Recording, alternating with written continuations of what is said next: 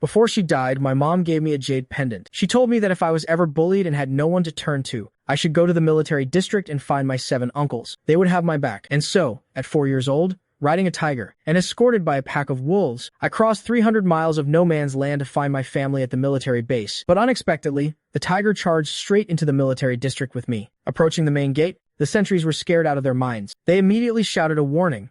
Halt. This is a restricted military zone. Take one more step and we'll shoot. A veteran nearby reacted even faster, slamming his hand down and hitting the red alarm in the guardhouse. The piercing, ear-splitting sound of a level 1 alarm instantly shattered the quiet night sky over the military base. 4 searchlights behind the gate snapped on in unison, illuminating the snow-covered entrance as bright as day. Caught dead center in the beams, Da Wang squinted against the blinding light, but his pace didn't slow down one bit. On the tiger's back, I was blinded by the glare, forcing me to bury my face deep into his fur. Target is a tiger. There's someone on its back. Snipers in position. Heavy machine guns ready. Inside the once silent military camp, countless footsteps surged from all directions. An armored vehicle rumbled to the intersection. Its dark, menacing cannon aimed straight at the main gate. At this moment, inside the military district's command center, a high-level border defense meeting was underway. Sitting at the head of the table was a man in his early 40s, with a cold, stern face. He exuded an overwhelming aura of natural authority. He was the eldest of the Mei family, the commander-in-chief of the capital military district, Mei Renyao.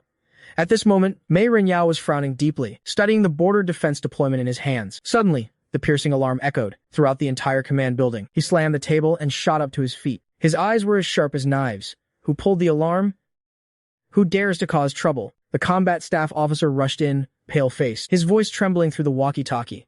Our report, Commander. An unidentified creature is charging the main gate. It's a tiger, and it looks like there's a kid riding on its back. Mei Renyao flew into a rage, kicking his chair over. A restricted military zone. Where the hell did a tiger come from? And carrying a kid? Did a circus lose its animals? It's absolutely true, sir. The sentries have already fired warning shots, but the tiger is still charging. It's about to cross the red line. Mei Renyao strode quickly to the large surveillance screen, which was broadcasting a live feed of the gate. Amidst the heavy, swirling snow, the giant beast, with its bloody maw wide open, faced the blinding glare of the searchlights and charged madly toward the gate. And on its back, that tiny little figure looked so frail and helpless in the blizzard. Mei Renyao stared intently at that figure, his heart suddenly clenching. This reckless, desperate drive. It feels so familiar. Why does it look so much like that kid from back then? But logic instantly suppressed his intuition. This was a military district, housing the nation's highest military secrets. If it broke in, the consequences of casualties or destroyed facilities would be unimaginable. Mei Renyao took a deep breath, grabbed the red phone, and ordered, "Relay my command. If the target crosses the red line, shoot to kill immediately." The atmosphere at the gate instantly froze to a breaking point. Over a dozen rifles, along with the snipers on the roof, all locked their sights on the sprinting Da Huang. Halt. This is your final warning. The sentry's finger was already on the trigger. Even though he saw a child on the tiger's back, his duty dictated that he had to fire. Just at this critical, life-or-death moment, a gunshot suddenly rang out from behind. Da Huang, the one who fired, wasn't the sentry, but the man chasing them from behind, Haigu. Seeing that Da Huang was about to rush into the military base, Haigu knew that once it got inside, he would never be able to catch this tiger again. Not to mention, a poacher with blood on his hands like him would only face a dead end if caught by the military. If I can't have it, then I'll destroy it. Go to hell. From the bouncing jeep, Haigo pulled the trigger with a twisted, savage expression. This shot was originally aimed at me, but the bumpy ride threw off his aim. The bullet pierced precisely into Da Huang's left hind leg, hitting right on his newly healed old wound. Da Huang let out a miserable, agonizing howl, his body instantly losing balance. The massive momentum sent him tumbling like a ball, rolling across the snow. Da Huang! I screamed as I was thrown off the tiger's back, my tiny body slamming hard against the solid ice. I rolled several times on the ground, my palms and knees instantly scraped bloody and raw. Finally, I tumbled to a stop, landing right inside that bright red painted line. That was the military district's red warning line. Trespassers would be shot on sight. Da Huang, dragging his broken leg, struggled to get back up, desperately trying to protect me. Over a dozen red laser sights were already aimed at his head. Click!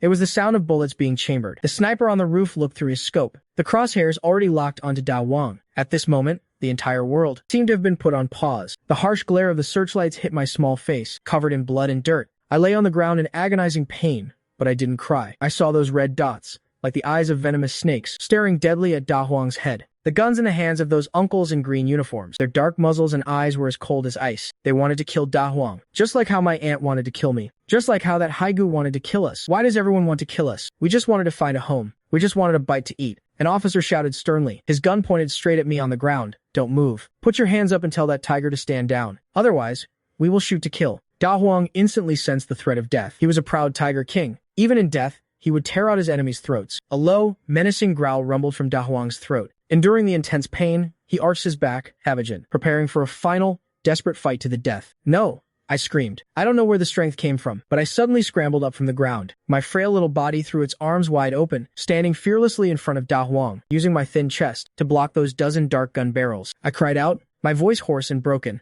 Don't kill Da Huang. He didn't bite anyone. He's a good tiger. He just brought me here to find my uncles. The officers and soldiers opposite me were all dumbfounded. They had seen outlaws, they had seen terrorists, they had even seen suicide bombers, but they had never seen a 4-year-old kid protecting a wild beast, facing down the guns of the military. The officer roared anxiously. It's dangerous. Kid, get out of the way. The sniper's finger trembled slightly. That filthy little boy was glaring with his big eyes, staring fiercely right back at him. I pulled out the jade pendant I had kept hidden close to my chest. It was the last memento my mom left me. Even though a corner of the jade had chipped off during the fall, the bold and vigorous character Mei carved into it was still clearly visible. Holding the jade pendant high, it was my amulet, my last hope. I looked at the people in military uniforms in front of me, and with all my might, I screamed toward the biggest building, Uncle. I'm Xingxing. I'm Mei Ruyu's son. The name Mei Ruyu instantly exploded at the main gate and echoed through the radios straight into the command center. Inside the command center, when Mei Renyao heard I'm Mei Ruyu's son over the walkie-talkie, his entire body froze instantly. Mei Ruyu. That was the name he had been desperately searching for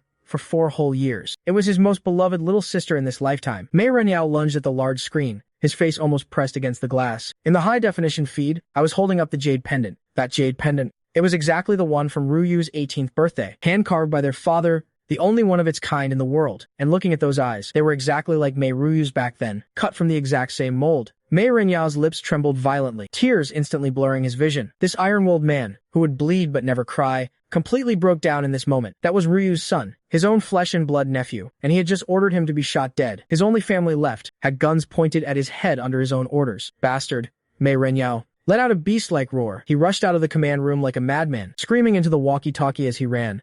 Ceasefire. All units. Ceasefire. If anyone dares to shoot, I'll slaughter their entire family. That's my nephew. That's the young master of the Mei family. Put your damn guns down. This roar was like a clap of thunder, exploding at the military base's main gate. All the sentries were stunned by the shout, their fingers freezing stiff on the triggers. The commander, who usually wouldn't bat an eye, even if Mount Tai collapsed in front of him, had run so fast he even lost his hat. Sprinting madly from the command building toward the gate, I knelt in the snow, fiercely shielding the injured Da Huang in my arms, watching the tall man running toward me. He was wearing a green military uniform, with golden stars shining on his shoulders. He looked exactly like the eldest uncle in my mom's photos, but there were still so many guns pointing at me. I was terrified, my hand holding the jade pendant trembling violently. I have a token. My mom gave this to me. It has the word Mei on it. Don't kill Da Huang, and don't kill Xingxing. Mei Renyao finally rushed to the warning line. A few guards instinctively tried to stop the commander. After all, there was a fierce tiger right in front of him.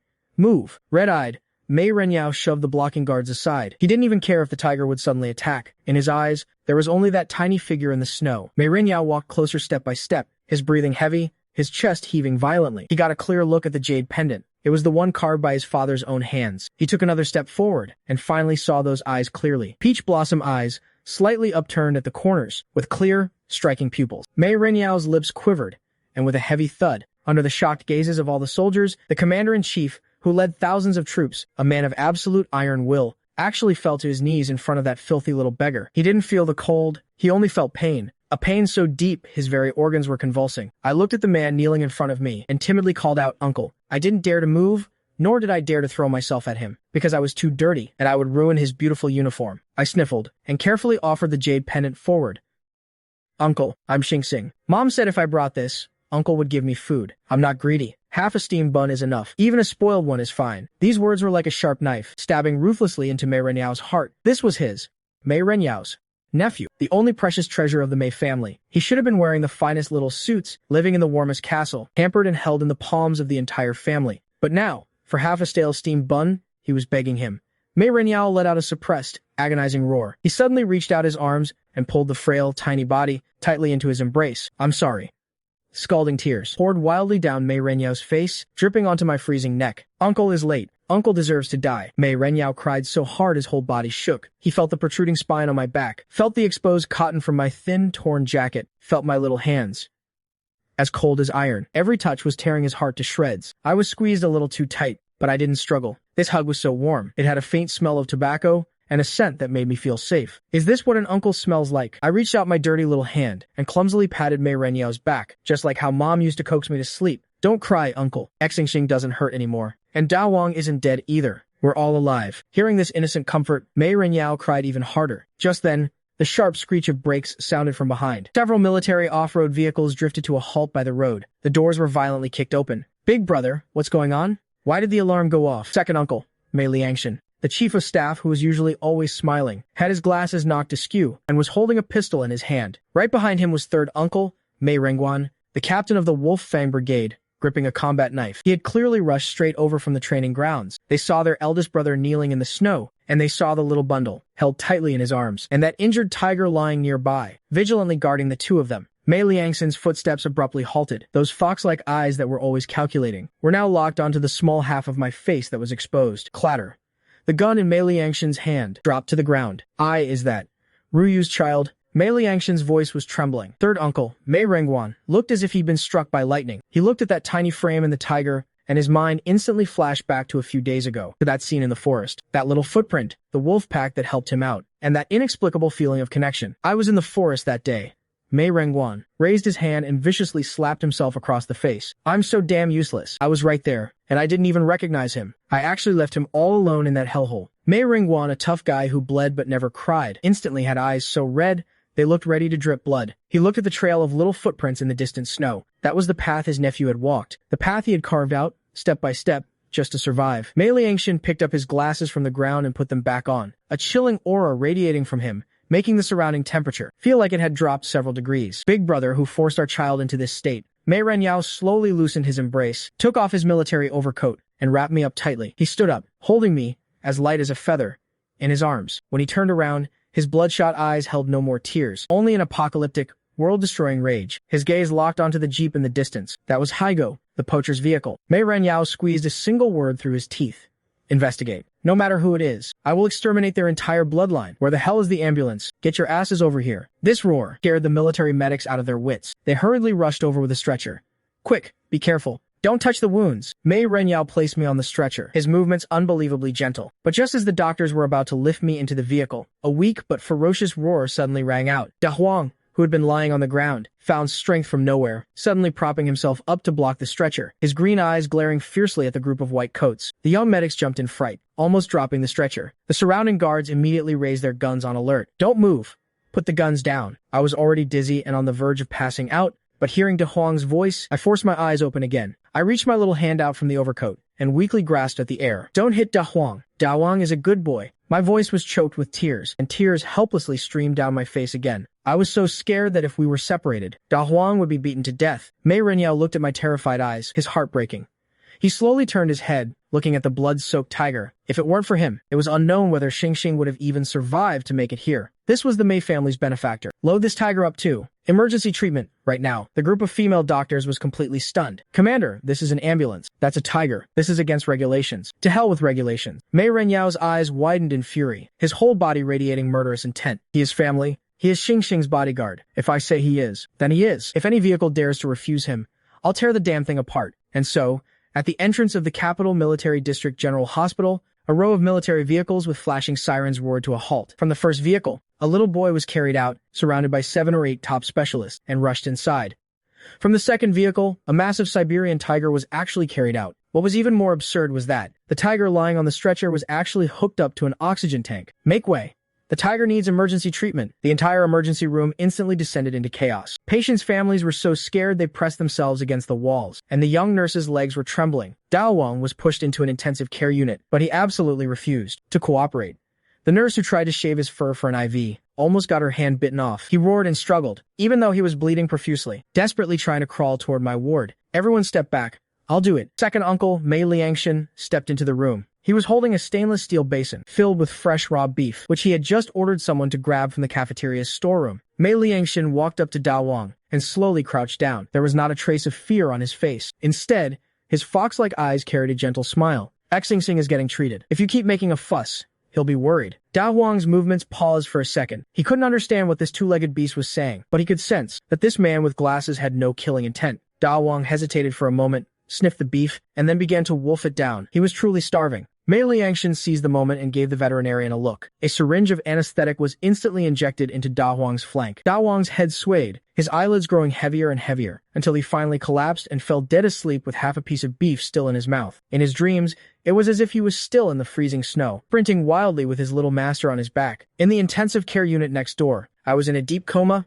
my temperature spiking to 103.6 degrees. My entire little face was burning hot, my brows tightly furrowed. Mei Renyao, Mei Liangshan, Mei Renguan, along with the newly arrived 4th, 6th, and 7th uncles, the 6 wolves of the Mei family, stood guard uniformly by the bed. No one spoke in the ward. Only the cold, rhythmic beeping of the ECG monitor echoed in the room. Just then, I suddenly started murmuring deliriously. I curled up under the blankets, my hands flailing wildly in the air, as if desperately trying to fend something off. Auntie, don't hit me. I didn't steal any food. That was dog food. I won't eat much.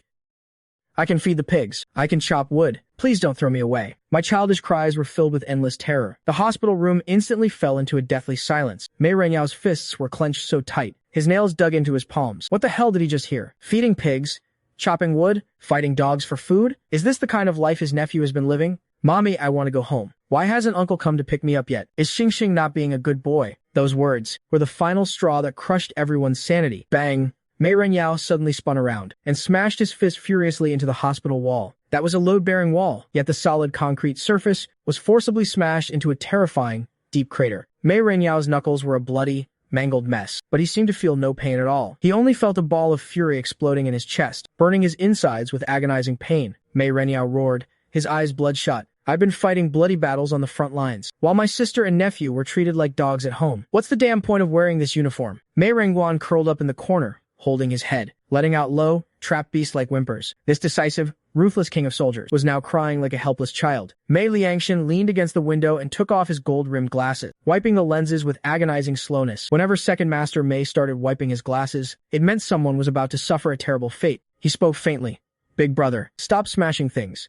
Mei Liangshan put his glasses back on, the lenses hiding the chilling murderous intent in his eyes. If you break the wall, we have to pay for it. Better save your strength to crush those people's bones inch by inch. The red light above the operating room finally went out. The doors slid open, and 5th uncle, Mei Renjian, slowly walked out. He was a globally renowned medical saint, whose hands could snatch lives back from the Grim Reaper. Usually gentle and refined. At this moment, the hand pulling down his surgical mask was trembling violently, completely out of control. His white coat was splattered with blood. It was all my blood. Old 5th. How is Xing? Mei Renyao was the first to dash forward. Mei Renjian struggled to lift his head. His eyes were already red and swollen, brimming with tears. His lips trembled, but he couldn't make a single sound. Shaking, he pulled the newly printed injury report from his pocket. Read it yourselves. The moment the words left his mouth, Mei Renjian looked as if all his strength had been drained. He slumped to the floor, covered his face, and broke down sobbing. I'm useless. I've saved so many people, but I can't even fix the old injuries on Xing's body. Mei Renyao snatched the report. The other brothers instantly crowded around. Just the very first line of the report made everyone's pupils shrink in horror. Patient, Mei Yungxing, age 4. Actual developmental level, equivalent to a 2-year-old infant. Total of 13 old fractures across the body. Left calf bones and tendons previously severed and unhealed, resulting in permanent leg length, discrepancy, and deformity. 3 ribs previously broken, healed out of alignment due to lack of medical treatment. The hand Mei Renyao used to hold the report shook violently. His gaze continued downward. Body covered in old scars. Dense, strip-like whip marks on the back, likely caused by repeated lashings from branches or belts. On the inner thighs and arms, there are 42 circular burn scars, deduced to be caused by cigarette butts or fire tongs. That was 42 agonizing, heart-tearing brands. This was the work of his good aunt. This was what the people in that village did. At this moment, Mei Renguan, seeing this, could no longer hold back and snatched the report. He flipped to the internal medicine examination page. Stomach contents analysis. At the end, large amounts of undigested grass roots and tree bark. Gastric mucosa severely damaged. Stomach wall as thin as a cicada's wing. Large amounts of guanyin clay settled at the bottom of the stomach, along with indigestible pebbles. Guanyin clay, that was something from the old societies. Famine eras, used only to fill the belly when starving. Eating it would make the stomach swell like a balloon, impossible to excrete. It would literally choke a person to death from the inside. Just how starving was this child? To resort to eating dirt? The handle of the military knife in Mei Renguan's hand was crushed into pieces by his bare grip. The sharp broken blade pierced his palm. Those animals! Mei Renguan threw his head back and roared. His roar seemed to carry a bloodthirsty, man-eating aura. I'm going to slaughter them. I'll slice their flesh off piece by piece and feed it to the dogs. Every word on that report slammed into the hearts of these men like a heavy sledgehammer. It was a vicious trampling of the Mei family's pride. Their treasured little young master had been ravaged in hell for 4 whole years. Mei Renyao roared and flipped the heavy conference table in front of him. Passed down my orders. His voice was as cold as 10,000-year ice, carrying a murderous aura forged in mountains of corpses and seas of blood. All armed helicopters of the Aviation Regiment lift off immediately. Special Forces Brigade, enter combat readiness condition 1. All personnel, lock and load. Roll out every damn tank and armored vehicle we have. The guard standing nearby was scared stiff. Commander, are we going to war? Where is our strike target? Mei Renyao whipped his head around, his eyes sharp as blades. Target: Baojia village in the Greater Kingin Mountains. Surround that village completely. Don't let a single fly escape. Meanwhile, second Uncle Mei Liangshan, who had been silent, slowly stood up. He adjusted his gold-rimmed glasses and dialed his satellite phone.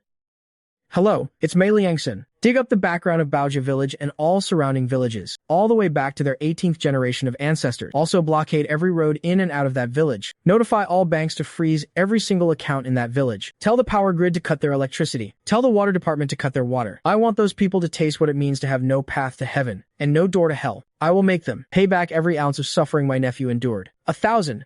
1,000,000 times over. Sixth uncle slowly and methodically adjusted his cuffs, adding in a flat tone, I'll contact the media. This shocking child abuse case must be known to the entire world. Seventh uncle directly pulled out his checkbook. I'm going to order a fleet of excavators. I'm buying the land that village sits on. I'm going to raze it to the ground and build a public toilet over it. The 7 wolves of the Mei family went completely berserk in that instant. Mei Renyao walked to the window, staring into the heavy night sky. Ruyu, your big brother is going to avenge you now. Those scumbags who bullied your son. Not a single one of them will live. Meanwhile, on the other side, I felt like I was floating on soft, fluffy clouds. Beneath me, there were no more jagged rocks, no freezing dirt, and no bone-chilling winds. A faint sweet scent filled my nose. It smelled like wildflowers on a hillside, or freshly baked cake. Am I already dead? I struggled to pry my eyelids open. This room was so big. Much bigger than the village chief's house. Sunlight poured in through a huge window, making my whole body feel warm. I flinched in terror. The fear carved into my bones instantly woke me up. Where is this? Is this heaven? Only heaven could be this warm, and this beautiful, right? I instinctively tried to curl myself into a tiny ball. It was a habit I learned in the pigpen. If I made myself small enough, I wouldn't get hit as easily, and I wouldn't be as cold. But the moment my hand moved, I touched something furry and warm. It was breathing softly. A massive tiger. Head popped up from the side of the bed. It was Da Huang. Da Huang was wrapped in lots of white cloth strips, sleeping on the floor like a giant dumpling. Sensing that I was awake, he immediately opened his jade-green eyes and nudged my palm with his wet nose. Da Huang, did you die too? My eyes instantly turned red, and I reached out my small hands to hug his big nose. I'm sorry. It's all my fault for being useless. I made you die with me. Da Huang let out a helpless snort and gently licked my face with his rough tongue. Silly kid. If this were heaven, those guys in white coats wouldn't have poked my butt with needles. Just then, a hushed argument broke out outside the door. Boss, that gift of yours is absolutely terrible. What kid would like that? Number 2, shut your mouth. Like your thing is any better? It reeks of money. All right, both of you stop arguing. Mine represents true honor. Xingxing will definitely love it. The door handle was then gently pressed down. I shivered in fear, almost instinctively scrambling out of the covers, crawling and tumbling to shrink into the corner of the bed. I grabbed a large pillow and held it tightly in front of me like a shield. The door opened, and 3 tall figures filed in. Instantly, they made the spacious hospital room feel cramped. Walking at the front was eldest uncle, Mei Renyao, this usually imposing commander-in-chief, who kept a cold face even before the most rebellious soldiers, now had an expression so stiff it was almost comical. He tried hard to squeeze out a kind smile, but having not smiled for so long, his facial muscles just twitched, making him look scarier than if he were crying. His hands were behind his back, as if hiding some rare treasure. Right behind him was second uncle, Mei Liangshan. Wearing his gold-rimmed glasses, he smiled like an old fox, holding a red velvet box in his hands. The last one was third uncle, Mei Rengguan, the man who had been like a god of death in the forest, now looked like a schoolboy who had made a mistake, his palms covered in sweat. He tightly clutched a gleaming golden medal. Xingxing, you're awake? Mei Renyao's voice was so soft, as if afraid of disturbing someone. He spoke with extreme caution, terrified of frightening the startled little deer huddled in the corner of the bed. I peeked half my head out from behind the pillow. With peach blossom eyes that looked exactly like Ruyu's, my gaze was filled with fear and wariness. I didn't know these clean-dressed, handsome misters. In my world, whenever an adult came over, they were either going to beat me or force me to work. Don't hit me. I won't be lazy. I'll get up and work right now. My newly awakened voice was incredibly hoarse, carrying a deep, bone-deep submissiveness. That single sentence made the 3 tough men who had just walked in freeze instantly in their tracks. Mei Renyao's heart felt like it had been viciously gouged by a sharp blade. He took a deep breath, slowly crouched down, and tried to keep his eyes level with mine. Xingxing, don't be afraid. I'm your uncle. Your eldest uncle, Mei Renyao. He brought his hands out from behind his back, offering it up like a precious treasure. It was a massive, pitch-black object, an all-steel tank model, incredibly heavy and exquisitely crafted. Even the treads could move smoothly. This was Mei Renyao's most prized possession. Normally, if any of his nieces dared to touch it, they'd get a beating. Look, this is eldest uncle's welcome gift to you. This tank can actually fire. From now on, if anyone dares to bully you, blast them with this. I looked at that cold lump of iron and shrank my neck in fear. Second uncle Mei Liangshan shoved his older brother aside with a look of disgust. With that lump of iron of yours? How is that as practical as second uncle's gift?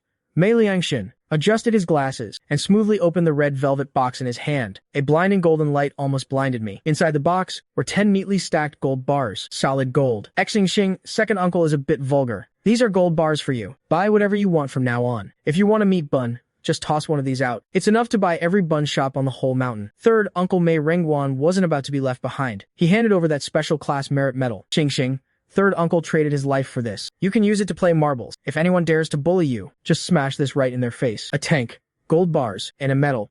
These three things piled on the hospital bed felt so unreal. I stared blankly at everything in front of me. I didn't know what a tank was. I didn't understand what a medal was, but I recognized those shiny yellow things. Auntie said it was called a bride price. It was money used to buy people. Now, these three misters were taking out so much gold and a lump of iron. Were they trying to buy me? Plop. A teardrop smashed onto the dark blue blanket. I put down the pillow in my arms, crawled over from the corner of the bed, and knelt straight up on the mattress. Reaching out my scar-covered little hands, I gently pushed the gold bar back. Misters, are you trying to buy me? I looked up, my clear eyes full of earnestness mixed with a trace of cautious pleading. I'm very cheap. You really don't need this much gold. I can feed the pigs. I can sweep the floor. I can even catch lice for Da Huang. I eat very, very little. Half a steamed bun is enough. The entire hospital room instantly plunged into a deathly silence. Mei Liangxin's red velvet box slipped from his hands and clattered to the floor. Gold bars rolled everywhere, making sharp, piercing clinks. The second master Mei, who navigated both the business world and the battlefield with absolute ease, now covered his mouth and turned away, his shoulders shaking violently. The metal in Mei Rengguan's hand had long pierced his palm, blood flowing steadily through his fingers. Mei Renyao, this man made of iron, had eyes so red they looked ready to drip blood. He looked at his nephew, who was humbly selling himself, terrified of being returned because the price was too high. He felt as if his very soul was being sliced apart, piece by piece. This was the Mei family's precious darling, the flesh and blood they had desperately searched for 4 years, the one they had longed for day and night, and yet he actually believed his entire life was only worth half a steamed bun. This isn't a transaction. Mei Renyao couldn't hold it in anymore. He lunged forward and pulled me tightly into his arms. This time, he didn't hold back. His strength. He held me so tight, as if trying to fuse me into his very bloodstream. We are your family. We are your real uncles. This isn't money to buy you. It's your pocket money. These are your toys. You are the little young master of the Mei family. You are our priceless treasure. Even if they offered the entire world in exchange, Uncle would never trade you. Mei Renyao. Scalding tears instantly soaked my hair. They say a real man doesn't shed tears easily, but that's only because his heart hasn't truly been broken. I was squeezed so tight I could barely breathe, but I didn't struggle. I smelled that familiar scent of tobacco. It was the same warm embrace from that night. Uncle. I called out softly, testing the word. Uncle is here. Eldest uncle will always be here. Mei Renyao's voice was completely choked with sobs. Are you really my uncle? I reached out my little hand and gently touched the golden star on his shoulder. Mommy said Uncle is a peerless hero and that he would fly a big airplane to come get me. Uncle is here to get you. Mei Renyao let go of me, staring intently at my little face, his eyes as resolute as steel. Xing, get dressed. Today, Uncle is taking you to get justice. Those people who bullied you, those people who made you think you're only worth half a steamed bun. Uncle won't let a single one of them off. The early morning winds at the capital military region were bone-chillingly cold. However, today, the military compound's atmosphere was unusually fiery. On helipad number 1, 12 Black Hawk armed helicopters were lined up in formation. On the ground was an endless steel dragon. 30 military Mengshi off-road vehicles, all mounted with heavy machine guns on their roofs. Behind them were 10 troop transport trucks, packed with fully armed special forces operatives. There were even 2 tracked infantry fighting vehicles, their cannons raised high, radiating overwhelming killing intent. This was not a drill. This was a war of vengeance, launched for a 4-year-old boy. A war of vengeance. Reporting to the commander. Army Aviation Brigade has finished assembling. Awaiting your orders. Over the walkie-talkie came the resounding, powerful voices of the unit commanders. Reporting to the commander. Langya Special Forces Brigade has finished assembling. Awaiting your orders. Mei Renyao stood by the lead vehicle. His crisp, tailored, general's overcoat displayed absolute authority. But his movements right now were incredibly gentle. He was carefully holding me. I had already changed out of that torn, ragged, padded jacket and was wearing a custom-made, overnight-tailored mini camouflage uniform.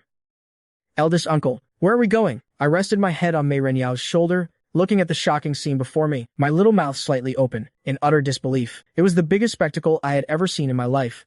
Mei Renyao carried me into the backseat of the bulletproof off-road vehicle. The backseat had been specially modified, lined with thick wool blankets, so soft it felt like stepping on clouds. Dao Wang was already waiting obediently inside the car. Even though this guy still had thick bandages wrapped around his leg, he was in pretty good spirits. Second uncle Mei Liangson had even gotten him an extra-large collar, with a tag hanging from it, that read, Mei Family Extra Staff Combatant. Seeing me come in, Dao Wang immediately shifted his body over, letting me lean comfortably against his soft belly. When I heard the words Baojia Village, my little body suddenly stiffened, instantly enveloped by a shadow of terror. That was my lingering nightmare, the place where I was beaten, starved, and thrown into a mass grave. No, I don't want to go. I violently shrank into Da Wang's embrace, my little hands gripping his tiger fur tightly, my voice trembling uncontrollably. Uncle will hit me. Auntie will poke me with needles. They have guns. Uncle has a hunting rifle. It hurts so much when he shoots. Da Huang's leg was broken by his gun. I looked up, staring tearfully at the man sitting in the passenger seat. Uncle Mei Renyao, let's not go, okay? Uncle is really scary. He's the village bully. Everyone is afraid of him. In my understanding, that uncle wielding a leather whip and a hunting rifle was the most terrifying demon in the world. Even if my new uncle looked really strong, the bad uncle had a gun. Mei Renyao turned around and looked at his nephew's terrified eyes. His heart fiercely stung once again. Just how deep of a shadow had those bastards left on this child? Xing Sing, look at uncle. Mei Renyao pointed out the car window. At this moment, the massive convoy began to slowly move. The vibration of the treads crushing the ground could be clearly felt. Look, what is that? Mei Renyao's finger was pointing right at those two domineering infantry fighting vehicles outside the window. I blinked. The cars. The cars have really long pipes on them. Those are tanks. They are war chariots. Mei Renyao let out a cold sneer. That uncle of yours has a hunting rifle? Well, your uncle here has cannons. That broken gun of his wouldn't even be good enough as a fire poker for my uncle. Today, your uncle will let you see with your own eyes what a true overlord's descent looks like. He reached out and gently wiped the tears from my cheeks. Xing Xing, remember this. From today on, no one in this world can make you bow your head. You are a child of the Mei family. You must stand tall and keep your back straight for your uncle. Move out. With Mei Renyao's command, 12 helicopters instantly lifted off the ground, whipping up a blizzard of snow in the sky. On the ground, a torrent of steel roared as it charged out of the military base gates. Sirens wailed urgently, and red lights flashed wildly. Vehicles along the way scrambled out of the way in panic. Pedestrians were all left in absolute shock, staring at this murderous, imposing convoy. Inside the car, my second uncle Mei Liangxian was sitting next to me. He was holding a laptop in his hands, pushing up his gold-rimmed glasses. He said, Big Brother is in charge of crushing them with brute force. I'll be in charge of cutting off their escape routes. Mei Liangxian's slender fingers flew across the keyboard. The power in Baojia village has been cut. The water is shut off too. The village chief's savings in the county credit union have just been completely frozen, and that buyer who wanted to buy the leaky house was arrested 10 minutes ago for suspected fraud. Mei Liangxian turned his head to look at me, smiling gently and elegantly. Look, Xing Xing, the people who bullied you can't even get a sip of hot water now. I looked at him, half understanding. This uncle who was always smiling. Even though I didn't fully understand, I felt like he was super amazing. I leaned against Da Huang's warm body, clutching the toy tank. First, uncle gave me tightly in my hand, watching the scenery blur past the window, and the helicopters circling in the sky. That deep-seated fear carved into my bones seemed to be fading away bit by bit. It turns out my uncles really are way more powerful than that abusive man. It turns out I really have someone backing me up now. I quietly leaned close to Da Huang's ear and whispered, We're going back to beat up the bad guys. Da Huang let out a low growl and gently rested his chin on top of my head. These two-legged beasts might look weak and frail, but are these iron lumps for real? Today, this Tiger King wants to see how that bastard who broke my leg will kneel on the ground and beg for mercy. Baojia village. This poor mountain village hidden deep in the greater Kingin mountains was destined to be anything but peaceful today. In the courtyard of Bao Day's house at the east end of the village, a crowd of nosy villagers had already gathered. Bao Mihua, wearing a brand new bright red padded jacket, was cracking sunflower seeds, while spitting everywhere as she haggled with the village chief. Village chief, that's a big house with blue bricks and tiles. Back then, that bitch Mei Ruyu spent a fortune to build it. 3,000 bucks. Are you dismissing a beggar?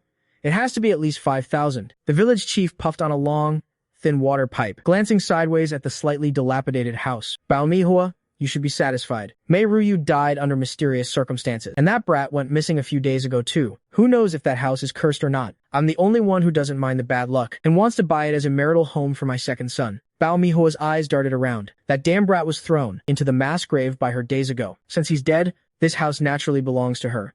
Bao Mihua, and those pieces of jewelry Mei Ryu left behind. Even though she hadn't found where they were hidden yet, just selling this house alone was a huge windfall. 3,500.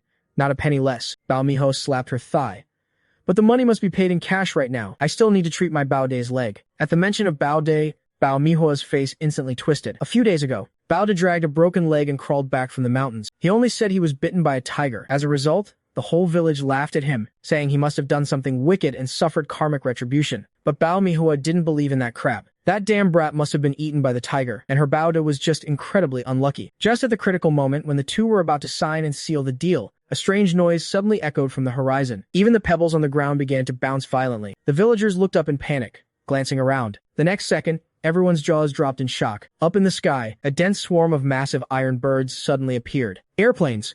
They're airplanes. Someone let out an ear-piercing scream. 12 camouflage-armed helicopters hovered over the village. Their massive shadows enveloped the entirety of Baoji village. Before the villagers could even react, thick, fast ropes were thrown down. Immediately after, fully armed special forces soldiers rapidly slid down. The thud of their combat boots hitting the ground was heavy and powerful. In less than half a minute, over 100 soldiers had assembled. The dark muzzles of their guns instantly locked onto everyone in the courtyard. Nobody move. Everyone, hands on your heads and crouch down. Anyone who dares to move will be executed on the spot. Beichang took the lead and charged into the courtyard, aiming his rifle directly at the village chief's terrified forehead. Don't shoot. I'm a good person. Spare my life, officer. The village chief's legs gave out, and he dropped to his knees with a thud. His crotch instantly grew wet and warm. Bao Mihua was so terrified she collapsed onto the ground, her body shaking like a leaf. What's going on? We're all law-abiding citizens. Right at that moment, an earth-shattering roar came from the direction of the village entrance. 2 infantry fighting vehicles crushed the wooden fences, driving in domineeringly, their cannons aimed menacingly at the Bao family courtyard. Dozens of military vehicles poured in behind them, instantly surrounding the entire village so tightly that not even a drop of water could leak out. The car doors swung open, and Mei Renyao, draped in a general's overcoat, stepped out.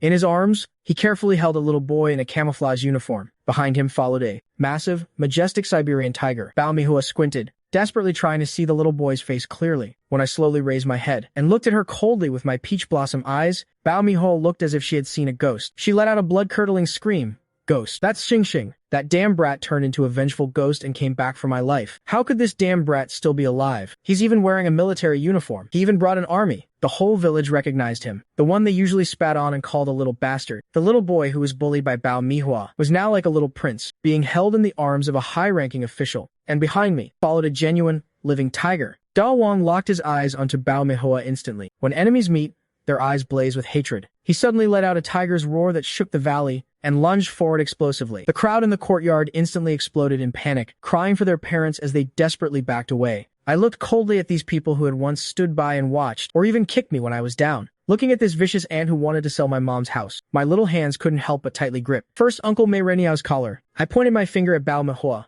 who was slumped on the ground. It's her.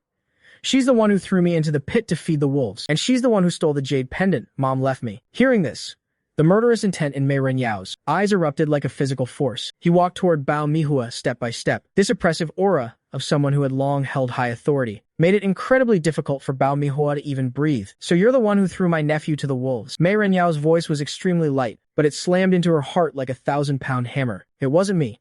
I'm his own aunt. I raised him for 4 years. Mei Renyao suddenly raised his foot, and with a loud bang, kicked her squarely in the chest. He kicked her flying, over 3 meters away, crashing pathetically into the wall. Mei Renyao let out a cold sneer, and threw a medical injury report, smashing it hard against her face. 13 fractures across his body, 42 cigarette burns. His stomach is full of guanian clay. You call this raising him? Since you love feeding the wolves so much. Mei Renyao turned around and waved coldly at the Special Forces soldiers. String her up, since she likes pits so much. Then go to the back mountain, dig a new pit, and bury her in it. Leave only her head exposed. Let her get a good taste of what it feels like to wait for death in the freezing snow. Yes, sir. 2 Special Forces soldiers immediately stepped forward and dragged Bao Mihua out like a dead dog. As for the village chief, he had long since buried his head between his legs, not daring to make a single sound. Help! Murder! Village chief! Save me. Bao Mihua let out a shrill, miserable shriek. I watched coldly as my aunt was dragged away. Without a single shred of sympathy in my heart, I turned my head, my gaze sweeping over the shivering villagers, and finally landed on my uncle. Uncle wanted to shoot Da Wang to death, and he wanted to sell me for a ghost marriage. Mei Renyao gently patted my head. Don't worry. Not a single one of them will get away. At this moment, second uncle Mei Liangshan, holding a thick ledger, walked over. He smiled as he looked at the terrified villagers in the courtyard. Fellow villagers, it's time we settle our accounts. Over the past 4 years, whoever laid a finger on Xing Xing, whoever stole his food, whoever called him a bastard, today this debt, we will slowly settle it. With interest. Looking at Mei Liangshan's demonic smile, All the villagers closed their eyes in despair. Baojia village's retribution had finally arrived. Dozens of special forces soldiers turned the Bao family courtyard upside down, but ended up finding nothing. A lieutenant ran over, covered in sweat. After saluting, he reported with a grim expression, "Commander, we searched everywhere, inside and out. We couldn't find the pension money or the jewelry. We even dug 3 feet deep into the cellar and the pig pen." Mei Renyao's face instantly darkened like deep water. The surrounding air seemed to freeze. That was the pension money his sister, Mei Ruyu, had traded her life for. It was the last bit of life-saving money left for Xingxing. How could it not be found? Bao Mihua, who was being held up by the Special Forces soldiers, heard this. She suddenly found a burst of strength from nowhere, struggled fiercely, and started howling at the top of her lungs. "Oh my God! The soldiers are robbing us in broad daylight. There's no justice. That little bit of money was spent long ago on medical bills for this damn brat. You're just using your power to bully people. I'm going to report you to the higher-ups. Not even the Emperor of Heaven can just raid someone's house like this." In her heart, Bao Miho was incredibly smug. She had hidden the things so well that not even ghosts or gods would know. As long as they couldn't find any evidence, these people couldn't do anything to her. Mei Renyao looked at Bao Mihua throwing a tantrum on the ground, just as he was about to order them to tear down the house. I, huddled in his arms, suddenly moved. I had been staring intently at a mottled corner of the wall. In my mind, a series of tiny, fragmented complaints suddenly echoed. Yellow stones, red paper.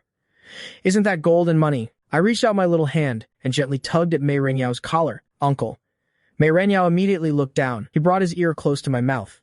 "What is it, Xingxing? Are you feeling cold?" I shook my head, reached out my little hand, and pointed to an inconspicuous corner on the east side of the main room. "Uncle," the mice said, "that bad woman stuffed their hole with a lot of hard yellow stones and red paper. It took up all their bed space. The mice are very unhappy, and they want Uncle to help smash the hole open." Mei Renyao's body suddenly jolted. He looked at the little boy in his arms in astonishment. If these words had come from anyone else's mouth, he would have definitely thought it was crazy talk. But he had seen with his own eyes how I commanded a pack of wolves, and how a fierce tiger risked its life to protect me. This child could actually understand beasts. Mei Renyao didn't hesitate for a second. He chose to unconditionally believe his nephew. He was his sister's flesh and blood, a descendant of the Mei family. It was only normal for him to have some special abilities. Mei Renyao straightened up, pointed at the corner piled with clutter, and ordered, "Men, smash that corner open for me." A Special Forces soldier was momentarily stunned. That corner looked like a solid dirt wall. There were no cracks and no holes. Why smash it? When Bao Mihowa heard this, her dry howling came to an abrupt halt. She looked like a chicken being choked by the neck, cold sweat instantly pouring down her face. "No, that's a load-bearing wall. If you smash it, the house will collapse. You can't smash it. This is my house. That's a feng shui wall passed down from my ancestors." Bao Mihua, acting like a madwoman, lunged forward to stop them, but was pinned firmly to the ground by the soldiers. Seeing Bao Mihua's guilty reaction, Mei Renyao's lips curled into a cruel sneer. "Just as I thought. It's here. Smash it." With that command, a burly combat engineer swung a sledgehammer and smashed it hard against the corner of the wall. After a few strikes, the plaster peeled off, revealing the mud bricks inside. "Smash it again."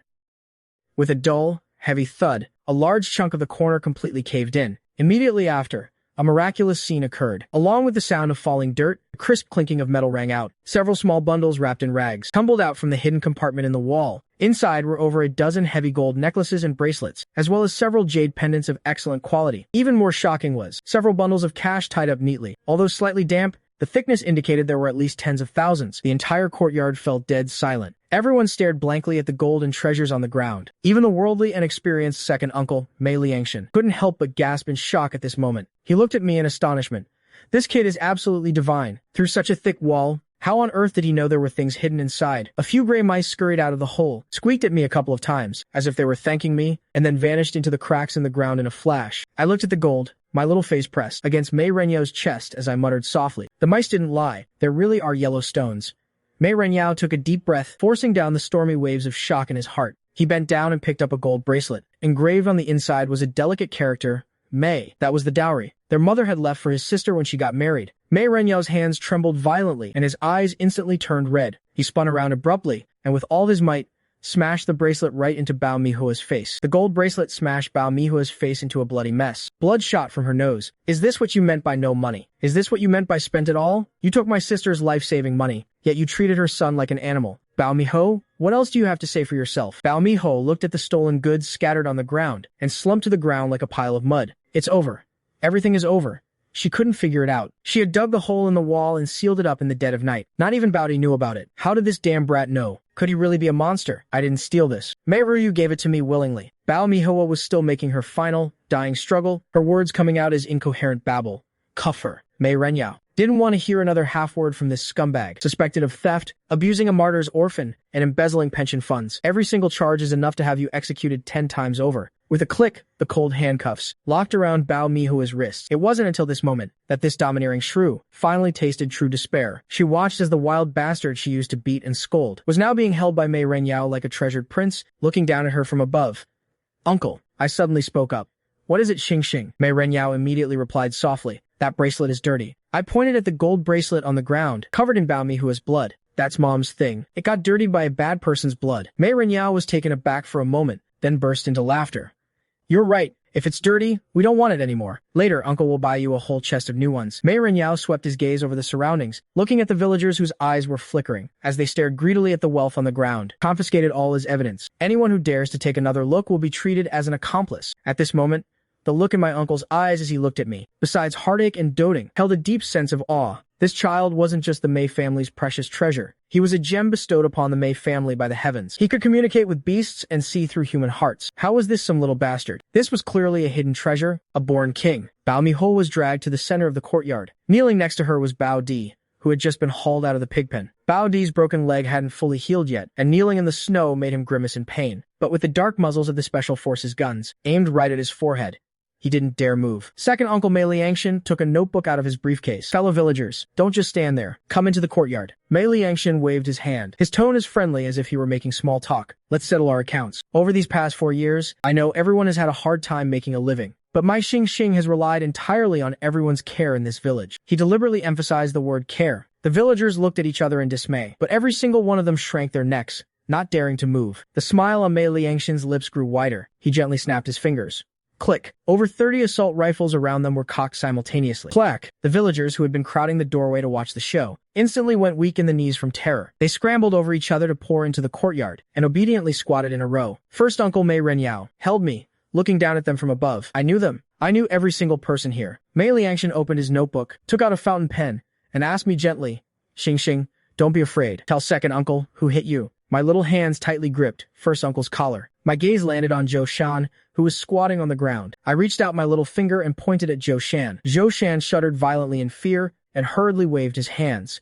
"I didn't hit him. Last winter, I was washing clothes by the river. I accidentally let a piece of clothing get washed away by the water. You saw it, but not only did you not help me, you kicked me right into the ice hole. You said I was a jinx and that it would be better if I drowned. My leg hit a rock and broke, and it took a long time to heal. Even now, it still aches when it rains." The smile on Mei Liangshan's face instantly froze. He looked down at my noticeably thinner little leg, which bore the scars of an old fracture. "Very well." Mei Liangshan made a heavy checkmark in his notebook. His tone was bone-chilling. "Zhou Shan.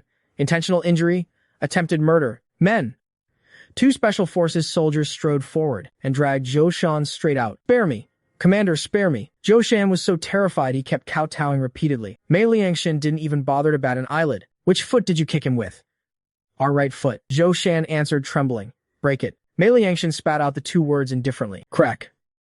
A teeth-aching sound of bones snapping rang out, accompanied by Zhou Shan's pig-slaughtering shriek. The entire courtyard fell dead silent. All the villagers were scared witless. Next, I pointed at the man wearing a green headscarf. "Uncle Lee, the year before last, during the new year, I was starving. At your door, I picked up a piece of sweet potato skin that had fallen on the ground. When you saw me, you let your dog out to bite me. That big black dog bit a chunk of flesh right off my arm, and you just stood there laughing, saying a bastard should eat dog food." The man in the green headscarf turned pale with fright and slumped to the ground. Mei Liangshan sneered coldly.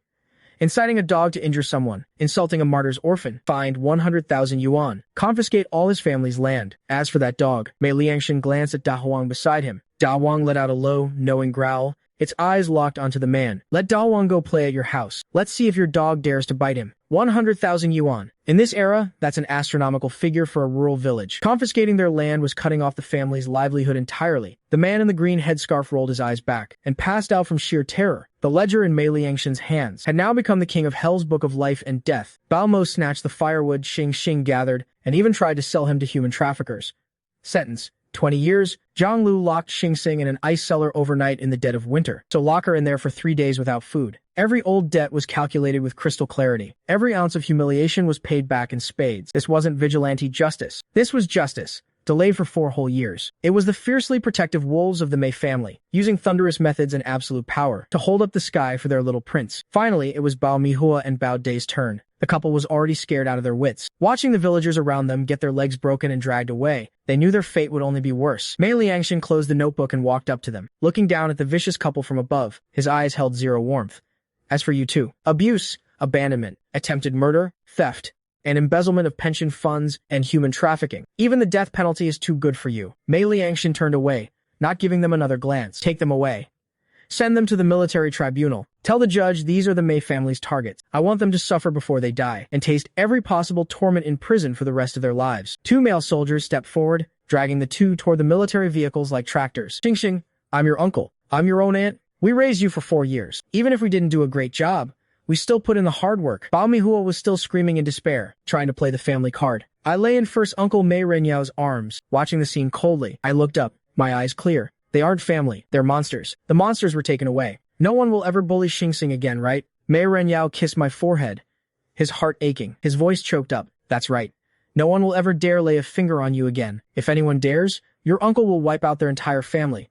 The Mei family had caused such a massive commotion. Helicopters roared, armored vehicles cleared the way. Logically, it could be heard for 10 miles around. But deep in the mountains, in the dense forest behind the village, 6 men in white snow camouflage, holding crude hunting rifles, were sneaking toward the village. The leader was the one-eyed Hego. He had brazenly opened fire at the gates of the Jincheng military region, injured the tiger, and was almost headshot on the spot by a female sniper. Terrified, he fled overnight. But he didn't run far. The way these desperados thought was already different from normal people. Boss, why is there so much noise in the village ahead? Is it an earthquake? A lackey asked softly, shrinking his neck. Hego spat, his single eye flashing with greed.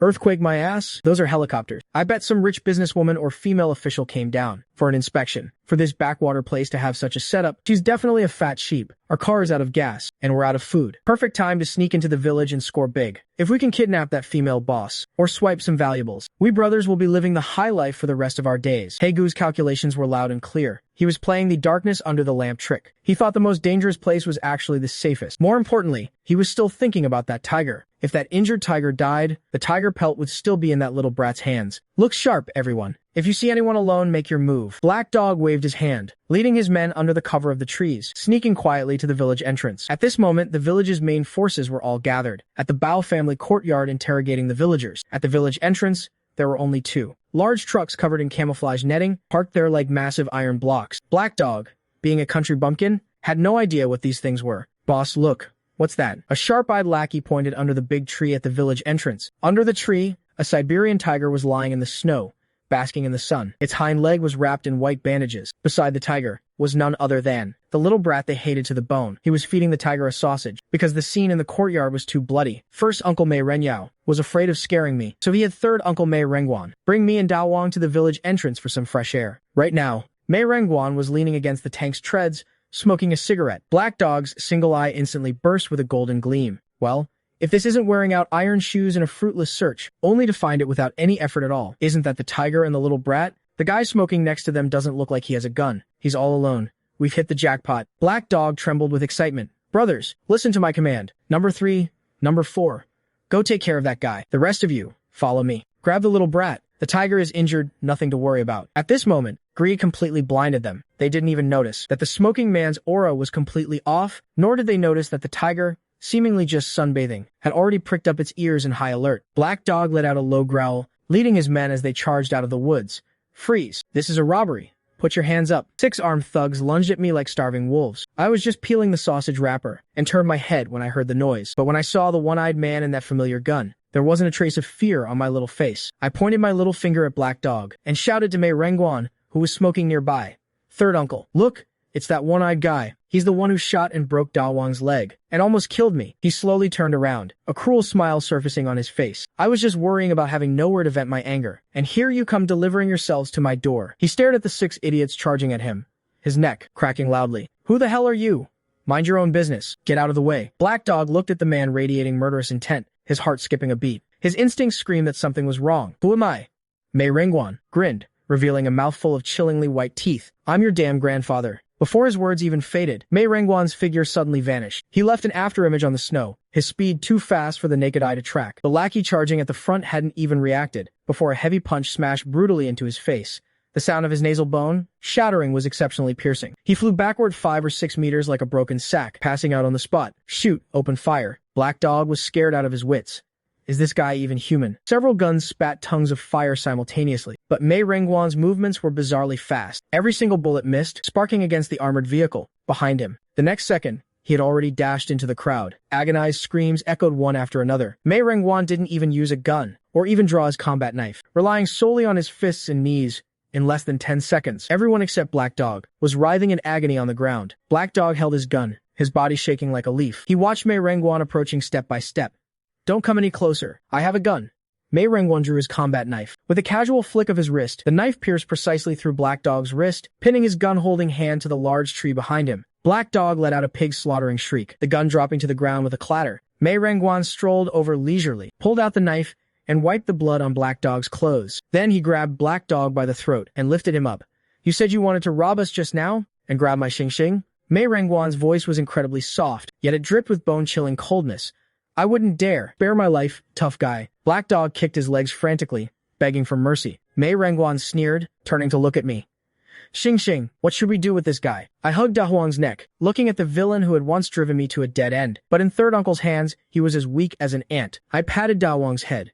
Da Huang, he broke your leg. Go bite him back. Da Huang could no longer hold back its bloodthirsty urge. Limping on its injured leg, it walked over, opened its massive, bloody maw, and clamped down viciously on Black Dog's good leg. Crunch! Black Dog's agonizing scream tore through the sky, startling countless birds in the forest into flight. Mei Rengguan casually tossed the unconscious Black Dog onto the snow. He clapped his hands and waved at the special ops team members who had rushed over upon hearing the noise. Take them all away. These guys are internationally wanted criminals with blood on their hands. Don't let them die. Keep them breathing. I want them to understand the consequences of touching a Mei family member. I looked at the bad guys scattered on the ground, and then at my awe-inspiring third uncle, stars shining in my eyes. Third uncle, you're so amazing. Even more amazing than Da Huang. Da Huang let out a wronged whimper, as if to say, I'm injured, you know. Otherwise, I'd swallow these scumbags whole, one bite at a time. Mei Rengguan strode over and scooped me up. That's right. From now on, if anyone dares to bully Xing-xing, third uncle will beat the living crap out of them. Third uncle Mei Rengguan sheathed his combat knife, but when he turned to Xing-xing, that overwhelming murderous aura melted into eyes full of tenderness. Xing-xing, were you scared? Xing-xing shook his head vigorously, his little hands tightly gripping Da Huang's fur. Not scared.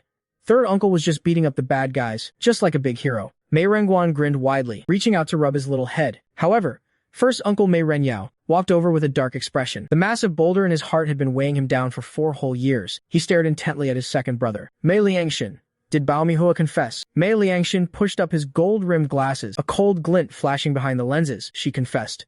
That scumbag didn't have much of a backbone. Hung her from a tree in the freezing wind for 10 minutes, and she spilled everything. At this point, Mei Liangshin's voice actually began to tremble, his face turning incredibly grim. Right behind the pig pen, under that old crooked tree, behind the pig pen, Mei Renyao's pupils instantly contracted. Is that hellhole a place for a person? That was the Mei family's precious pearl, held in the palm of their hands. That was Mei Ruyu, who once dazzled the entire capital. The words "lead the way" were practically squeezed through his teeth. The group, seething with murderous intent, stormed toward the backyard. As soon as they neared the pig pen, a foul stench hit them in the face. The ground was covered in rock-hard frozen pig manure and slop. Right beneath that dead, withered old tree, there was only an inconspicuous little dirt mound. No tombstone, no offerings. Not even a decent stone marker could be found. There was only a broken clay pot placed upside down, looking both desolate and incredibly absurd. The restrained Bao Mihua, trembling all over, pointed at the dirt mound. She's buried right under here. Her next words plunged everyone present into an icy abyss. When she breathed her last, the family really didn't have money for a coffin, so I just found a pickle jar. Thud. Mei Renyao could no longer hold back. He delivered a vicious kick right to Bao Mihua's chest. The woman slammed into the fence and passed out cold. Mei Renyao's voice was already choked with tears. Be careful, all of you. Don't disturb my Ruyu. The special ops soldiers' eyes instantly turned red. They threw aside their entrenching tools, dropped straight to their knees, and used their bare hands to dig through the rock-hard frozen earth. Soon, a dark, coarse clay jar was revealed. It was actually a damn pickle jar. This was Mei Ruyu. The Mei Ruyu who used to wear white dresses and play the piano with such elegance, making countless young ladies in the capital swoon in admiration. Yet now, she was curled up in this freezing, filthy pickle jar, lying all alone next to a pig pen for 4 years. Ruyu! Mei Renyao dropped heavily to his knees with a thud. Following him, Mei Liangxin, Mei Rengguan, and all 7 uncles present knelt down in a neat row. This group of iron-blooded tough guys, who could make the ground tremble with a single stomp, were now crying like a bunch of helpless children. Mei Renyao, with trembling hands, took off his general's overcoat. He carefully picked up the mud-covered jar and used the military coat, a symbol of supreme honor, to wrap it, layer by layer. "Little sister, your big brother is here to pick you up. I'm taking you home right now." He pressed his face tightly against the jar, scalding tears instantly soaking his collar. Just then, Xing toddled over on his short little legs, reaching out his frostbite-covered little hands to gently stroke the military coat.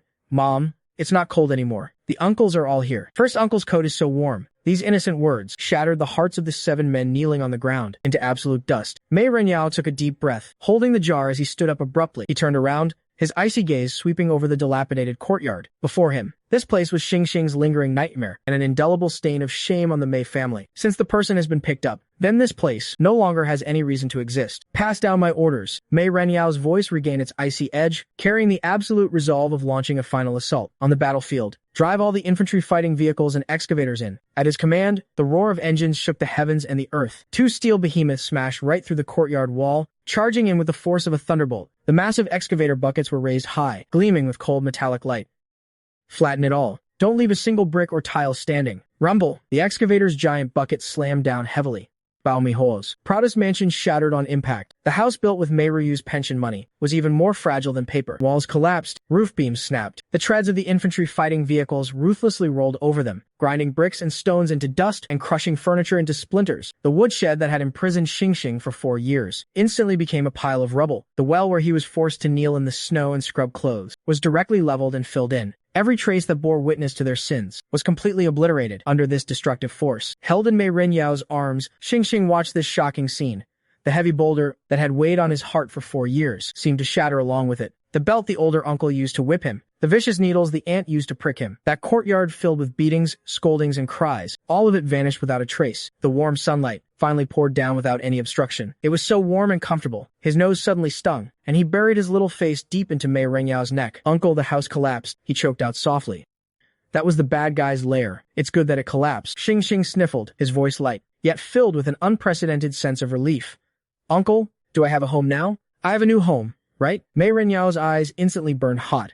"Yes, the Mei family in the capital is your forever home." On the way back to the capital, the helicopter fleet roared across the sky, while the convoy sped down the highway. Xing held tightly onto his mother's urn, embarking on the journey home. A few hours later, the convoy finally entered the capital, turning onto a quiet, tree-lined avenue. This was the Jingxi compound. There was no sign at the gate, only sentries standing guard with loaded rifles. This was the Mei family compound, an existence standing at the very pinnacle of the capital's pyramid. But the moment the convoy slowly came to a halt, Mei Renyao's face suddenly changed. "Oh crap." He instinctively adjusted his collar hook. Beside him, second uncle Mei Liangshan's hand began to tremble as he pushed up his glasses. Even the fearless third uncle Mei Renguan shrank his neck at this moment, like a student who had just been caught doing something wrong. Xing immediately sensed the shift in the atmosphere. "Uncles, what happened? Are there more bad guys?" Mei Renyao let out a bitter smile. "Not bad guys.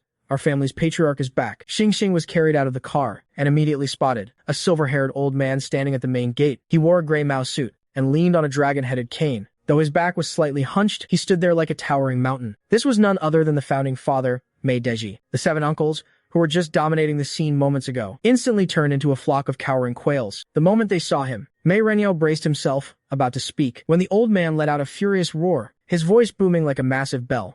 "On your knees, all of you." Without a moment's hesitation, the previously awe-inspiring 7 wolves of the Mei family dropped to their knees in a neat row, right in front of all the guards. "You bunch of bastards." The old man struck the ground fiercely with his cane. 4 years.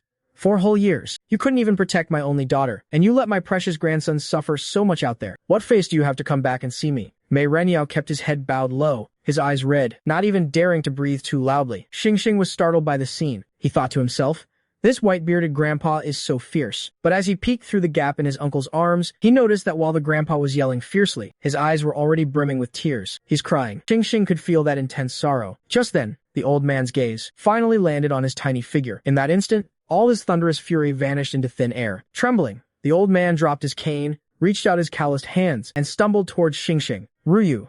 Tears streamed down his aged face. His voice shook uncontrollably. "He looks just like her. So much like her.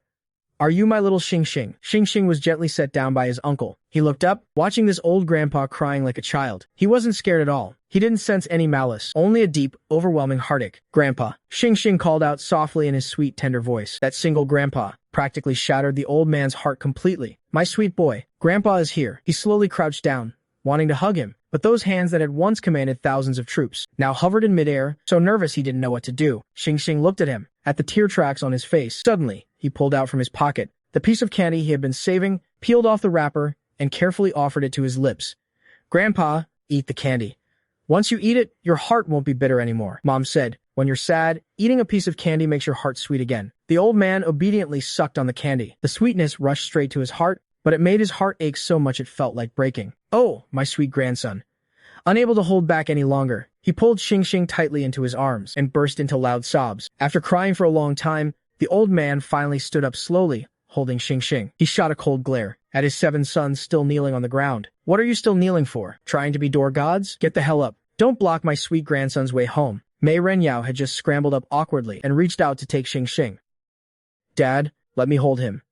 Smack! The old man picked up his cane and whacked him right across the back. Get lost. Those gun-toting hands of yours are too rough. Don't you hurt my sweet grandson. At this very moment, the family hierarchy of the Mei family underwent a complete reshuffle. 1 second, the uncles were high and mighty. The next, Xing Xing had shot straight to the top of the pyramid. The old man even declared on the spot, from now on, in this house, our Xing Xing is the boss. I, his grandpa, am second. If anyone dares to bully you, I'll beat them to death with my cane. Even Da Huang beside them seemed to instantly realize this little guy's backing was way more hardcore than imagined. The car soon pulled up in front of a 3-story villa. This was the prince's castle that the 7 uncles had worked overnight to remodel. Second uncle Mei Liangshan pushed open the doors like he was showing off a treasure. Xing Xing, come check out your very own room. Xing Xing let out a gasp of awe, but there was a hint of overwhelm in his eyes. This is too cool. The whole room looked like spilled blue dye. How is it? Do you like it? Mei Liangshan's face was full of expectation. I specifically hired a top French designer to do this. But Xing Xing nervously wrung his little hands, not daring to take a single step inside. He was afraid he'd break something by accident. This place was clearly meant for a prince. He was just a wild kid raised in a pig pen. I like it. Not wanting to disappoint his uncles, Xing Xing could only whisper a little lie. Late at night, smelling fresh and clean from his bath, Xing Xing lay on that massive, soft bed, his whole body sinking deep into it. The surroundings were terrifyingly quiet. No sound of the wind, no chirping of bugs, and he couldn't hear Da Huang's familiar snoring. This unprecedented fear made his mind uncontrollably flash back to the mass grave and Bao Miwa's hideous face. Mom!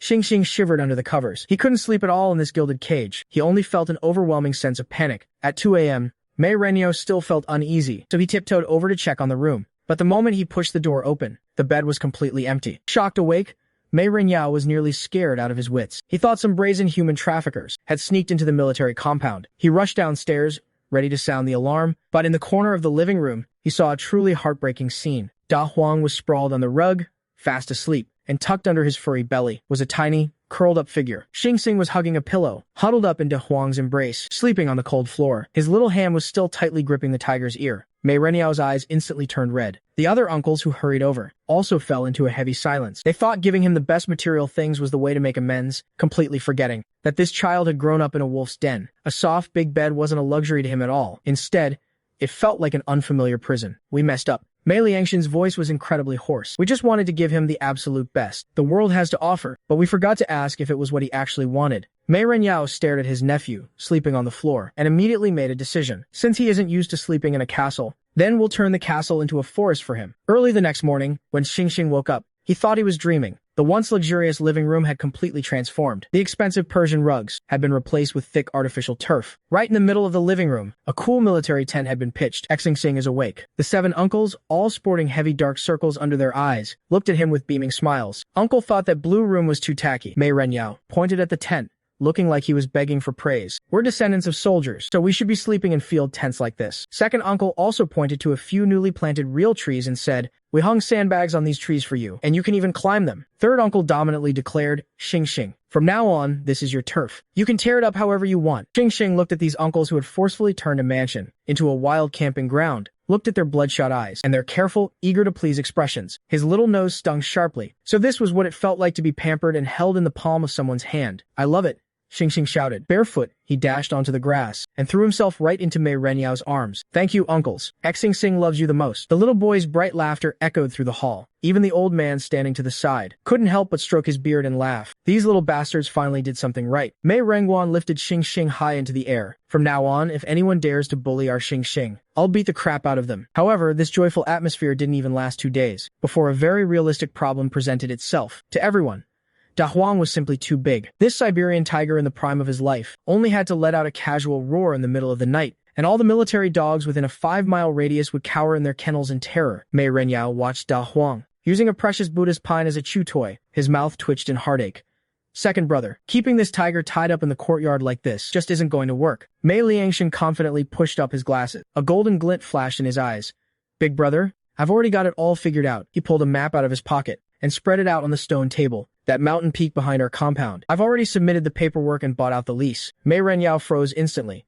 You leased the entire mountain. What the hell are you planning to do? Mei Liangshan smiled faintly. To build Da Huang a real home. And so, dozens of heavy trucks loaded with top-tier building materials rolled grandly into the back mountain. Xing's favorite part of the day was driving the custom mini military jeep. His second uncle got him to go supervise the construction. His little feet pressed down on the gas pedal, while the king of beasts, Da Huang, strolled lazily behind him. Second uncle, is Da Huang's house gonna have big windows? Mei Liangshan gently squatted down and wiped the dust off the tip of his nose. More than just big windows. Uncle even hooked him up with central AC and a heated swimming pool. Xing's eyes went wide with amazement. Half a month later, the so-called Tiger Cave was officially completed. But this was no cave. This was straight up a luxurious mountaintop villa. The entire peak was fenced off with high-strength alloy mesh. The villa floors were paved with non-slip marble. They even installed an automatic feeder on the wall. As soon as it was mealtime, fresh beef would automatically roll right into his bowl. The first time Da Huang stepped into his new home, the big cat was absolutely dumbfounded. Then, on the extra-large bed, lined with imported pure cotton pads, he started rolling around like crazy. This was way more comfortable than that mass grave in the mountains. However, after just half a month of living at the absolute peak of tiger luxury, Xing noticed something was off. Da Huang, did you get fat? He squatted down and squished Da Huang's belly. What used to be solid muscle was now completely soft and squishy, and even sagging a bit. Da Huang let out a lazy yawn and rolled over, flashing his pale, chubby belly. Even his roar sounded like it had caught a rich man's disease. But when he tried to stand up and show off his majesty, his paws slipped, and his round body actually rolled halfway across the floor. Da Huang, you've really turned into a big fat cat. Third Uncle Mei Renguan, who happened to come by, laughed uncontrollably at the sight. Oh man, this tiger is ruined. You guys actually managed to turn a fierce tiger into a giant orange tabby. Xing instantly stood up, hands on his little hips, his expression dead serious. No way, Da Huang needs to lose weight. He pulled out a whistle and blew it hard. Da Huang, get up and run. But Da Huang just buried his head in his paws, decisively playing dead. Xing ran over and pushed him hard. Hurry up. If you don't run, no meat for you today. No meat? Only then did Da Huang reluctantly scramble up, looking incredibly wronged. And so, a bizarre scene unfolded on the back mountain. A little toddler driving a red mini jeep, speeding in front, while a Siberian tiger, so fat it barely had a neck, chased desperately from behind. After running less than 200 meters, Da Huang's tongue was hanging out like a husky's. Xing stopped the car, actually pulled a carrot from the trunk, and waved it. Hang in there, Da Huang. Da Huang stared at that carrot, his tiger eyes filled with absolute despair. I'm a carnivore, damn it. Mei Renyao and Mei Liangshan stood on the hillside. Mei Renyao sighed. Second brother, this villa of yours is way too comfortable. But Mei Liangshan just smiled breezily. Comfortable is good. If he's comfortable, he won't run off, and he can stay with Xing forever. Meanwhile, after living in the compound for a month, Xing's originally dry, yellow hair had been nursed by fifth Uncle Mei Yunjian until it became black and smooth. Early that morning, the atmosphere in the Mei family living room was heavy. It was packed with people. The old man of the Mei family sat at the head of the table, leaning on his cane. The 7 uncles sat in a circle, each with a pen and paper in front of them. Today we need to decide on Xing's official name. The old man spoke in a deep voice. My grandson has been back for so long, but his household registration still isn't settled. We can't just keep calling him Xing. As soon as he finished speaking, the living room instantly exploded into chaos. Xing, hugging Da Huang's head, watched curiously as his uncles argued until they were red in the face. Da Huang, what are they talking about? Suddenly, the old man slammed his cane down hard. All of you, shut up. He looked at Xing, his eyes instantly softening with affection. Xing, what do you want to be called? Xing tilted his head and thought for a long time. I don't know, he whispered. I just want my mom. The living room fell dead silent. The uncle's eyes all turned red. The old man sighed and waved for Xing to come over. Holding his little hand, he said word by word, Your mother's name was Mei Ru. Her greatest wish was for you to be safe and happy, shining bright like a star. We don't ask for you to be rich or powerful. We just want your life to be smooth, free from illness and disaster." Saying that, the old man picked up a pen and wrote 3 vigorous characters on the paper. Mei Yunxing. This is the nickname your mother gave you, and from now on, it will be your official name. After the name was settled, eldest uncle Mei Renyao personally took Xing to register his household status. 3 off-road vehicles bearing top-tier military license plates parked dominantly in front of the police station. Mei Renyao wore a crisp military uniform, the general's star on his shoulder gleaming. The station chief was so terrified he put his shoes on backward, stumbling and crawling out to greet him. "Commander, what brings you here in person?" Mei Renyao's expression was incredibly stern. "This is my nephew, the only heir to the Mei family. Registering his household is a matter of utmost importance. I have to oversee it personally." As the bright red steel seal stamped down heavily, a brand new household register was handed to Xing. Xing, take it. From today on, you are officially a citizen of the capital, and you are the very first page on our old Mei family's household register. Xing took the little red book, his small fingers gently tracing the name on it, Mei Yunxing. He felt the place in his heart that had been empty for so long instantly fill up. He was no longer that unwanted little bastard. He had a name, and he had a home. Xing looked up, his eyes curving into happy little crescents. "Eldest uncle, will Xing really never be thrown away again?" Mei Renyao's heart gave a sharp twinge. He bent down and scooped him up. "Unless your uncle dies, no one will ever touch a single hair on your head." After returning to the compound, Xing held the register high to show Da Huang. "Da Huang, look, I have a name. I'm Mei Yunxing." That night, he slipped the register under his pillow and slept incredibly soundly. However, this peace in the Mei family compound was completely shattered the very next day, because the so-called demon lords of the Mei family, that gang of little girls, had come back from their holidays. There were exactly 7 girls in this generation, and every single one of them was a ruthless, roof-raising terror. On their way back, they heard the family had a new little cousin, and their faces were full of disdain. Boys are the absolute worst. They're dirty and always crying, right? Grandpa is definitely going to play favorites with him. Our lives are going to be miserable from now on. One little girl charged into the compound with murderous intent, ready to show this new cousin who was boss. They originally thought they'd see some bratty kid hugging an Ultraman toy, but the moment they stepped through the second gate, everyone froze like statues. Roar! A deep, explosive growl suddenly rang out. Immediately after, a streak of golden lightning shot forward. It was actually a massive striped tiger. What made their eyes nearly pop out of their heads was that Xing, dressed in full camouflage, was sitting steadily on the tiger's back. "Charge, Da Huang.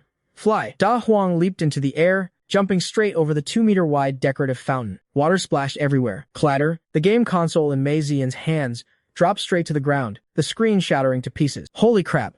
Fifth sister, Mei Zixu, rubbed her eyes hard. "I'm not dreaming, am I? That's a real tiger."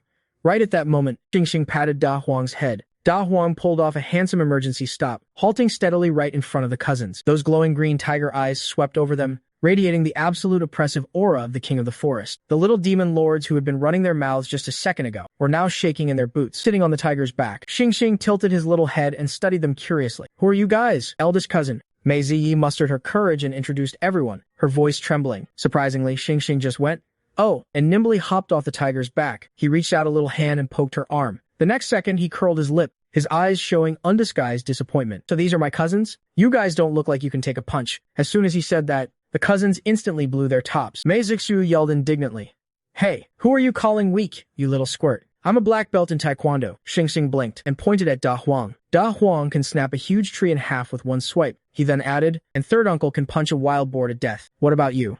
Finally, he pointed at the broken game console in Mei Ziyan's hand. "All you know how to do is play with that broken plastic box." The cousin's pride was instantly crushed to dust. This cousin didn't like video games, he liked camouflage. He didn't play with robots, he rode a giant tiger, and he even thought they were pathetically weak. Meanwhile, Mei Renyao and Mei Liangshan were standing on the upstairs balcony, watching the scene unfold below, laughing so hard they couldn't stand straight. Mei Liangshan took a sip of tea, feeling incredibly relaxed.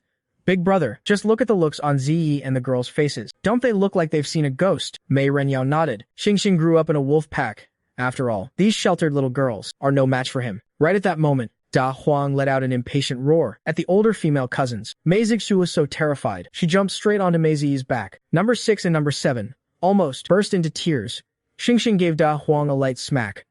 "Da Huang, stop scaring the girls." The news that the Mei family had found their only young master quickly spread through the capital's elite circles. Old Master Mei made the call. He was going to host a grand recognition banquet at the Mei family estate. On the day of the banquet, The estate was brightly lit and festively decorated. Almost every prominent figure in the capital was in attendance. As the dinner began, Xingxing sat next to the old master, staring at the shiny knives and forks in front of him, looking a bit bewildered. Sitting across from him was the young son of a high-ranking official, named Fu Yanji. He was 10 years old. Fu Yanji had been raised with a strict Western education, and he absolutely despised country bumpkins like this. He watched Xingxing, clumsily trying to stab a large lobster with his fork. After struggling for a while without getting a bite, Fu Yanji couldn't hold back a sneer. He really is a hick from the countryside. He doesn't even know how to use silverware. Fu Yanji's voice wasn't loud, but in the quiet banquet hall, it was piercingly clear. Xingxing put down his fork, reached right out, grabbed a chicken drumstick, and took a massive bite. Fu Yanji looked at him in utter disgust. So uncultured, like a total savage. Xingxing swallowed his meat, his peach blossom eyes narrowing slightly. He turned his head toward the window and gave a light snap of his fingers. Da hey, hey, time to work. The older cousins were looking confused when suddenly, a shrill bird's cry pierced the night sky. Immediately after, the banquet hall doors were violently blown open by a wicked gust of wind. Hundreds of crows swarmed in, a massive black cloud. Help! The wealthy ladies screamed in terror, scattering in all directions. But the bizarre thing was, the flock of crows completely ignored everyone else. Instead, they flew in formation, diving straight for Fu Yanji. Splat! Splat! Clumps of sticky white droppings were precision-bombed right onto his expensive suit. One massive glob even landed dead center on his perfectly styled hair. A foul stench instantly exploded through the air, while Fu Yanji stood frozen in shock, and his mother shrieked, forced back by the swarm of crows. Xingxing sat perfectly still in his seat, calmly tearing off another piece of chicken. He looked at the utterly humiliated Fu Yanji and asked in his sweet, childish voice, "Big brother, your suit got a new color. Is this part of being cultured too?" With just that one sentence, Fu Yanji burst into tears and ran bawling out of the banquet hall. And as if their mission was complete, the flock of crows turned around in perfect unison and flew away. Every single guest in the hall was absolutely dumbfounded. Old Master Mei was holding back his laughter so hard, his beard was trembling. The uncles exchanged glances, their eyes full of pleasant surprise. Our Xingxing is an absolute treasure. Mei Liangshan slowly stood up. He looked over at the Fu family, whose faces were livid, and gave them the most innocent, harmless smile. "Oh my, I am so incredibly sorry. The crows at our estate are quite intelligent. They specialize in dealing with foul mouths. So, how about you take your son home to wash up first?" The Fu family elders were so furious, their faces turned the color of purple liver, but they didn't dare utter a single word. After this single incident, an ironclad rule spread throughout the capital's elite circles. The young master of the Mei family is absolutely not to be messed with. Not only does he have 7 big shot uncles backing him up, he can actually command wild beasts. Anyone who dares to provoke him is just begging for a death wish. Just one day after the recognition banquet, the capital's elite compounds exploded with rumors. Rumors spread like wildfire that the Mei family's newly found young master carried a cursed bloodline, and anyone who crossed him would suffer terrible luck. And so, this little munchkin who could ride a tiger with his bare hands was actually packed off to kindergarten by his uncles. Mei Renyao, the eldest brother, looked incredibly solemn. Xingxing has reached the right age. I've already made arrangements at the capital's #1 kindergarten. They only take the descendants of those with great merit. A grandson of the Mei family must be a master of both the pen and the sword. Who would have thought that Xingxing, who was currently rolling around with the tiger, would have his ears perk up at that? What's a kindergarten? Do they have meat buns there? Mei Rangwen couldn't help but burst out laughing at his question. There are lots of kids in kindergarten who will play on the slides with you. Xingxing's almond-shaped eyes instantly lit up. But a second later, he pointed his tiny hand at the Siberian tiger napping nearby, and made a world-shaking request. Can Xingxing bring Da Wang along too? The living room fell deathly silent. Mei Renyao cleared his throat awkwardly. Xingxing, listen, you see, Da Huang looks a bit too fierce. I'm afraid he won't even be able to squeeze through the kindergarten gates. As soon as Xingxing heard that, his little mouth puckered up instantly. He hugged Da Huang's neck tightly. Then I'm not going. What if a bad guy tries to bully me? I need Da Wang to protect me. Seeing his nephew's aggrieved face, looking like he was about to cry. Second, Uncle Mei Liangshan felt his heart shatter. He blurted out, "Big brother, if it doesn't work, let's just donate a building to the kindergarten. And while we're at it, we can build a private enclosure for Da Huang." Mei Renyao glared at him. "Shut your mouth." Just as the 7 uncles, who were all formidable on the battlefield, were about to pull their hair out over a 4-year-old toddler, the silent 7th brother, Mei Liangxi, suddenly spoke up. "Xingxing, Da Wang is indeed a bit too big. However, what about that little one from Uncle Hui's place? Would you like to take him to play?" Xingxing's eyes sparkled instantly. "Do you mean Xiao Hui Hui?" As soon as the words left his mouth, a half-grown wolf cub suddenly poked its head out from the tent. It wagged its tail. Its eyes were as sharp as knives, but its movements were exactly like a dog's. Mei Liangshan leaned in for a closer look. He slapped his thigh and exclaimed, "Brilliant, 7th brother. I have to say, this little thing looks exactly like a husky, as long as he doesn't howl in front of people. Who would ever realize this is a wolf?" Xingxing immediately crouched down. He affectionately hugged Xiao Hui Hui's head. "Xiao Hui Hui, Are you willing to go to school with Xingxing? Xiao Huihui let out a low whimper. He nuzzled Xingxing's head gently. Seeing this, Mei Renyao made the call on the spot. It's settled then. To the outside world, we'll say this is Xingxing's pet dog. The breed? A husky. The next morning, 3 military SUVs led the way in a grand procession, escorting Xingxing to kindergarten. The convoy stopped at the entrance, under the watchful eyes of a crowd of ordinary cars. Little Xingxing, holding Xiao Huihui, who wore a diamond-studded collar, stepped out of the car and instantly became the star of the show. All the other children were stunned. Wow, look at that boy. He looks just like a doll. And look at his dog. Its eyes are blue. That is so cool, facing so many kids his age for the first time. Xingxing was so nervous his palms were sweating. He didn't even know where to put his feet. At the crucial moment, second uncle Mei Liangxin crouched down gently. Don't be afraid, Xingxing. Second uncle will be right here waiting for you to finish school. Only then did Xingxing muster his courage. He led Xiao Huihui inside, unexpectedly. When Teacher Li, who was in charge of reception, saw Xingxing, her eyes lit up. But when she saw the dog beside him, she immediately looked troubled. Excuse me, sir. School policy generally doesn't allow pets on campus. Before she could finish, Mei Rengguan let out a cold snort from behind. That iron-blooded killing intent instantly chilled the air. This is Xingxing's psychological support dog. He's been specially trained. If Xingxing gets upset, he's responsible for calming him down. Do you understand? Teacher Li's legs went weak from fear. How could she dare say another word? She nodded repeatedly. I understand. Special circumstances require special treatment. Xingxing successfully led Xiao Huihui into the classroom. He picked a seat by the window and sat down. Xiao Huihui also obediently lay down at his feet. But trouble always finds a way to show up uninvited. A chubby little girl named Wang Dandan approached him. She actually reached out, wanting to touch Xiao Huihui's head, relying on her family's wealth. She had always been the little tyrant of the class. Instantly, Xiao Huihui's eyes narrowed. A threatening low growl rumbled in his throat. Wang Dandan was so scared she pulled her hand back like a lightning bolt. Xingxing looked up. His almond eyes were cold and indifferent. He doesn't like strangers touching him, and he's not a dog. His name is Xiao Huihui. Having lost face in front of everyone, Wang Dandan let out a disdainful snort. Humph. He's just a mutt. My dad is going to buy me a Tibetan Mastiff tomorrow. It could bite your dog to death in one go. Xingxing couldn't be bothered to deal with her. He lowered his head to flip through his picture book. Who knew that Wang Dandan would be completely enraged by his silence? Mei Yunxing, I'm talking to you. Are you a mute? She shouted and reached out to snatch Xingxing's book. Xingxing's small hand slammed down, pinning the book. I said, don't touch my things. Wang Dandan was stunned for a moment. This kid looks soft and cute, so how is he this strong? She immediately flew into a humiliated rage. Using every ounce of her strength, she gave it a violent tug. With a sharp rip, a corner of the picture book was torn away. That was the animal encyclopedia that his eldest uncle had drawn for him. Stroke by stroke, looking at the scattered scraps of paper, Xingxing's eyes instantly turned to ice. That was a priceless treasure given to him by his uncle. Xiao Huihui sensed his master's fury. He stood up abruptly. Every hair on his body stood on end. A terrifying, wild aura suddenly exploded from him. The air in the entire classroom seemed to freeze instantly. Xingxing stood up. His voice wasn't loud, but his presence was overwhelming. You ruined the drawing my uncle gave me. Staring into Xiao Huihui's predatory eyes, Wang Dandan's legs were shaking, but she still acted tough. So what? I'll just buy you a new one. Xingxing didn't pay her any mind. He just reached out his small hand and gave Xiao Huihui's back a comforting pat. Xiao Huihui, teach her a lesson. She needs to learn that if you break someone's things, you must apologize. In the next second, Xiao Huihui bared his teeth, revealing 2 rows of forest white fangs. He let out a short, powerful roar, right at Wang Dandan's feet. A woo. That sound was definitely not something a dog could make. It sounded more like a wolf's howl from the depths of a primeval forest. Wang Dandan was so terrified she collapsed onto the floor. She screamed at the top of her lungs, "Wah, mommy, help! There's a wolf!" The howling and crying instantly echoed through the entire school building. Teacher Li rushed in, frantic. Xingxing, however, pointed at the torn paper on the ground. His expression was unusually calm.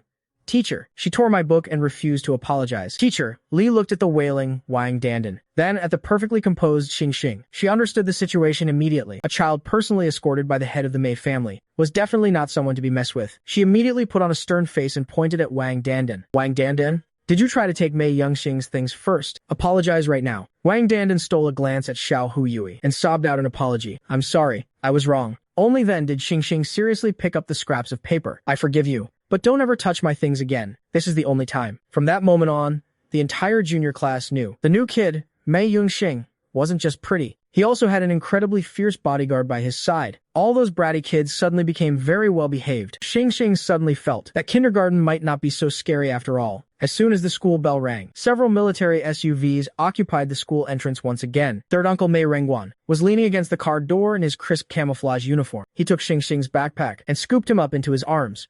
Xingxing, did anyone bully you at school today? Xingxing shook his head.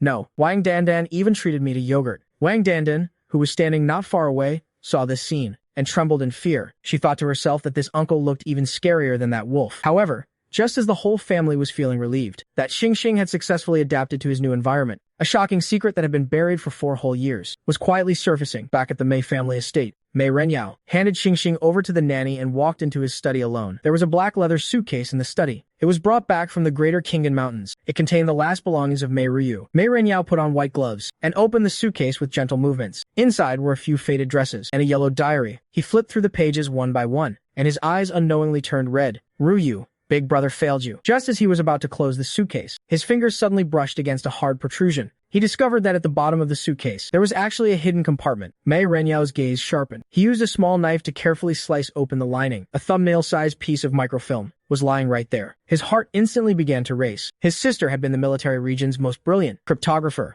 Could her death have been no accident? Mei Renyao made a split-second decision. He immediately dialed an encrypted number. "Fifth brother, bring your equipment and come to my study immediately." In less than 10 minutes, Mei Renjian, a top biochemical expert, pushed the door open and entered. When he saw the microfilm, his face instantly became incredibly grave. As the images were clearly projected onto the white wall, the pupils of both men contracted violently. It was a list. It was densely packed with dozens of names and a series of complex chemical formulas, and at the very top of the list was a black skull and crossbones logo. Mei Renjian's voice trembled uncontrollably. "This is the Black Sun Biochemical Lab. This is the core member list of the lab. That's a globally wanted, transnational criminal organization, specializing in illegal genetic weapons research." Mei Renyao stared intently at those chemical formulas. His knuckles turned white from clenching his fists. Before Ruyu disappeared back then, she was investigating a top-secret file codenamed Seed. It turns out this file was in her hands all along. He continued to scroll through the images until the last photo appeared clearly. It was a handwritten SOS note. The handwriting was messy and rushed, and the paper was stained with mottled blood.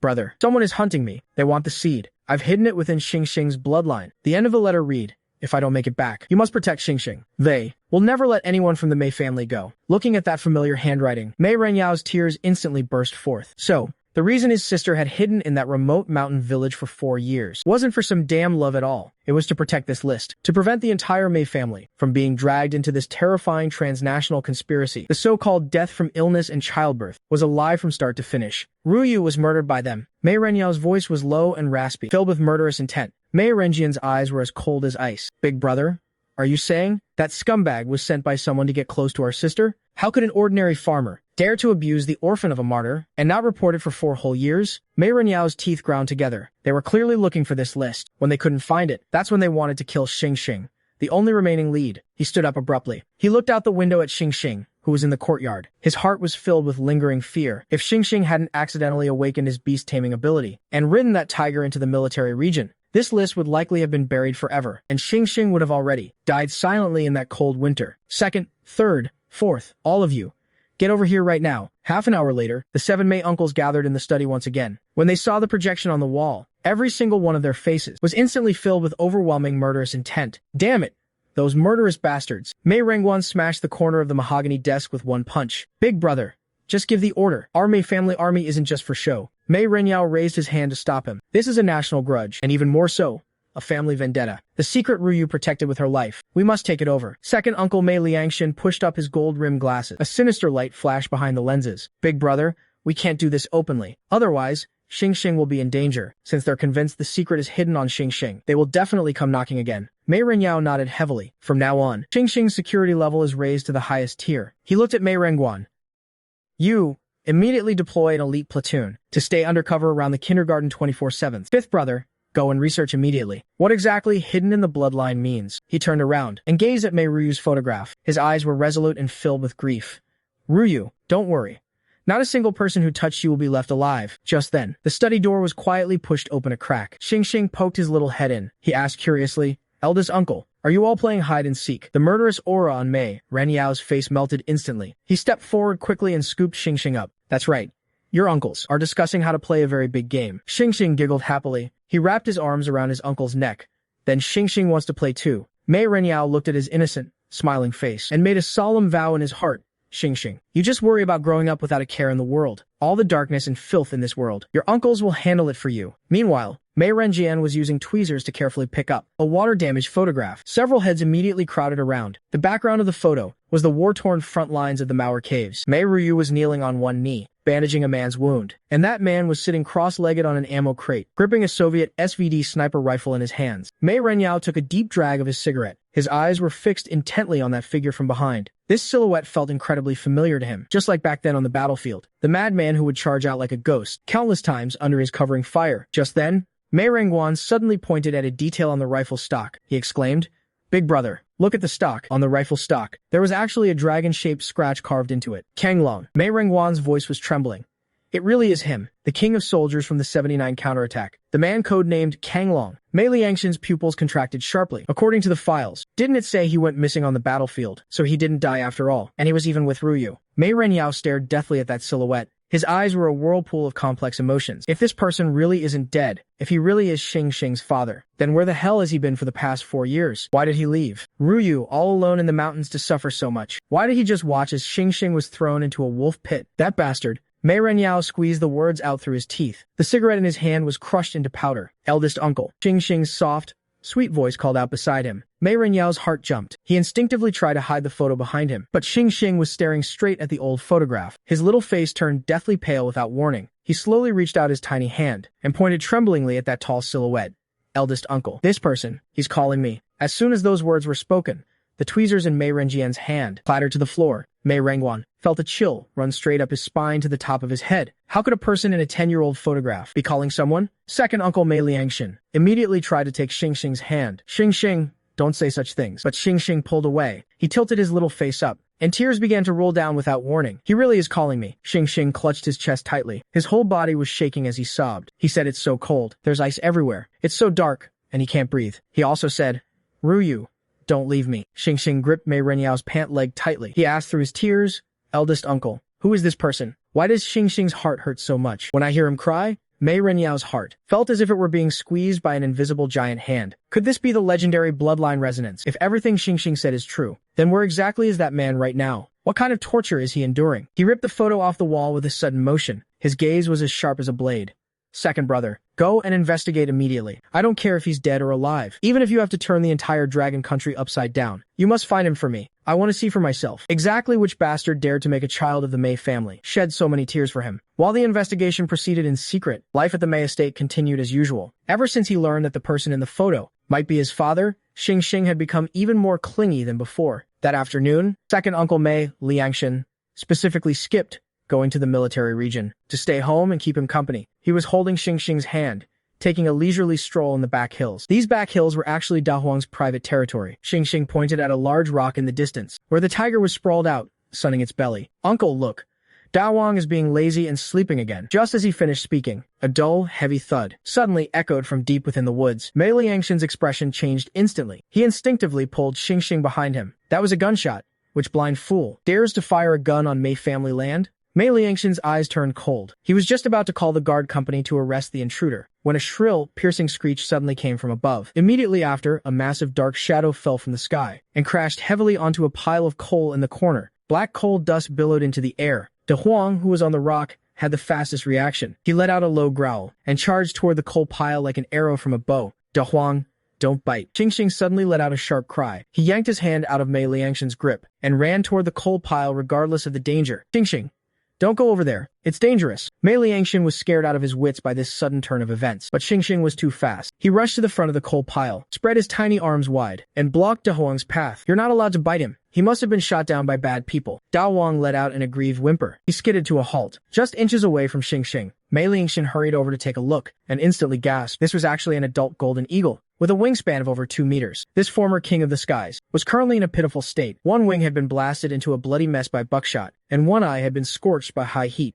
Its remaining eagle eye stared deathly at the approaching Xing Xing. Its gaze was filled with ferocity, and a pride that would rather die than surrender. "Xing Xing, get back." Mei Liangshan nervously tried to pull Xing Xing away, but Xing Xing didn't move. "This thing is incredibly wild. It'll peck your eyes out." "No, he won't." Xing Xing shook his head stubbornly. "Don't be afraid.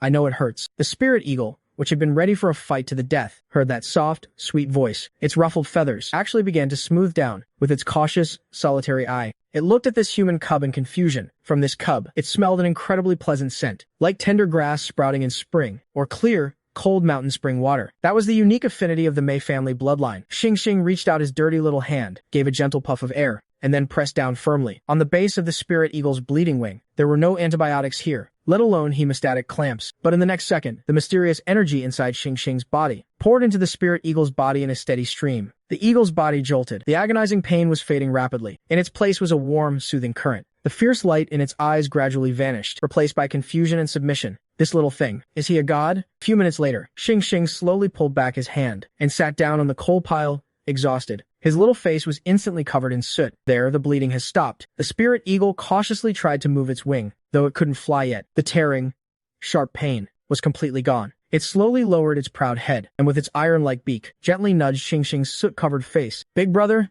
That tickles. Xing laughed happily and hugged its long neck. From now on, I'll call you Lightning. You have to run even faster than Da Huang, okay? Standing to the side, Mei Liangshan was completely stunned. This is a spirit eagle, the hardest bird to tame, and yet, so easily. His little treasure had managed to win it over, but in the next second, an even more shocking scene unfolded. Xing actually turned towards some sparrows on a nearby utility pole and began chirping at them. Go tell all the birds nearby that Lightning is your boss from now on, and I'm the boss of the boss. If anyone sees a bad guy with a gun, fly back and tell me immediately. The sparrows seemed to understand the command. They chirped twice in unison, then flapped their wings, and flew off in all directions. Mei Liangshan silently pushed up his glasses. A bizarre thought popped into his head. The Mei family isn't just raising a young master, they're raising a future commander-in-chief of the land, sea, and air. Xing's days of ruling the back mountain didn't last long. In the blink of an eye, it was time to go back to school. The kindergarten classroom was exceptionally lively today. A new transfer student had joined the class. Hello everyone, my name is Lee Mabby. The little boy standing on the podium wore a fancy little white suit.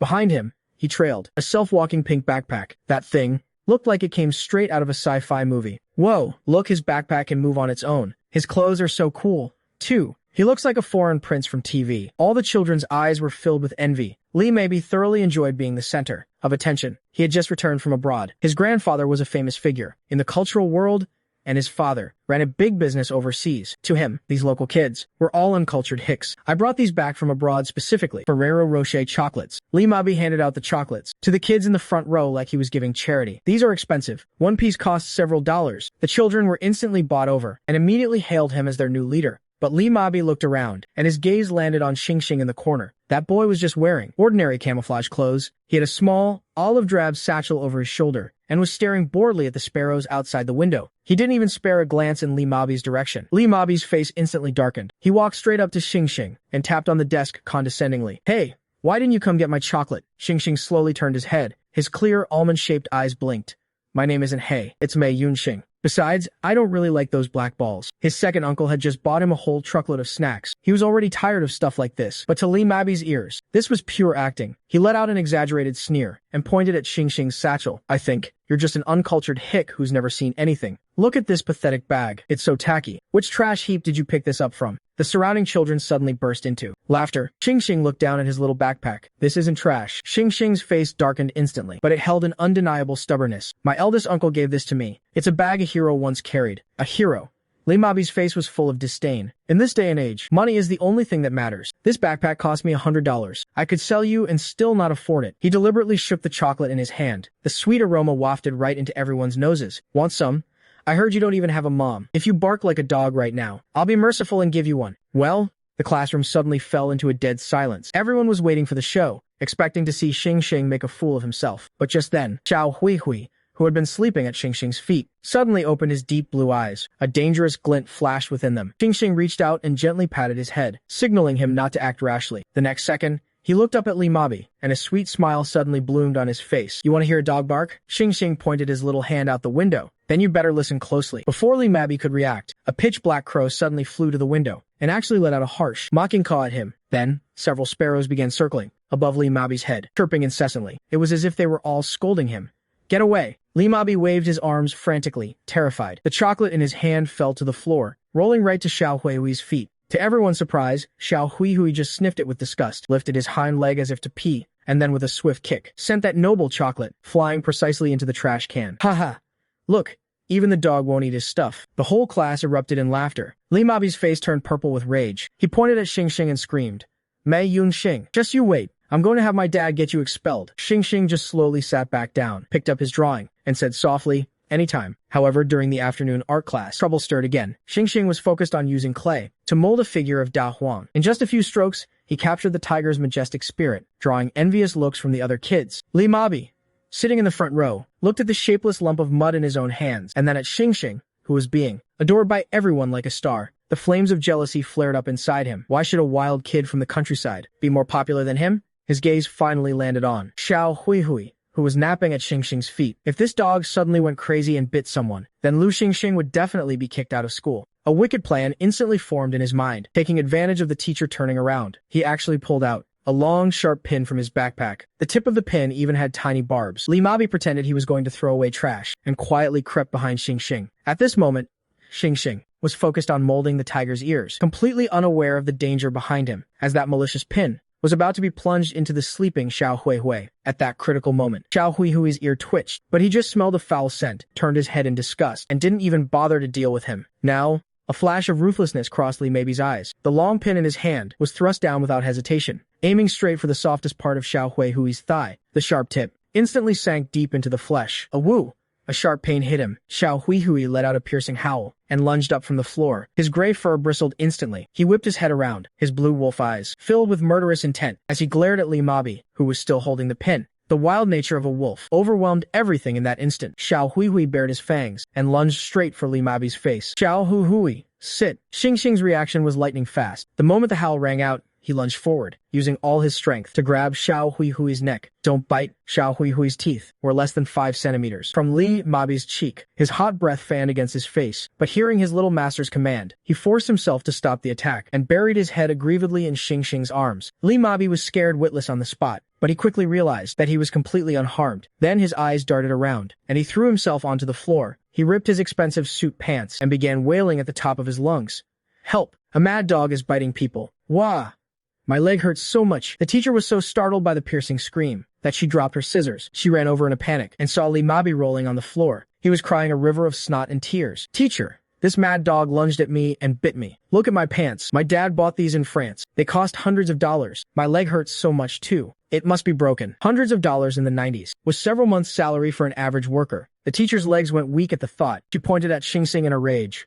Mei Yunsing, what is going on here? If you've injured a classmate, what are you going to do? Xingxing held the trembling Xiao Huihui tightly. His hand felt a pin buried deep in the flesh. Still bleeding, his heart clenched instantly. He looked up, and his beautiful almond eyes were filled with nothing but coldness. Xiao Huihui didn't bite anyone. Xingxing pointed at Li Mabi's perfectly fine leg. He tore his own pants, and he stabbed Xiao Huihui with a pin first. He showed his blood-stained hand to the teacher. Look, this is all Xiao Huihui's blood. But the teacher was already blinded by the thought of the expensive pants. She didn't listen to his explanation at all. She just roared, how dare you talk back? Li Mabi is such a good boy. How could he possibly provoke a dog? Call your parents right now. Call my parents. Half an hour later, a black Santana sedan pulled up steadily at the gate. A fashionably dressed couple burst into the office in a fury. It was Li Mabi's parents. When Li Mabi's mother saw her son's swollen eyes, she immediately lost her temper. Seeing his backup had arrived, Li Mabi cried even harder. Mom, that wild kid's dog bit me, and he ruined my pants. Li Mabi's father's face was grim. He turned and pointed at Xingxing, who was huddled in the corner. Spittle flew everywhere as he spoke. Whose child are you? How can you be so ill-bred, bringing this kind of beast to school? Are you trying to commit murder? As soon as Li Mabi's father finished, the mother shrieked, You must pay 500 for the pants, plus emotional damages and medical fees. That's at least 1,000, and this wild kid must be expelled immediately. The teacher bowed and scraped to them, repeatedly apologizing, but Xingxing just stood quietly in the corner, holding Xiao Huihui tightly. He didn't shed a single tear. He had long since understood that when arguing with such unreasonable, evil people, tears are the most useless thing. He was a child of the Mei family, a child raised by wolves. He absolutely could not cry. I did nothing wrong. Xingxing slowly raised his head and looked directly into the father's distorted face. He stabbed Xiao Huihui with a pin first. The one who did wrong should be the one to apologize. Who does your eldest uncle think he is? The mother was completely enraged. Just because you're wearing some ragged camo, you think you're some big shot? Let me tell you, if you don't kneel and apologize to my son today, this isn't over. Just then, the phone in the office suddenly rang. It was the principal calling personally. He said a high-ranking official was coming to inspect the school and told the teacher to handle the matter quickly. Don't let it turn into a scene. The teacher grew even more anxious. She gave Xingxing an ultimatum. Mei Yunxing, go home and reflect on what you've done. Have your parents bring the money tomorrow, If you don't pay, don't bother coming back to school. Xing pursed his lips tightly. He didn't say a word. He just silently put on his little backpack, led the limping Xiao Hui, and walked out of the office. Behind him, Li Mabi peered through his fingers and flashed a smug grin. After returning to the Mei family courtyard, Xing didn't ask any of his uncles for help. He felt this was his own war. He would win it with his own strength. He took Xiao Hui back to his room and carefully used tweezers to pull the long pin out of his leg. The pin was very long. It even had barbs on it. There was even flesh and blood on the tip. Xing's eyes turned red instantly. The next second, he walked to the window and pushed it open. An old sparrow slowly landed on his finger. His gaze became colder than ever before and sharp. Go. Xing's voice was soft, but it carried an undeniable command. Take all your brothers and sisters and keep a close eye on Li Mabi's house. I want to know what he says when he gets home and what he does. Also, Xing pointed at the bloody pin on the table. Remember this scent. He is a bad person, and bad people must pay the price. The old sparrow's beady black eyes flashed with intelligence. It immediately took flight. Then, countless birds in the courtyard took flight at once, like a massive net covering the sky. They swarmed toward Li Mabi's house. Xing watched the disappearing flock. His little hands were clenched into fists. Since you like bullying people with your status and twisting the truth, then I'll show you what true power looks like, what the true Mei family is capable of. At the assembly of the capital's #1 kindergarten, Li Mabi's father grabbed the microphone. He roared at the hundreds of children, saying Mei Yunxing brought a mad dog to school and bit his son. He demanded the school expel this ill-bred wild child immediately. The crowd erupted. Li Mabi squeezed out tears in a split second, shouting that Mei Yunxing deserved it. The teachers and students, unaware of the truth, were incensed. The whole field shouted that a bad kid like Mei Yunxing must apologize publicly and then be expelled. Just as the anger reached its peak, at the entrance of the playground, a small figure quietly appeared. Xing had arrived. Behind him followed the limping Xiao Hui. There were no parents or uncles behind him. He stepped onto the stage alone, step by step. Li Mabi's mother went ballistic when she saw him. She screamed and rushed forward. You brat! Kneel down and apologize to my BB right now. The principal's face was also grim. He questioned sternly. Mei Yunxing, where are your parents? Did they abandon you? Xing's footsteps suddenly stopped. He stood in the center of the stage, facing hundreds of eyes. The wind blew the hair back from his forehead, revealing almond eyes that looked just like Mei Ruyu's. There was no fear or grievance in those eyes, only a chilling calm. It was the absolute silence before the storm. I did nothing wrong. Xing's voice was soft, but every word hit home. I don't need parents. I can prove everything myself. Huh, prove it. Li Mabi's father sneered. How are you going to prove it? With all these people here who saw anything? Li Mabi, emboldened by the crowd, shouted shrilly. You're just a lying cheat. However, Xing ignored their shouting. He slowly raised the bone whistle around his neck, brought it to his lips, and took a deep breath. A desolate, distant whistle suddenly pierced the sky. Playing tricks? The father snorted and reached out to grab Xing. But suddenly, someone in the crowd pointed at the sky and screamed. Look, what is that? Everyone instinctively looked up. The sky, which had been clear just a moment ago, was instantly swallowed by darkness. Those weren't clouds. They were birds, a massive, black flock of birds. Like a black storm, they swept in from all directions, blotting out the sun. The bright playground was plunged into twilight. The roar of thousands of flapping wings made everyone's skin crawl. But the birds didn't attack anyone. Like a disciplined army, they landed on the poplar trees around the playground. They even covered the roof of the stage in a dense, thick layer. The next second, thousands of sharp eyes locked onto the Li family on the stage. The terror of being watched by countless eyes made the parents freeze instantly. This must be a coincidence, right? The father's teeth were chattering. Just then, from deep within the clouds, a piercing, metallic cry rang out. A golden bolt of lightning dove from the sky. It was Lightning, the aerial overlord of the Mei family's back mountain. His wingspan, over 2 meters wide, sliced through the air. Like a golden meteor, he lunged straight for Li Mabi. Li Mabi was scared out of his wits. But in the next second, Lightning's sharp talons didn't harm anyone. Instead, with surgical precision, it snatched the pink backpack by his feet. With a sharp rip, the bag was shredded in midair. The contents spilled everywhere. Aside from textbooks, there was a pile of things that clearly didn't belong to him. Limited edition game cards, a Mickey Mouse watch, and even some vintage fountain pens. Suddenly, a crow dove down, dropping a pin stained with blood and grime, right onto the principal's desk. That's my game card. I lost it last week. My Mickey Mouse watch. I've been looking for it forever. And the teacher's pen. The evidence is undeniable. This Li Mabi, who dresses like a little prince, is actually a habitual thief, and that bloody pin silently revealed the truth of what happened yesterday. At that moment, Lightning landed firmly on Xing's shoulder, standing like a loyal guardian. Xing looked down at Li Mabi, who was slumped on the ground. Li Mabi, all the birds were watching. They saw you stealing. They saw you stabbing Xiao Hui with that pin. They even saw you splashing water on your classmates in the restroom. With every word Xing spoke, the surrounding crows let out a synchronized, piercing cry. Li Mabi's mental defenses completely shattered. He huddled on the ground, shaking like a leaf. A foul stench suddenly filled the air. In front of the entire school, he actually wet himself. I did it, I stabbed him. I stole those things too. Just tell them to stop pecking me. Lee Mabi's parents turned pale with fright. They tried to run, but the birds blocked their path, leaving them unable to move an inch. The principal stared at the pin and the stolen goods on the floor. His face turned grim. The truth was out. But after a moment of fear, Lee Mabi's father exploded in a fit of rage. This is a setup. This has to be some kind of dark sorcery. He jumped up and down, screaming, "You little bastard! How dare you use these animals to threaten us? My cousin is the director of the Education Bureau. I'm calling him right now. I'll make sure you're locked up for this." Before he could even finish his sentence, he shakily pulled out his brick phone and dialed a number immediately. "Cousin, I'm being bullied. Some stray kid brought a swarm of birds to attack people. Bring your men and save me quick." After hanging up, Lee Mabi's father suddenly regained his arrogance. He pointed at the principal and Xing, snarling threats. "Just you wait. When my cousin gets here, I'll see how you like being dead." Hearing that the director of the Education Bureau was coming, the principal broke into a cold sweat. This had escalated way beyond his control. Wiping his brow, he tried to persuade the boy.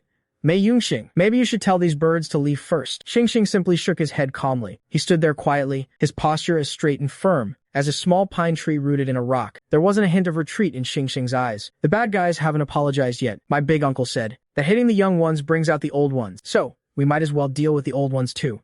No sooner had he spoken than in less than 20 minutes, a black sedan came roaring into the school campus. The door swung open, and a middle-aged man with a beer belly stepped out. This was the cousin Lee Mabi's father had bragged about, Director Wang of the Education Bureau. Director Wang was taken aback by the swarm of birds filling the field, but he quickly regained his composure. With an air of immense self-importance, he walked onto the stage. "Ridiculous. This is absolutely ridiculous." Hands behind his back, he glared at everyone like they were criminals. "Who's Xing?" Xing met his gaze. "I am." Director Wang scanned him from head to toe. Seeing the boy in ordinary camouflage clothes, he immediately felt emboldened. He put on a stern face and scolded, "So young and already so troublesome. Get rid of these birds this instant. Then, you will write a self-reflection letter, which will be broadcast to the entire school. Furthermore, apologize to Lee Mabi immediately, and pay for his emotional distress." Hearing this, Lee Mabi's parents straightened their backs instantly. "Did you hear that? The director told you to apologize and pay up. Not a penny less than 10,000 for the trauma." Xing looked at the ugly faces of these adults, and suddenly found it almost laughable. Why is this kid so stubborn? Director Wang's temper flared. "Believe it or not, with just one word, I can make sure you never set foot in a school in this city again." But just as he was about to call the security guards to get physical, the entire ground began to tremble violently. A thunderous roar of engines echoed from the school gates. It wasn't just one car, it was a massive convoy. With a loud crash, the school gates were forced open. A line of olive-drab military off-road jeeps roared onto the field, 8 of them in total, each bearing a high-ranking military license plate. In the center of the convoy was a sedan with a small red flag on the hood. That was a vehicle reserved only for the nation's top-tier figures. The convoy came to a domineering halt in front of the stage. 20 armed guards jumped out, instantly taking control of the entire area. The sheer aura of killing intent silenced even the birds on the field. Then, the rear door of the red flag sedan slowly opened. A polished military boot stepped firmly onto the ground. A man in a general's uniform emerged. It was Mei Renyao. Behind him, the 7 wolves of the Mei family had all arrived. Mei Renyao slowly adjusted his gloves, his gaze piercing through Director Wang like a blade. "Who was it that just claimed they would make sure? My nephew has no school to attend in this city?" Director Wang saw the license plate, then saw those 3 dazzling golden stars. His legs turned to jelly, and he nearly collapsed on the spot. That was the commander-in-chief of the capital military district, the legendary Mei Yama, Commander Mei.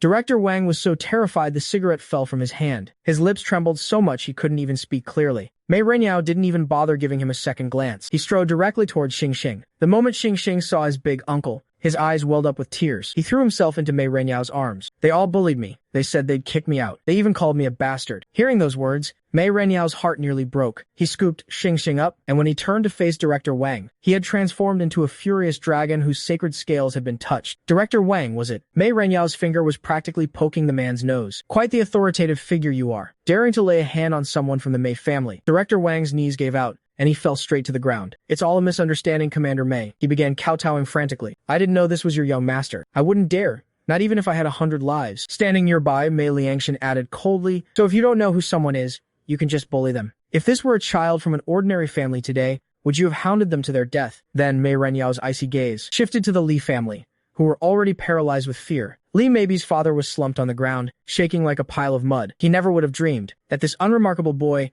was the true heir of a top-tier elite family. Compared to the real Mei family, his little bit of money and his director cousin weren't even worth a fart. Mei Renyao walked up to the man, his eyes full of condescending disdain. "Who was it that wanted my nephew to kneel and apologize? I was wrong. Commander, please spare me." The man kowtowed until snot and tears covered his face, his forehead quickly becoming bloodied. Mei Renyao's gaze, then turned to the little boy who was shaking with fear. Limabi, right? Stealing, framing others, and bullying classmates. Is this the elite education you're so proud of? Since you can't teach him right, I'll do the disciplining for you. Mei Renyao gave a slight wave of his hand and uttered a single cold word. Investigate. Second uncle Mei Liangshan adjusted his gold-rimmed glasses, his phone already displaying the results. It's already underway. The Li family's company is suspected of smuggling. As soon as he said that, Limabi's father's eyes rolled back, and he fainted on the spot. In 5 minutes, customs will be there to shut them down. It's over. Everything is completely ruined. Who could have guessed that offending a 4-year-old boy would lead to the downfall of an entire family? Mei Renyao looked at the crowd of people kneeling on the ground. Xingxing, they've apologized. Do you choose to forgive them? Xingxing looked at these people who were arrogant just a moment ago, but were now begging for mercy on their knees. He suddenly sneered.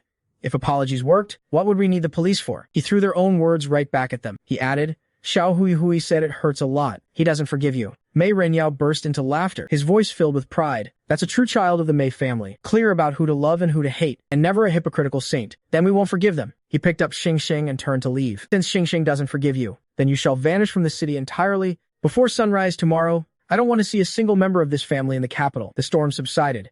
The Li family fled the city overnight. That cousin, the director, was also suspended pending investigation. The entire upper circle of the capital understood the unspoken rule. The young master of the Mei family was now the #1 person you never cross. None of this mattered to Xingxing. Right now, he was crouching in the back garden, surrounded by a flock of chirping sparrows, looking every bit like the king of birds. The birds were competing to report all the big and small news of the city to him. Just then, an old sparrow with white feathers struggled to land in his palm. Its claws were stained with dark, grimy soot. Xingxing immediately signaled the birds to be quiet. The old sparrow was panting heavily, its eyes filled with terror. Yesterday, I went to the Panjiayuan Ghost Market. At a stall run by a one-eyed man, I smelled a fishy, pungent scent of gunpowder. Most importantly, that scent. It is exactly the same as the scent on the lady with the gun. In the photo you showed me. That smell. It's exactly like the scent on that auntie with the gun. The one in the photo you showed me. Xingxing's small body suddenly stiffened. The millet in his palm scattered all over the ground in an instant. The auntie in the photo. Wait, isn't that Dad? That's the scent on Dad. Grandpa Sparrow. Are you sure? Xingxing's voice trembled uncontrollably. His small hands tightly gripped the old sparrow's wings. The old sparrow replied firmly,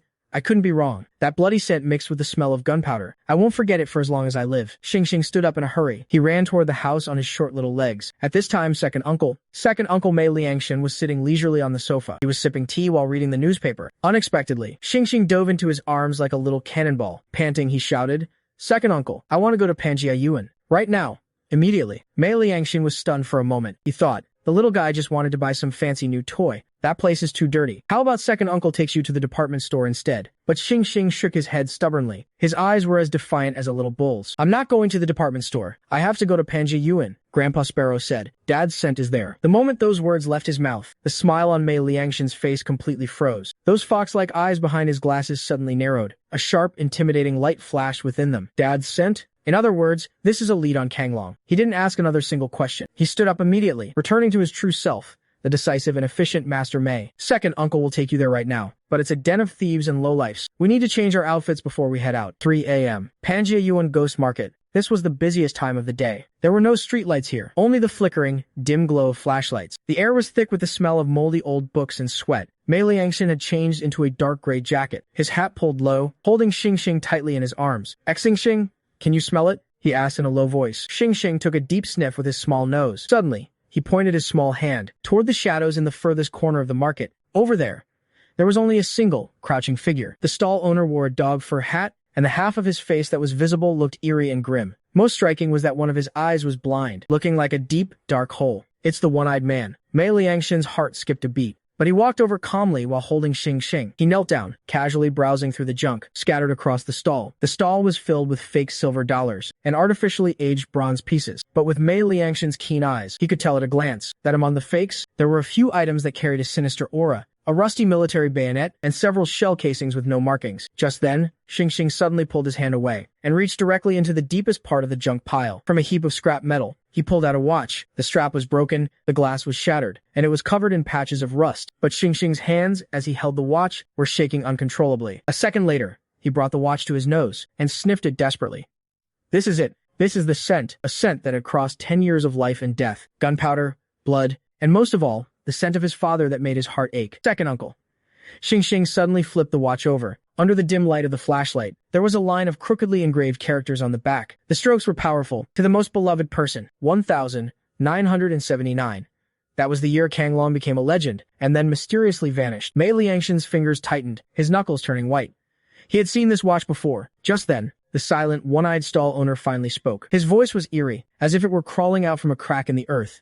Kid, you've got a good eye. He was fiddling with 2 iron balls in his hand, his single eye fixed intently on the watch. That's a fine piece. Pried it right off a dead man's bones. The one-eyed man grinned, revealing a row of yellowed, rotten teeth. His smile was malicious. The bones were shattered by the blast, the flesh had long since rotted away, but this watch was stuck tight in the gap of the wrist bone. Took quite a bit of effort to dig it out. So, what's your offer? Pried off a dead man's bones. Hearing those words, tears instantly streamed down Xing's face. He suddenly looked up and roared, "You're lying. This isn't a dead man's watch. This is my father's watch. My father isn't dead." But the one-eyed man's smile grew even more twisted. "Oh, so you're here looking for your daddy?" His hand slowly reached into his jacket, grasping something bulky. His gaze turned lethal. "I don't want money for this. I want your lives." But who was he facing? He was facing Mei Liangshan. The moment the one-eyed man's expression shifted, Mei Liangshan didn't retreat. He stepped forward. His refined, scholarly aura vanished instantly, replaced by an overwhelming, terrifying pressure. He pushed up his glasses, a cold glint reflecting off the lenses. "You want my life? In this city, anyone who dares to threaten a Mei, the grass on their grave is already 3 feet high. You're the first." The moment the name Mi was mentioned, the man's single eye contracted sharply. "You're Mei Liangshan." His voice cracked. His identity was completely exposed. He had to get away immediately. However, what he pulled out wasn't a gun, but a black cassette tape. He actually shoved the tape into his mouth and began to chew it frantically. Crunch! Blood began to leak from the corners of his mouth. At the same time, his other hand grabbed his collar, where a cyanide capsule, the mark of a professional assassin, was hidden. He was going to kill himself. Mei Liangshan's face paled with shock, but he was still holding Xing in his arms. His reaction was a split second, too slow. Just as the one-eyed man was about to bite down on the poison, and all the clues were about to be lost, a low, powerful roar suddenly exploded in their ears. Then a golden blur charged forward with a gust of wind. It was Da Wong. The dog had caught the scent and snuck into the trunk to follow them. Seeing the one-eyed man trying to pull a fast one, he couldn't just sit there. With a loud thud, Da Wong's massive paw slammed hard into the one-eyed man's stomach. The 100-pound force sent the man doubling over. Like a shrimp, he let out a gagging sound, vomiting up his dinner along with the shredded pieces of the cassette. The tape's casing was broken, but the magnetic strip inside was still intact. But the one-eyed man refused to give up. With a vicious look in his eye, he still tried to bite the poison in his collar. How could Da Wong give him the chance? He sat his entire weight right on the man's chest. Several hundred pounds of dog made the man's eyes roll back in his head. Then Da Wong stuck out his tongue and gave the collar a vigorous lick. With a wet slurp, the poison capsule was licked right into the nearby gutter. "Good job." Xing jumped down excitedly. Using a small twig, he carefully picked up the disgusting object and held it up for Mei Liangshan to see. "Second uncle, look, there must be news about Dad in here." Mei Liangshan quickly wrapped it in a handkerchief, unable to hide the joy in his eyes. Finally, a real lead. Just then, the pinned-down one-eyed man suddenly laughed. It was a chilling, blood-curdling laugh, and black blood began to seep from his mouth. "Heh. So what if you got it? Kang Long is as good as dead." Mei Liangshan's expression darkened instantly, but it was too late. This guy had swallowed something else. Just wait. To collect his corpse, after wheezing out those last words, the one-eyed man's head slumped to the side, and he stopped breathing. Mei Liangshan's face was grim enough to drip water. He immediately dialed his phone. "Old Third, get some men to Pangaea Yuan to clean up the scene, and notify Big Brother. We found a critical lead, but the source is dead." In the study of the Mei family estate, the uncle's expressions were exceptionally grave as they gathered around an old tape recorder. The cassette tape, stained with blood and vomit, had been carefully cleaned. Xing leaned against the edge of the table, his large eyes fixed intently on the machine. Mei Renyao pressed the play button. After a burst of harsh static, a full minute passed in silence. Just as everyone thought the tape was ruined, a series of very faint, but incredibly rapid tapping sounds began to emerge from the speaker. It wasn't a voice at all. It sounded like someone was using their finger to tap on a metal object. A cipher expert. Mei Rengguan's face turned pale. He suddenly grabbed a pen and paper.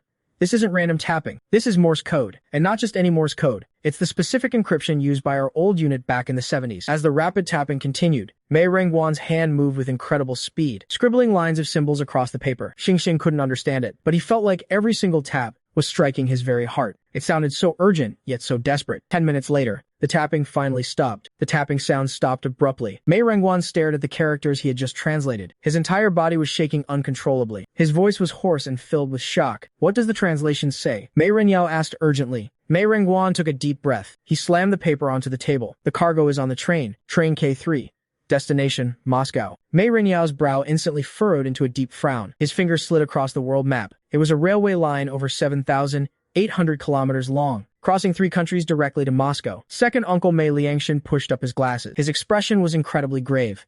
Big brother, I know this train. Right now, it's filled with people doing international business. Smugglers, as long as they're brave enough. A few bags of leather jackets can be traded for a Volga sedan. Some have even traded for planes and cannons. But his tone suddenly shifted. His voice dropped an octave. However, this train is also a notorious lawless zone. Once it crosses the border, we completely lose our law enforcement jurisdiction. Robbers, fugitives, smuggling syndicates. Everyone is on that train. The chaos is their perfect cover. Xingxing's small finger pointed at the red line on the map. He didn't understand what lawless meant. He only knew his dad was on it, being treated like cargo, shipped to a place very far and very cold. Mei Renyao slammed his fist hard onto the map. His eyes instantly turned bloodshot. Kanglong. He's on that train? Those bastards, they actually dare to treat a former war hero like a piece of freight. Mei Rengguan grabbed his military cap and pulled it on. His gaze was resolute. Big brother, give the order. I'll take the Langus squad and intercept the train immediately. Even if I have to chase them to Moscow, I'll bring Kanglong back. But Mei Renyao waved his hand. He stopped him.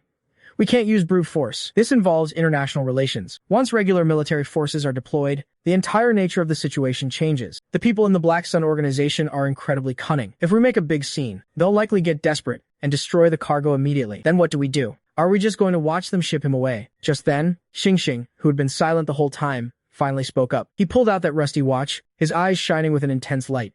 Eldest uncle, can we take the train? We can pretend we're going there to sell things. Grandpa, I'll bring Dahaoang and Xiao Huihui. Daoang has a very sharp nose. He can smell the bad guys. Xiao Huihui can help me listen for sounds. Once we find Daddy, we'll knock all those bad guys down. Mei Renyao froze for a moment, then turned his gaze toward Mei Liangshan. Mei Liangshan's eyes lit up instantly. A calculating smile played on his lips. Xingxing is right. This is definitely the best way. We'll go to that line to do business. It's perfectly reasonable. Third brother is a great fighter. He can pose as my bodyguard. Mei Liangshan glanced at Mei Renyao, noticing the authoritative aura he couldn't hide. Big brother, you stay home and command from here. Mei Renyao slammed the table, unwilling, but resigned. He finally made a decision.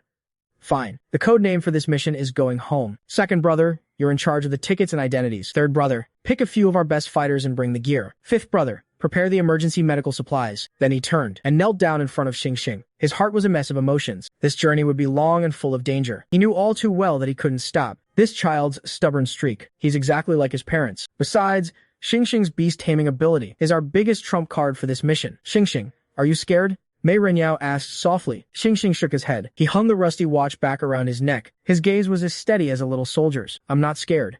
As long as I can save Dad, Xingxing isn't afraid of anything. Besides, I have a massive army, he said in his cute, childish voice. At the same time, he looked out the window. In the night, Da Wang's eyes gleamed brightly. A flash of lightning circled in the sky. Above the treetops, the Sparrow Special Forces were already on standby. Mei Renyao laughed. He stood up abruptly, facing the dark night sky. He gave a perfect military salute. Good. Then let the young master of the Mei family lead his massive army and bring that lost bastard back home for me. Move out. Target. Train K3. Unexpectedly, as soon as he finished speaking, the soldiers of the guard company, fully armed, surrounded the Mei family courtyard like an iron fortress. Then, an armed helicopter hovered directly over the backyard lawn. A rope ladder was thrown down. A man slid down with one hand. At the same time, a black Hongxi sedan sped in. The car door opened. From the car stepped a man in a black trench coat. Sixth brother Mei Meishui. Seventh brother Mei Liangxi. These two, who were usually impossible to find, had actually returned. Second uncle, is that Superman? Xingxing's eyes widened as he asked curiously. Mei Liangshan smiled helplessly. That's your sixth uncle. The one in black is your seventh uncle, a jerk with a serious germophobia. The two of them walked into the study one after the other. Sixth brother Mei Meishui was covered in soot. His arm was wrapped in thick bandages. His eyes locked onto Xingxing. He reached out to grab him. I heard there's a beast-taming gene. Quick, let me measure your brain waves. Third brother Mei Rengguan stepped forward. He slapped his hand away. Cut it out. Old Six, you just touched explosives with that hand, didn't you? Go wash up. Just then, seventh brother Mei Liangxi also walked in. He took off his leather gloves, revealing a pair of slender, well-defined hands. He glanced at Xingxing. In his narrow, phoenix-like eyes, a flash of unprecedented tenderness appeared. So this is Xingxing. He really is as handsome as Jade. He wanted to reach out and hug the child, but he pulled his hand back halfway. I just took out some trash. I'm too dirty. I don't want the smell to bother the kid. Unexpectedly, Xingxing proactively poked his head out. He sniffed the air around him. The next second, he ran on his short legs to his messy sixth uncle. He reached out to touch the bandages. Sixth uncle, you smell like gunpowder. Mei Mishu was stunned. You're not scared? Xingxing smiled, showing a row of little white teeth.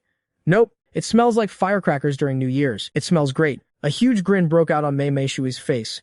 Heh, this kid knows his stuff. This is the scent of my latest C4, composite explosive. As soon as he finished, Xingxing turned and ran to seventh uncle. Mei Liangxi instinctively took half a step back, afraid of scaring this soft little dumpling. But Xingxing grabbed his leg. He looked up, his peach blossom eyes sparkling. Seventh uncle, you smell like blood. Mei Liangxi's body suddenly stiffened. Just as he was about to explain, Xingxing's next words left him completely stunned. But seventh uncle looks like a fox immortal. Dao Wang says fox immortals only punish bad people. The blood on seventh uncle must be from bad guys, right? Mei Liangxi froze in place. His nickname was the blood-handed Shura, a man even his own brothers feared. At this moment, that cold, hard heart melted completely. He knelt down and pulled Xingxing into a tight hug. He didn't care about his germophobia anymore. Yes, Xingxing is right. Uncle only kills bad guys. If anyone dares to bully Xingxing in the future, Uncle will skin them alive and turn them into lanterns. Mei Renyao coughed loudly from the side. Old 7, watch your language around the kid. Mei Liangxi reluctantly let go. He then pulled an exquisite red velvet box from his coat. Xingxing. This is a gift from seventh uncle. Xingxing opened it curiously. Inside lay a pocket pistol. It was only the size of a palm. It was clearly a lethal weapon. Browning 1906 pocket version. I've modified the firing pin. The recoil is very low. Mei Liangxi introduced nonchalantly. It has 6 special hollow point rounds. If anyone bullies you, just shoot them in the leg. Mei Liangxin's lip twitched. Old 7. He's only 4 years old. So what if he's 4? On the K3 train, even a 4-year-old needs to be able to protect himself. Before he could finish, 6th brother Mei Meishui wouldn't be outdone. He pulled a metal lump out of his canvas bag. Come, look at 6th uncle's treasure. It was a crudely shaped mechanical dog. His name is Wang Kai No. 1. Mei Meishui patted it proudly. Don't mind its looks. It's made of aerospace alloy. The eyes are infrared thermal imagers. The nose is a poison gas sensor. Most importantly, he pressed a remote. The mechanical dog's mouth snapped open. A dark barrel extended from within. A miniature flamethrower. It can spray 5 meters, and its belly contains a self-destruct system, equivalent to 2 hand grenades. The whole family fell silent. One gave a gun. The other gave a bomb dog. These uncles were really something else. Xingxing, however, was overjoyed, holding the little gun in one hand and patting the mechanical dog with the other. Thank you, uncles. With these treasures, I'll beat those black sun bastards until they cry for their mommies. Mei Renyao rubbed his temples, nursing a headache. Then he slammed the table. His expression became incredibly serious. Enough. Stop fooling around. Let's get down to business. Since Old 6 and Old 7 are back, let's finalize the team for Operation Homecoming. I'm the commander-in-chief, so I can't leave. Old 4th will stay behind to guard the home front. Old 5th will provide remote medical support. His sharp gaze swept over the others. Old 2nd, you'll be the field commander. You're the best fit to pose as a smuggler, to fish in troubled waters. Mei Liangxin nodded confidently. Don't worry, I'll show them the true power of capital. Old 3rd, you're the lead attacker. Your skills from the Langya Special Forces will be most useful on the train. Mei Renguan cracked his knuckles. His joints popped as he sat down. No problem. If they dare show their faces, I'll twist their heads off. Old 7. Mei Renyao paused. He looked at his youngest brother, who reeked of blood. Once the K3 train crosses the border, it's a true lawless zone. Gangs run rampant there, and there's no order. So, you need to use your underground network. You're in charge of intelligence and handling the dirty work. Mei Liangxi elegantly wiped the browning. A cold smirk touched his lips. With pleasure. The mafia godfather over there still owes me 2 fingers. As soon as he finished, everyone's gaze simultaneously landed on Xingxing, who was squatting on the floor playing with the mechanical dog. And our Xingxing, Mei Renyao's voice, became incredibly soft at this moment. He's the only one who can sense Kanglong's exact location. He is the absolute core of Operation Homecoming. Xingxing suddenly looked up. Holding the mechanical dog, he stood up straight. His voice was childish, but incredibly firm. Mission guaranteed? Mei Renyao looked at the room full of elite specialists. His heart swelled with pride. There was a strategist, a soldier king, an assassin, a scientist, and a divine doctor. Not to mention, a little ancestor who could command all beasts. This lineup is god tier. Forget just saving one person. They could probably level the Black Sun headquarters. Good. Mei Renyao slapped the table. Everyone rest tonight. We move out at dawn tomorrow. The next morning, a tiger's roar echoed through the Mei family's back mountain, sounding absolutely heart-wrenching. In the backyard, the majestic Siberian tiger, Da Huang, was being pinned down by 3rd Uncle Mei Renguan. He couldn't move an inch. 6th Uncle Mei Meishui, wearing a gas mask, held a large brush and held his head down. This is the biological hair dye I stayed up all night to make. Da Huang struggled frantically. His claws scratched deep grooves into the ground. He let out a thunderous roar. Just then, Xingxing ran over holding a large chicken leg. He comforted him with a pained expression. Dao Wang, be good. Tigers aren't allowed on the train. If we don't change your look, how can you go with Xingxing to save Dad? As soon as he said that, Dao Wang's struggling stopped instantly, but he never expected that in that 1 second of distraction, Mei Meishui's big brush would slap right onto his forehead. Sticky black dye dripped down his fur. Half an hour later, Da Huang looked in the mirror and was completely dazed. His once majestic golden coat was now a black and white mottled mess, like a cow. Beside him, the Wolf King, Xiao Hui couldn't stop laughing. He let out a snorting huff. Da Huang immediately whipped his head around. He opened his bloody maw and snarled, "Believe it or not, I'll swallow you alive." But as soon as his mouth opened, a high-strength alloy muzzle snapped shut. "You have to wear this." Mei Liangxi clapped his hands triumphantly. "We'll tell everyone. This is a new breed of Tibetan Mastiff with vitiligo." Da Huang looked completely dead inside. He was too embarrassed to face any other tigers. But Xing immediately ran over and hugged his big head, pressing his small face against the black and white fur. "Da Huang is the coolest. No matter what you look like, you'll always be the hero in my heart. When we save Daddy, I'll buy you 100 roast chickens." At the mention of 100 roast chickens, Da Huang's ears twitched. He silently lowered his paws and nudged Xing's head with his muzzled face. "For this little guy, and for those 100 roast chickens, this tiger will endure it."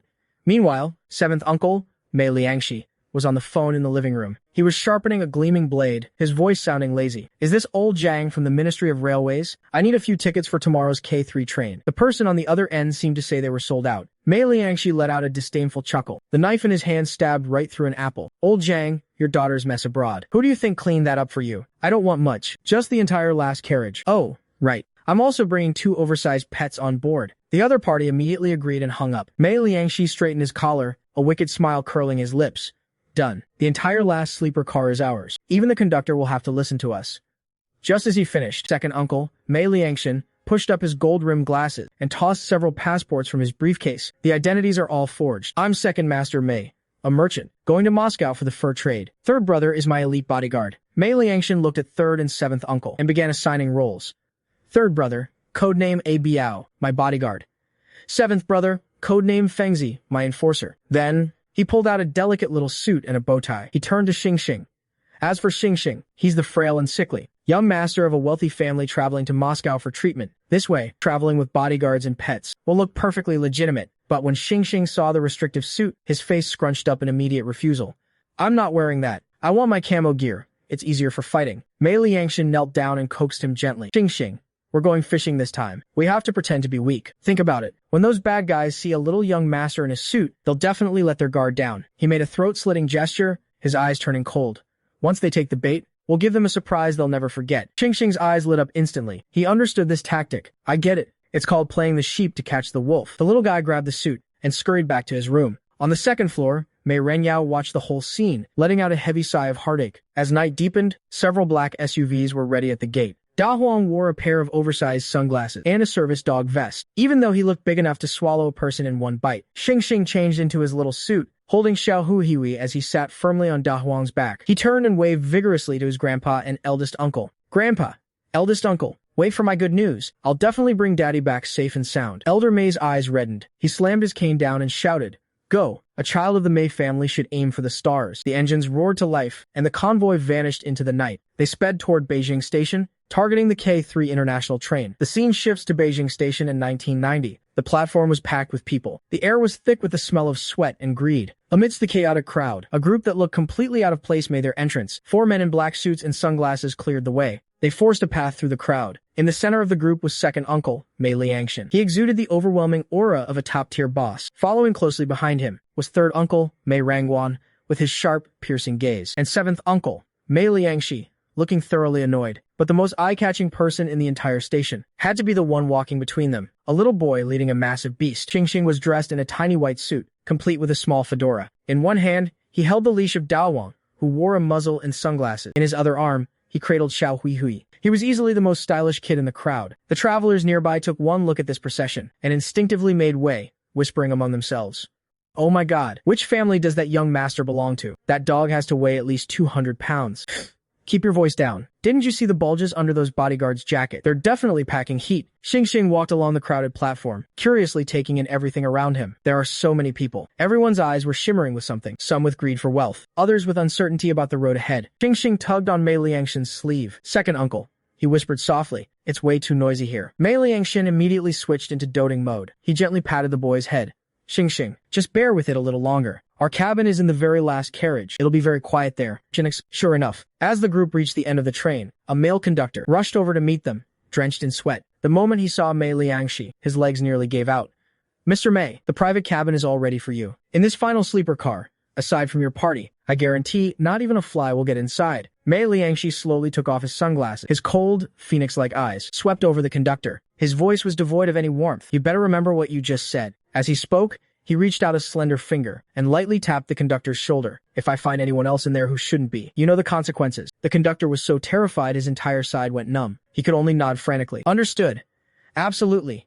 The group boarded the train. Compared to the hard-seat cars that were packed like sardines, this red-carpeted sleeper carriage was a paradise of pure luxury. Da Huang immediately flopped onto the floor. Having to stay undercover all this way had been exhausting. Xing Xing felt bad for him and helped remove the sunglasses and muzzle. He quickly stuffed a piece of beef jerky into the beast's mouth. You worked hard, Da Huang. The train slowly began to move. Xing Xing leaned against the window, watching the city blur past. He clutched the rusty watch against his chest and made a silent wish in his heart. Daddy, Xing Xing is coming to find you. You have to wait for me. However, as the train pulled away from Beijing, inside the smoke-filled, chaotic hard-seat carriages, a few men with vicious eyes were huddled together, whispering. The leader, a bald man with a scarred face, listened to his subordinate's report. Boss, in that last carriage, a massive fat fish just boarded. The brick phone that guy was holding is worth 20,000 alone, and that little kid is dressed like a prince. His whole outfit must have cost thousands. Scarface slowly blew out a smoke ring. A greedy, murderous glint flashed in his eyes. I saw them. Those bodyguards, they look like they've seen some action. But we aren't exactly pushovers either. He made a sudden, sharp slashing motion with his hand. Once we pass Shanhaiguan and reach that lawless territory, we'll go teach them a lesson. We'll make them understand who really calls the shots on this K3 train. Meanwhile, inside the luxury sleeper cabin, Mei Liangshi was swirling a glass of red wine. A bloodthirsty smile suddenly tugged at the corner of his mouth. Second brother, it looks like this trip won't be boring after all. Mei Liangshin was focused on peeling an orange for Xing Xing. He didn't even look up. Some rats have picked up the trail. They're just a few suicidal street rats. Mei Liangshi nonchalantly swirled his wine glass. It's perfect. Xing Xing's marksmanship hasn't tasted blood yet, and here we have people volunteering to be targets. Xing Xing, who was buried in a comic book, heard this. He looked up, his clear, bright eyes reflecting the darkness outside the window. He reached out and patted Dao Wang's head. Dao Wang, it looks like we have some work to do. The train pulled out of Erlian Hout, speeding across the boundless wilderness. Outside the window, there was a deathly silence. Danger lurked in every shadow. Once they crossed the border, this became a lawless land, where the only rule was the law of the fist. At 2 a.m., just when people were in their deepest sleep, a faint sound of metal scraping echoed quietly at the carriage connection. Several dark figures crept forward on tiptoe. The leader, Scarface, had a cigarette butt dangling from his mouth. He was using a thin wire to pick the lock, his eyes full of malice. The 5 lackeys behind him were all armed with weapons. One of them whispered under his breath, "Boss, this is the room, right? Shut up. Do you think I get it wrong?" Scarface snorted coldly. The rich guys are next door. This room only has that little brat. He had it all calculated. As long as we grab the little master, those bodyguards will have to fall in line. Then that $20,000 phone and that entire suitcase of US dollars will all belong to us. The thought made the eyes of these outlaws glow in the dark. To them, a 4-year-old boy was absolutely no threat. As for that big dog, it was just an animal. One hit with a club would finish it. Keep it quiet. Don't wake the bodyguards next door. Scarface inserted the wire into the lock with a gentle twist. Click. The lock opened. His heart raced with excitement. He slowly pushed the door open. A warm breeze mixed with the scent of milk blew in. Damn. His old man is loaded. Scarface cursed under his breath. Then he crept inside on tiptoe. His lackeys followed close behind. The private room was pitch black. Using the faint light from the hallway, he could vaguely see a small figure huddled on the bed. A large dark mass was sprawled on the carpet. He immediately pulled a dagger from his waist. He gave his lackeys a look. 2 lackeys raised their steel pipes, ready to take out the dog first. The other 2 held sacks, aiming straight for the child on the bed. But just as Scarface took his 3rd step, a sudden chill ran down his spine. A terrifying feeling of being watched by an apex predator shot from his feet to his head in an instant. "Who's there?"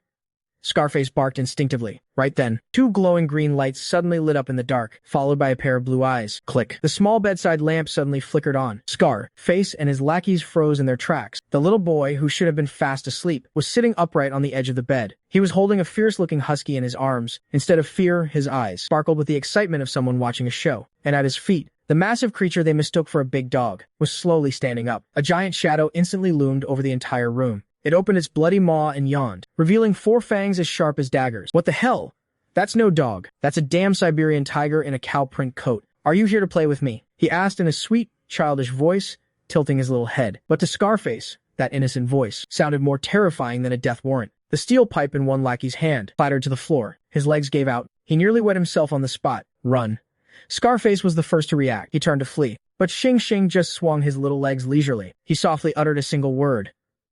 Da Huang. Second uncle is sleeping next door. Don't wake him up. A low growl rumbled into Huang's throat. His massive body exploded with incredible speed. Thud. Just as Scarface touched the doorknob, he was sent flying. He slammed hard against the wall, coughing up a mouthful of blood. Scarface felt his face, pinned down by a massive, furry paw. Da Huang actually stood up on his hind legs. His 7-foot-tall frame pinned him directly against the wall. With just a little pressure from the tiger's claws, the sound of a nose bridge shattering was sickeningly clear. It was enough to make anyone's skin crawl. Scarface struggled desperately, but against his several hundred-pound tiger, he was like a grasshopper in a vice grip. The remaining 5 lackeys were paralyzed with fear. They watched their boss get flattened like a seal, plastered against the wall. He wasn't coming off anytime soon, and that big dog was staring them down with those emerald eyes, coldly, as if warning them, "Move an inch, and you're dead." Just then, Xiao Hui jumped down from Xing Xing's arms. He blocked the doorway, snarling and baring his teeth. "Why are we playing anymore?" Xing Xing hopped off the bed. He walked over on his short little legs to the lackeys who were shaking in their boots. He looked up at them. "Are you holding those things to help me fix my bed?" One lackey tremblingly held up a sack. With a face full of misery, he explained, "No, we're just here to bring some warmth." Xing Xing blinked his big, innocent eyes. He pointed at Scarface on the wall. "But it looks like Da Huang doesn't really like your kind of warmth." Da Huang immediately understood and increased the pressure of his paw. Scarface's eyes nearly popped out of his head. His entire face turned a deep, bruised purple. Just then, the cabin door was pushed open. A man leaned against the frame. It was second uncle, Mei Liangshan. He glanced at the mural on the wall, then at the room full of shivering bandits. A gentle smile played on his lips. "Xing Xing, are these the new toys you found? They're so inconsiderate. Aren't they afraid of waking the neighbors in the middle of the night?" Scarface looked at him as if he were a savior. He desperately squeezed out a few words through the gaps of the tiger's paw. "Help." Mei Liangshan took a sip of red wine. His gaze instantly became ice cold. "Attempting a robbery on the K3 train against the Mei family. It seems all the luck you had for this lifetime was used up tonight." The remaining 5 lackeys huddled together. Their teeth were chattering uncontrollably. These weren't some wealthy merchants and a young master. These were monsters wearing human skin. Suddenly, a flurry of hurried footsteps approached. "Move! Out of my way! Let me see which suicidal bastard dared to touch my Xing Xing." Third uncle, Mei Rangguan, wearing a tank top and wielding a tactical baton, burst into the room in a fury. When he saw the thieves cowering in the corner, his eyes turned bloodshot with rage. "Don't be scared, Xing Xing. Third uncle is going to rip their heads off and kick them around like soccer balls."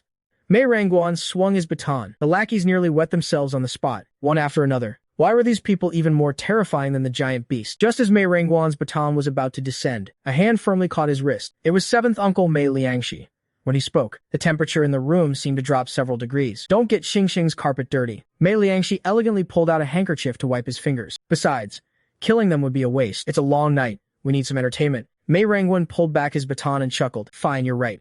As long as we don't kill them, we should keep them around to keep Xing Xing amused." Mei Liangxi walked toward the corner. He leaned down slightly and asked in an extremely polite, gentle tone, "If you don't mind, shall we go to the bathroom for a deeper chat?" The lackeys didn't dare refuse. They scrambled up, trembling. Mei Liangxi smiled, grabbed one of them by the collar, and dragged him into the cabin's private bathroom. "Da Wang, you can let him down now." Mei Liangxi glanced back. "Mr. Leader, you, please join us as well." Da Wang obediently let go. Scarface, clutching his mangled nose, crawled inside. Thud. The bathroom door was slammed shut. Soon after, sounds that would make anyone's blood run cold echoed from inside. Xing Xing swung his legs, asking Mei Rangguan curiously, "Third uncle, what is 7th uncle doing in there? Is he helping them fix their bones?" Mei Rangguan's mouth twitched. He placed a hand on Xing Xing's head, trying to play it off.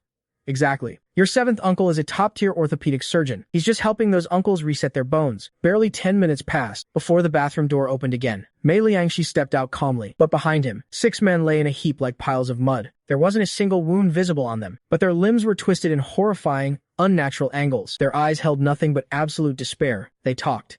Mei Liangxi's voice was as calm as water. He pulled a crumpled piece of paper from his fingertips. "I found this hidden in a secret pocket, inside Scarface's underwear." Mei Liangshan took the paper. On it was the unmistakable logo of the Black Sun organization, a black sun surrounding a skull. Mei Liangxi then revealed an even more shocking secret. According to Scarface, they were given a direct order to search the K3 train for cargo with special blood types, dead or alive. Delivering them to Moscow would earn them $100,000. Special blood types? Mei Liangshan understood immediately. Those bastards? They're still running that atrocious seed project. How could they possibly tell who has a special blood type? Mei Rangguan questioned, his eyes wide with fury. Mei Liangxi snorted.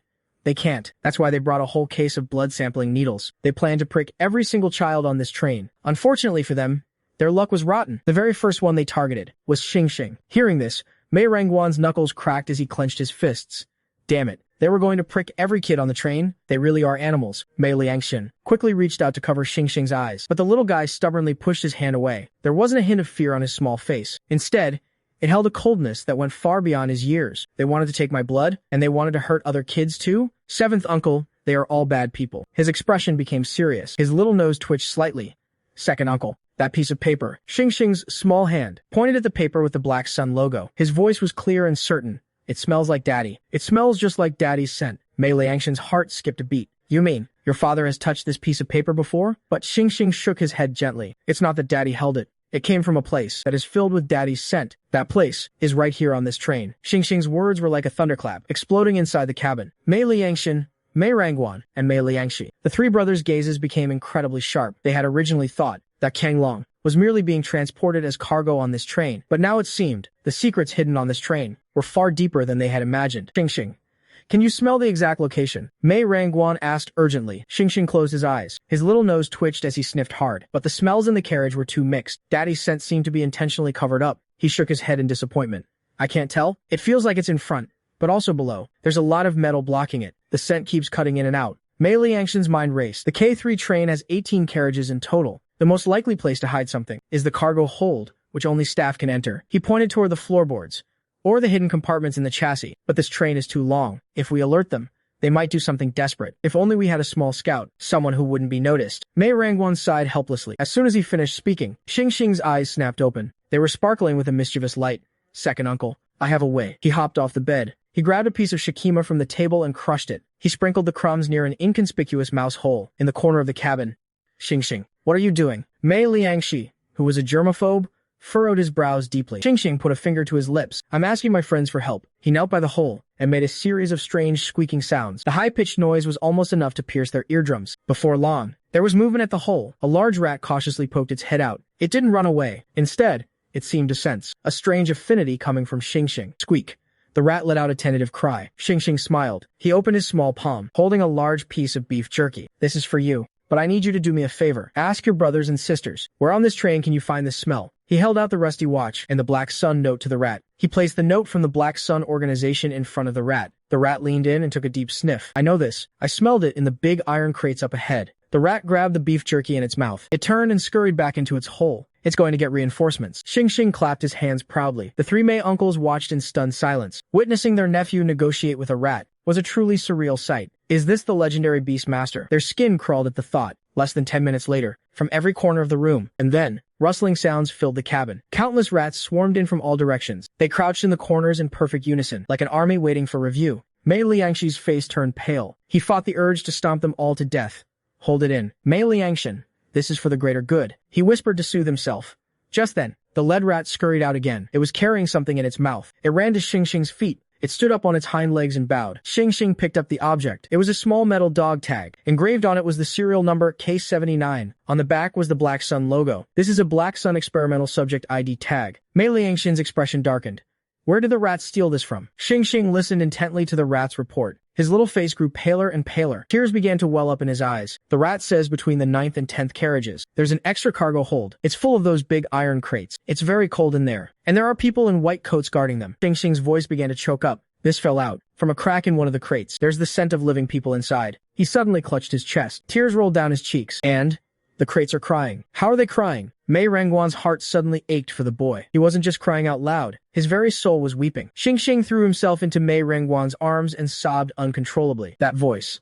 It's screaming in pain. That's Daddy's voice. Daddy is right there, inside that iron box. The atmosphere in the compartment became suffocatingly heavy. Mei Rangguan held Xingxing tightly. He spoke each word with cold precision. Carriage 9, the cargo hold. Tonight, they meet their end. Mei Liangxin suppressed his fury. With eyes like ice, he began to deploy his men. Old 7, take your team to scout ahead and draw their fire. Old 3, grab your gear and prepare for a full-scale assault. Xingxing, have your rats keep a death grip on their location. They dare to treat a member of the Mei family like cargo. I'll make sure they realize. This K3 train is a one-way ticket to hell. Just then, the train began to slow down. They were approaching the border. Scarface, who had been recruited into their ranks, reminded the second master tremblingly, the border checkpoint is just ahead. That Captain Ivanov, he's notorious for being ruthless and greedy. He pointed at Daowang and Mei Rangguan's travel bag, which was stuffed with weapons. How are we supposed to get through customs? To his surprise, Mei Liangxin let out a soft chuckle. Ruthless. I'm only afraid he's not greedy enough. Anything that can be settled with money is no problem at all for the Mei family. He looked at Xing Xing, his gaze instantly softening. Besides, we have a secret weapon. Xing Xing nodded his little head vigorously. He pressed a small button on the mechanical dog's belly. Everything's ready. Sixth uncle said that as soon as I press this red button, all the electronics nearby will turn into junk. No sooner had he spoken than a loud knock echoed against the compartment door. Then, with a violent bang, the door was kicked open. Several foreign soldiers armed with AKs burst inside. The man leading them was none other than Ivanov. His face was bloated and scarred, reeking of cheap booze. His hawk-like gaze swept across the room. When his eyes landed on Da Huang, they instantly flared with greed. What the hell is this thing? He roared in Russian. With that size and presence, there was no way it was a normal pet. Mei Liangshan stood up calmly. He replied in fluent Moscow-accented Russian. Officer, this is the latest breed of Siberian giant hamster. It's my son's pet. Ivanov was so stunned he actually laughed. Do you take me for a 3-year-old? This is clearly a dangerous, prohibited beast. He then pointed at Mei Rengguan's backpack. And you lot, open the bags. I suspect you're carrying illegal weapons. The soldiers behind him immediately chambered their rounds. Their muzzles were all aimed directly at the group. The tension in the room hit a freezing point. Scarface and his men were already shaking, their legs turning to jelly. Mei Rengguan's hand drifted toward his waist. At that critical moment, a soft beep sounded. The mechanical dog in Xing Xing's arms suddenly flashed a brilliant red from its eyes. In an instant, the metal detector in Ivanov's hand and the walkie-talkies on the soldiers began to flicker wildly, emitting a piercing screech of static. What's happening? Ivanov slammed his hand against the malfunctioning device. Damn it!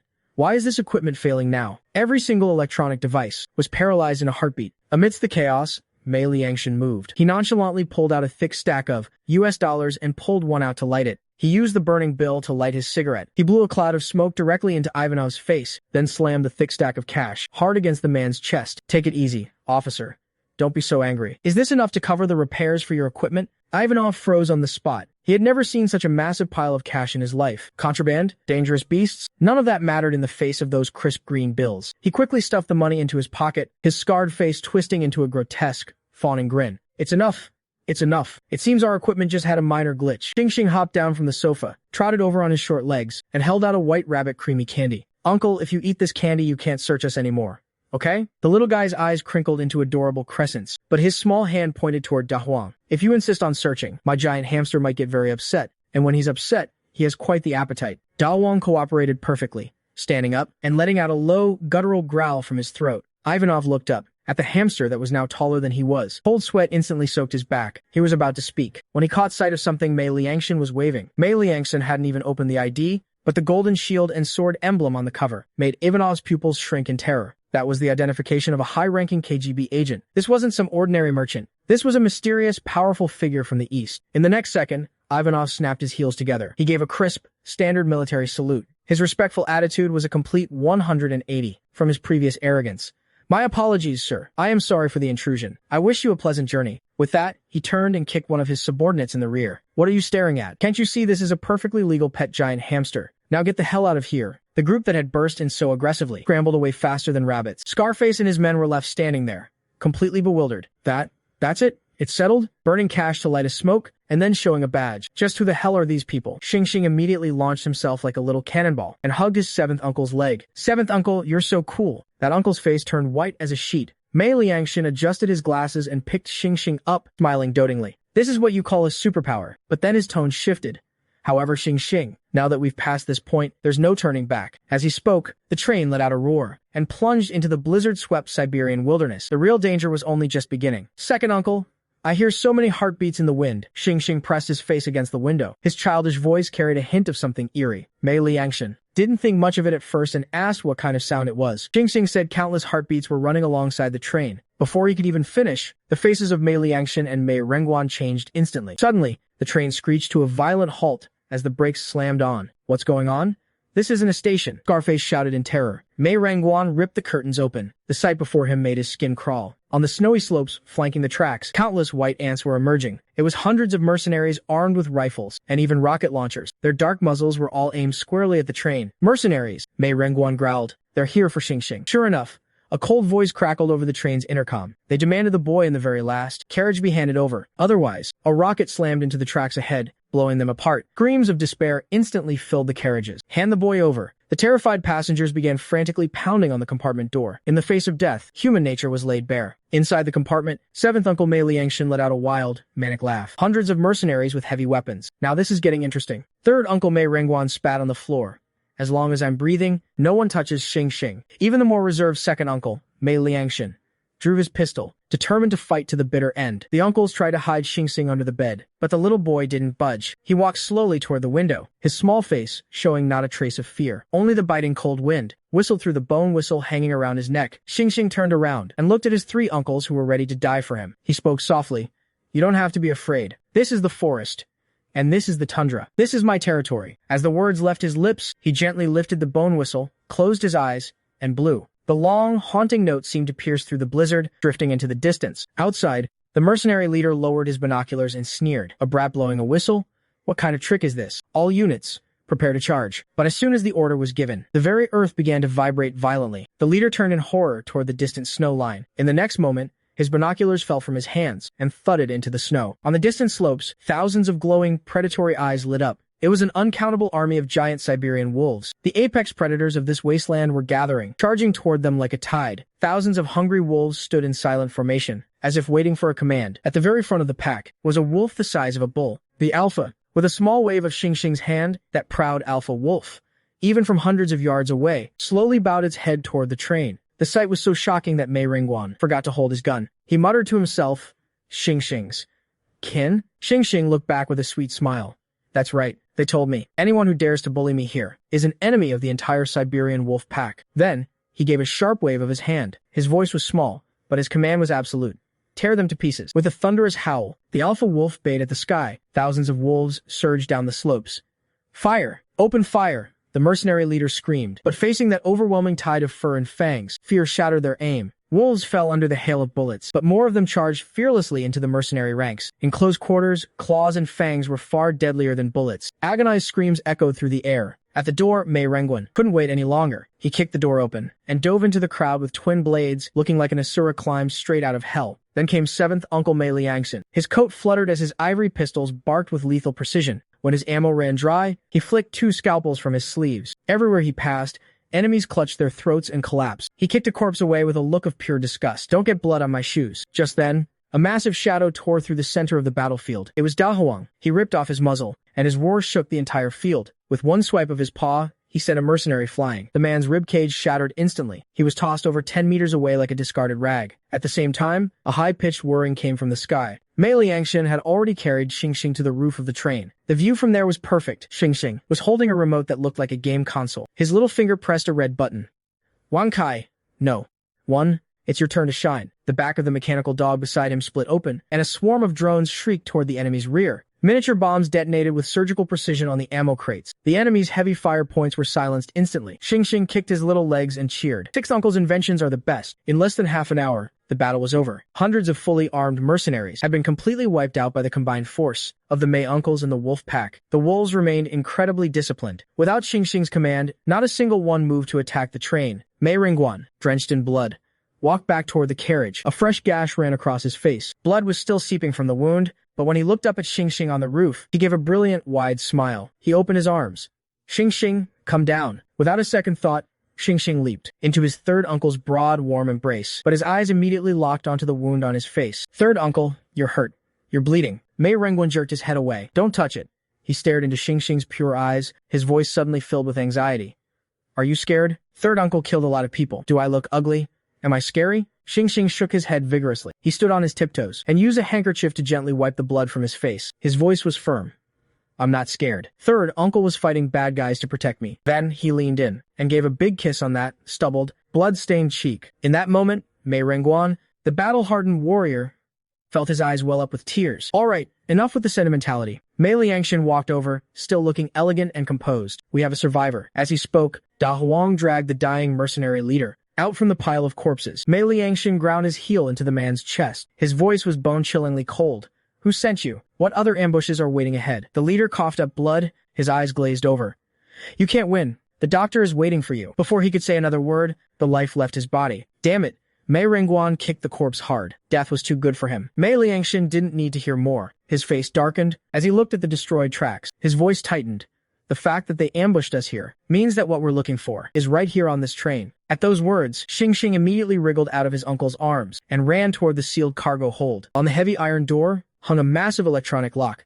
Da Huang, at Xing's command, the blood-crazed Da Huang roared and reared up. He slammed both paws against the iron door. With a deafening crash, the indestructible electronic lock was smashed to pieces. The iron door slid open, and a pungent stench of formalin mixed with blood wafted out. Mei Rangguan was the first to rush in, gun raised. "Don't move," he roared, but the only response was a hollow echo. There were no guards, no researchers, and none of the life they had been searching for. The carriage was freezing and completely empty. Mei Rangguan's voice trembled. "Where are they? Where's my brother-in-law?" Kang Long. He punched the iron wall. "Did we travel thousands of miles for nothing?" Just then, Mei Liangshan walked to the very back of the carriage. There was a specialized restraint rack there, and beneath it lay a filthy, striped prison uniform. On it was printed a black number, 001. Mei Liangshan's hand shook as he picked up the clothes. He couldn't imagine how the legendary Soldier King had spent 4 years wearing this, locked away in this dark, miserable tin can. This is his clothes. Mei Liangshan's voice choked up. Clutching the blood-stained uniform, tears finally broke through. Number 001. They treated him like a lab rat? At that moment, Xing walked in, his little face set in a grim expression. "Second uncle, give it to me." Mei Liangshan looked into those eyes that looked so much like his sister's, and his heart twisted. But the sheer determination in Xing's gaze was impossible to refuse. Xing took the oversized uniform and wrapped his tiny body inside it. He buried his face in the fabric and took a deep breath. It smelled of sweat and blood, mixed with a trace of despair and unyielding defiance. "This is Daddy's scent," Xing whispered. Then, his hand felt something cold and hard in the pocket. It was an empty glass vial. It bore the label of the Black Sun Organization, along with a line in Russian. "High-potency sedative. Lethal dose." His small hand clenched into a fist. Xing closed his eyes, his consciousness following that lingering scent, extending infinitely toward the far north. Xing.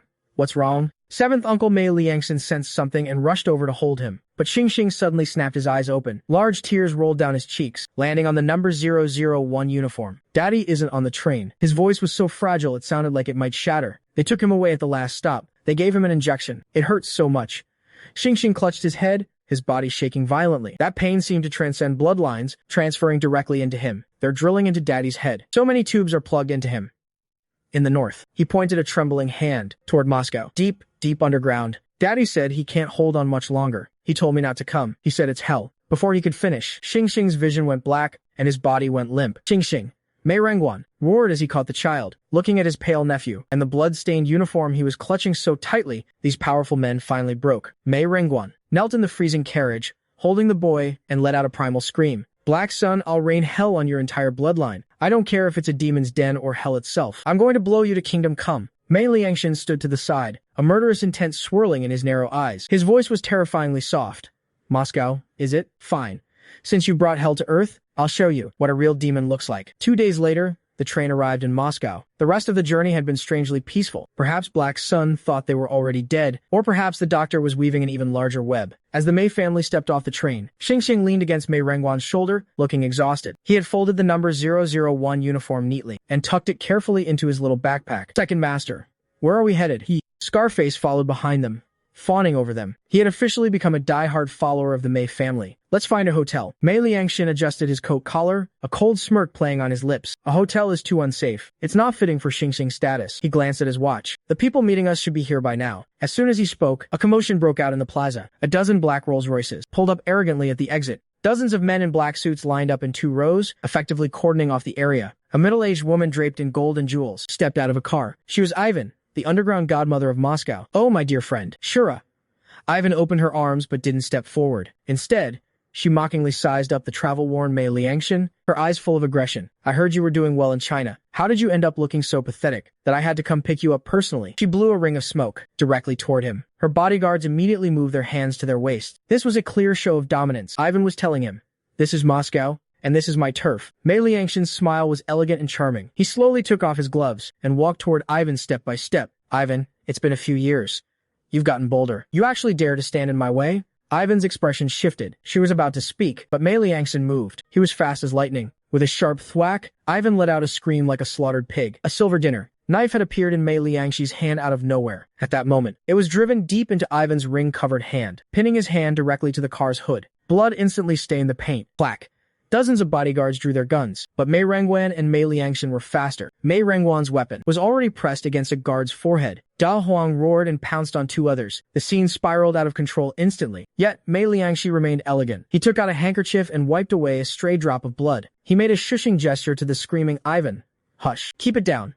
My nephew doesn't like noise. Then he smiled. His tone was as gentle as if he were greeting an old friend. I recall you owe me 2 fingers. Since this hand is ruined now, let's just put it on your tab for now. He turned to look at Xing, who was watching everything with wide eyes. By the way, my nephew is hungry.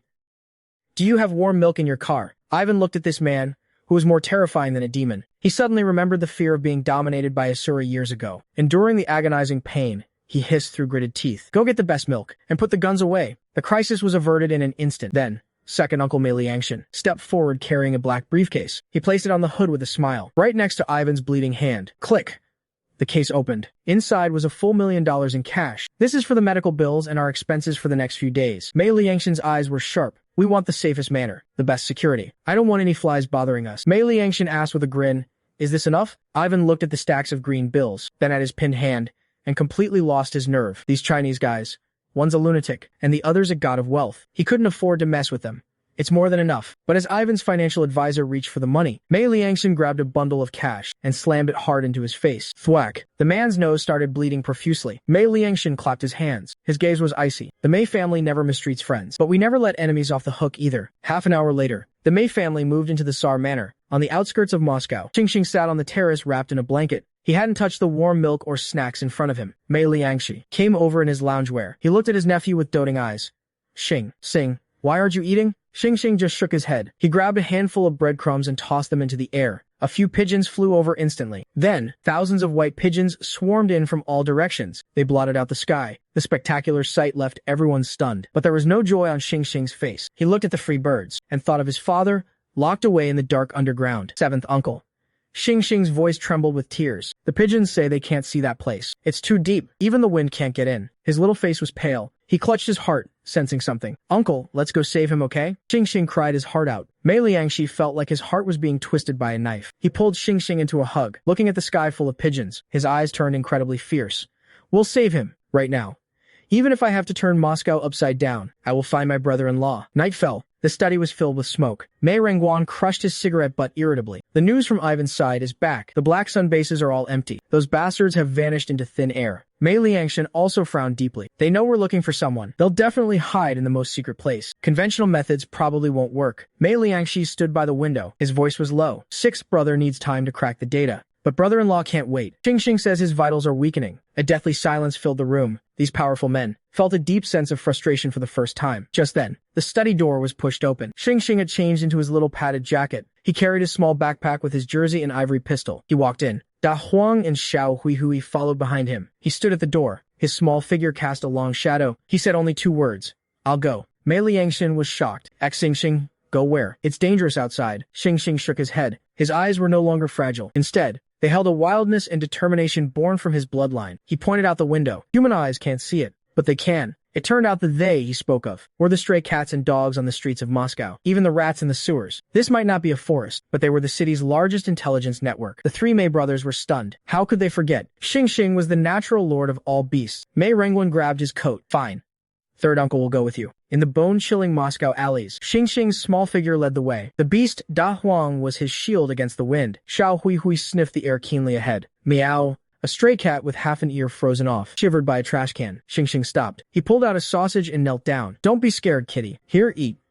The stray cat was wary at first, but the aroma of food was too tempting. It began to wolf it down. Xing reached out and gently stroked it. A warm current instantly flowed into the cat's body, healing its pain. Kitty. Have you smelled this scent before? Xing took out the jersey. The stray cat sniffed it, but shook its head. Xing didn't lose heart. He kept moving. He fed a stray dog with a broken leg. He saved a rat that was stuck. He even helped a crow chase away a bully cat. The affinity of the Lord of all beasts quietly blossomed on this cold winter night. More and more stray animals gathered behind him. Dogs, rats, and stray cats. They formed a massive ragtag army, silently guarding the little boy. Following behind, Mei Rengwan watched this scene. His eyes grew misty. This was his nephew. He was a light that could illuminate hearts and warm even the beasts. Finally, in an abandoned park, Xing met an old dog. It was a Caucasian shepherd, once a king, now hairless and skin and bones. It was dying in a snowdrift. Xing didn't turn away. Instead, he took off his own scarf and wrapped it around the old dog's neck. He fed it his last 2 sausages. "Grandpa Dog, are you okay?" His small hand touched the old dog's scarred forehead. Healing power flowed out continuously. The old dog's cloudy eyes flickered. It struggled to lift its head, looking at this pure, angel-like boy. "Little one, are you looking for something?" Xing's tears fell instantly. "I'm looking for my daddy. Bad people took him away. He has this scent on him." He held out the jersey again. The old dog sniffed it,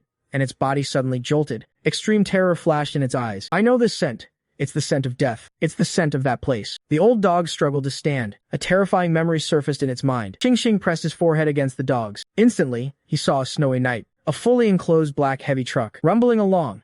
As the carriage jolted, a thick scent of blood, mixed with a pungent chemical smell, wafted out from the cracks. Through the gap, the old dog saw a massive iron cage inside the truck. A shirtless man was locked inside, covered in tubes and blood. But even in sleep, the aura of a powerhouse that made one tremble was exactly the same as the scent on the jersey. "It's Daddy!" Xing snapped his eyes open. He shouted excitedly, "That's Daddy. Grandpa Dog." "Where did the truck go?" The dog turned around, facing deep into the industrial zone, toward that forbidden area surrounded by barbed wire. Black smoke was rising from the chimneys. "Right there, under that big house with the black smoke. Living things are often sent in there, but I've never seen anything come out alive. It's a demon's den." Xing wiped his tears. He looked toward that dark, gloomy direction, because his father was there. "Third uncle, I found him," Xing pointed. "Daddy is in that place with the black smoke." Mei Rengguan looked that way. He pulled out his radio and keyed the mic. "Second brother, Old 7. Location confirmed. Underground, abandoned chemical plant, East Moscow. Tell everyone to gear up. Tonight, we're leveling that demon's den." In the wind and snow, Xing patted the old dog's head. "Thank you, Grandpa Dog." The next second, he turned and climbed onto Da Huang's back. "Da Huang. Xiao Hui. Let's go.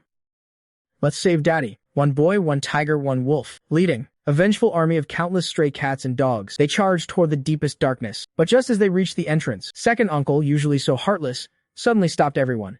"Don't be reckless. The perimeter is crawling with them. Charging in from the shore will only alert the enemy." A calculating smile curled at the corner of his mouth. "Since this is an underground fighting arena, then we'll play by the arena's rules." Mei Liangxin turned to look at Mei Liangxi. "Did you get the entry passes?" Mei Liangxi gave an elegant snap of his fingers. "A few VIP tickets right here. I heard there's a main event tonight." "Good. It's better when all the desperados are gathered." Mei Liangxin shifted his gaze to Mei Rengguan. "Tonight you're the star. Since they love watching beasts tear each other apart, then we'll give them a real beast to deal with." Mei Rengguan grinned wildly. He violently ripped off his military overcoat, revealing explosive muscles covered in a lattice of scars. "Suits me just fine." Half an hour later, as the heavy iron doors swung open, a deafening roar hit them like a tidal wave. Thousands of gamblers were howling with twisted faces. Inside an iron cage, 2 hulking men were locked in a bloody brawl. The floor was stained with dark, dried blood. Mei Liangxin led Xing and Mei Liangxi straight into a private VIP box on the second floor. Xing held Xiao Hui in his arms, disguised as a docile Siberian husky. Xing pressed his small face against the glass, watching the beast-like struggle below. His brow furrowed. "Second uncle, why are they fighting? Doesn't it hurt?" Mei Liangxin unwrapped a piece of candy. He popped it into the boy's mouth. "Because of greed. Remember this, Xing. For money, some people truly turn into monsters." Just then, the announcer below grabbed the microphone. The entire arena went dead silent. You could hear a pin drop. He roared in Russian. "The main event of the night is here. Please welcome the challenger from the East. Codename Asura, facing off against our undefeated champion, the Siberian Bone Crusher." The lights suddenly cut out. A single spotlight beamed down. Mei Rengguan's silhouette emerged. He was shirtless. Steam rose from his body. Those hideous scars, especially the centipede-like gash across his chest, instantly triggered a wave of boos. "Is that all he's got? A little monkey from the East. Go home and drink your milk." A wine bottle flew toward him. Mei Rengguan didn't even blink. He caught it casually. Crack. He crushed it with his bare hand. Only then did he look up. He gave a thumbs up toward the VIP box. Xing jumped up in excitement. "Go, third uncle. Kick his butt." The gate on the other side of the cage swung open. The ground shook violently. A 7'6" giant stepped out. His eyes were completely white. He was the Siberian Bone Crusher. Something's wrong. In the box, Mei Liangxi's gaze turned cold. His muscle engorgement is far beyond human limits. He's clearly being controlled by drugs. Mei Liangxin's expression grew grim. "It's the Black Sun Organization's serum. Looks like we're in the right place. This is their live testing ground." Gong. The bell rang. Bone Crusher charged like an out-of-control tank, straight at Mei Rengguan. Mei Rengguan sidestepped smoothly. He slipped under the giant's arm like an eel. He slammed an elbow strike into the giant's ribs. Crack.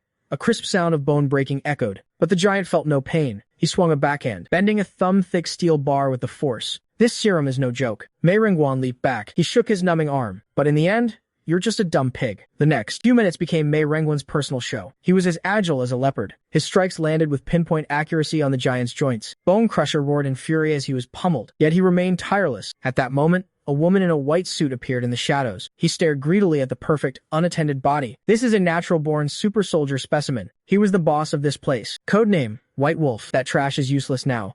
Get rid of him. White Wolf coldly gave the order to his subordinates. I want this Shura, no matter the cost. He must be captured alive. However, inside the iron cage, Mei Rengwan seemed to have grown bored of the game. It's time to end this. Just as the Bone Crusher roared and charged again, Mei Rengwan didn't retreat. He lunged forward. Every muscle in his body tensed like a fully drawn bow. He suddenly leaped into the air. His knee turned into a guided missile, slamming violently into the giant's jaw. A thunderous boom echoed through the arena. That 7.5-foot, 500-pound behemoth was actually sent flying by the sheer force of the impact. The giant traced an arc through the air, smashing hard against the iron bars. Then he slid down like a pile of limp mud. Jaw shattered. A one-hit kill. The entire arena fell into a deathly silence. Thousands of spectators stood there, dumbfounded. Mei Rengwan stood in the center of the cage. His chest heaved violently. He looked up toward the VIP box. A wild, manic grin spread across his face. Then he extended his thumb and slowly slid it across his own throat. This wasn't just a provocation. It was a blatant declaration of war. In the box, Xing clapped his little hands in excitement. Third uncle won. But Mei Liangshan's smile vanished. His gaze instantly turned solemn. It looks like the big fish has taken the bait. He noticed several men in black suits, quietly creeping toward the locker room. Mei Liangshan slowly adjusted his collar. He spoke coldly. Old Seven, get ready to move. Then he looked tenderly at Xing. Xing, take out your little watch. We're going to play a game of hide and seek. One moment, he had just KO'd his opponent to become a legend. The next, he was cornered by several black suits holding water, blocking his path. The leader spoke with a hostile tone. Mr. Shura, not drinking would be a real slap in the face to our boss. Mei Rengwan gave it a quick glance. He could tell from the smell that the murky liquid was a potent anesthetic. He casually stuffed the money into his pocket. A cold smirk curled on his lips. I'll pass on the water. I'm not thirsty.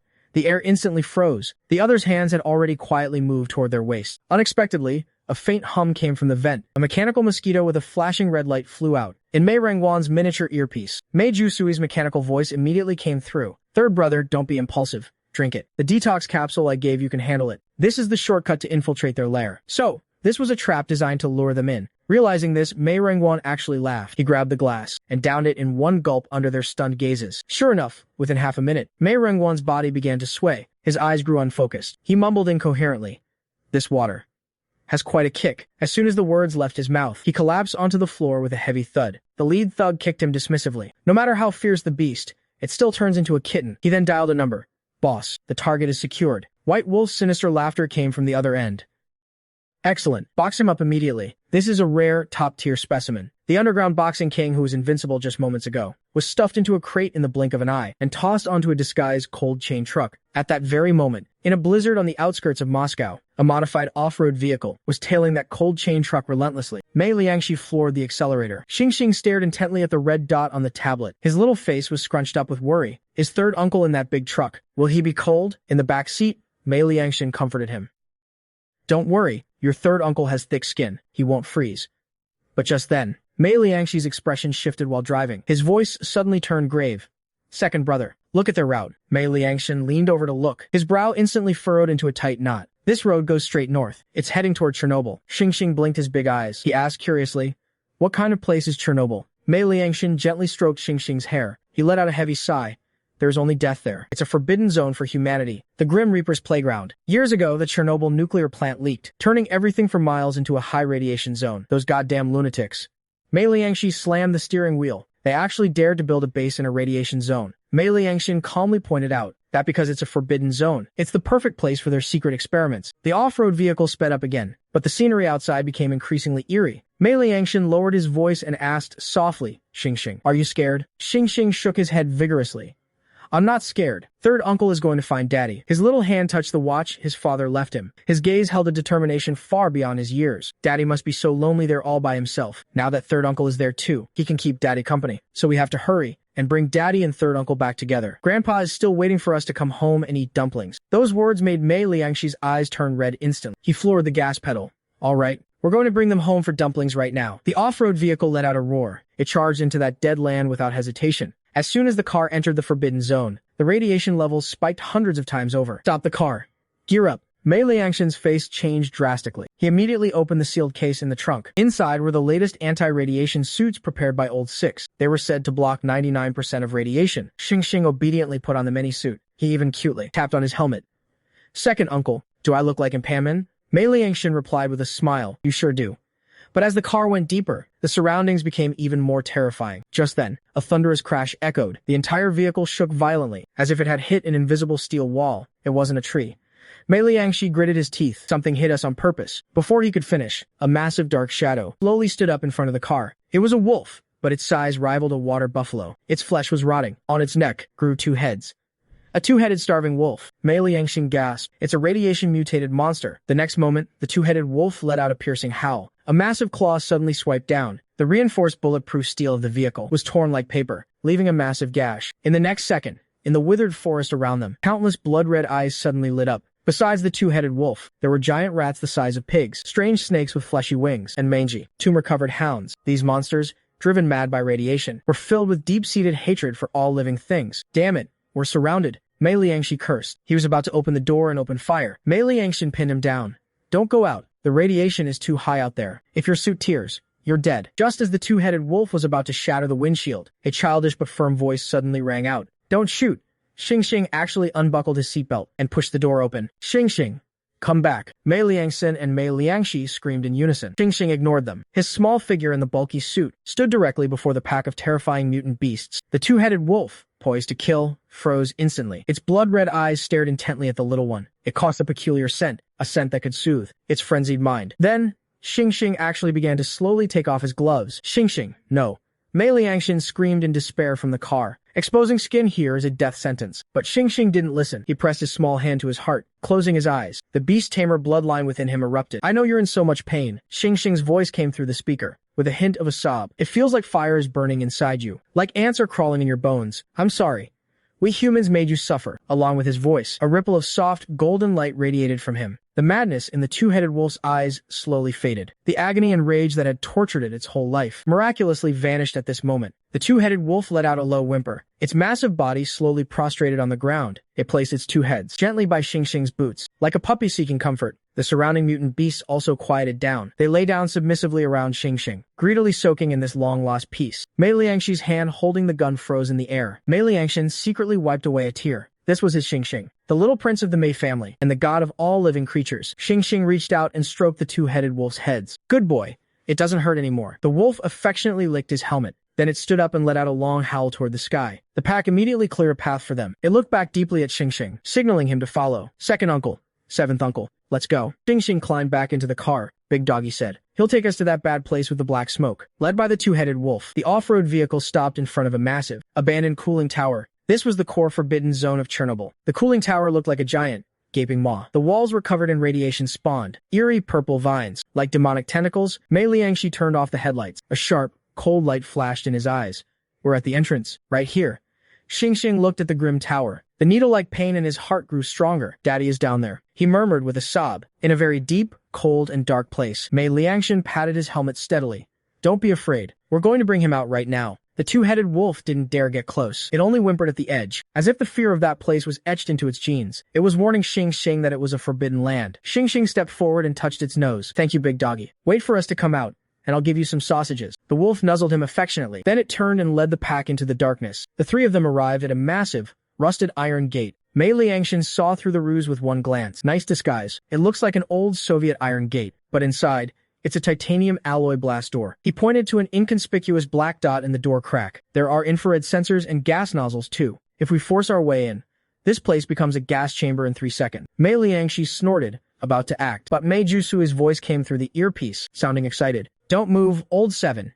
You're too crude. High-tech stuff like this needs to be solved with art. Isn't your art just bombs?" Mei Liangshi raised an eyebrow dismissively. Jusui huffed over the comms.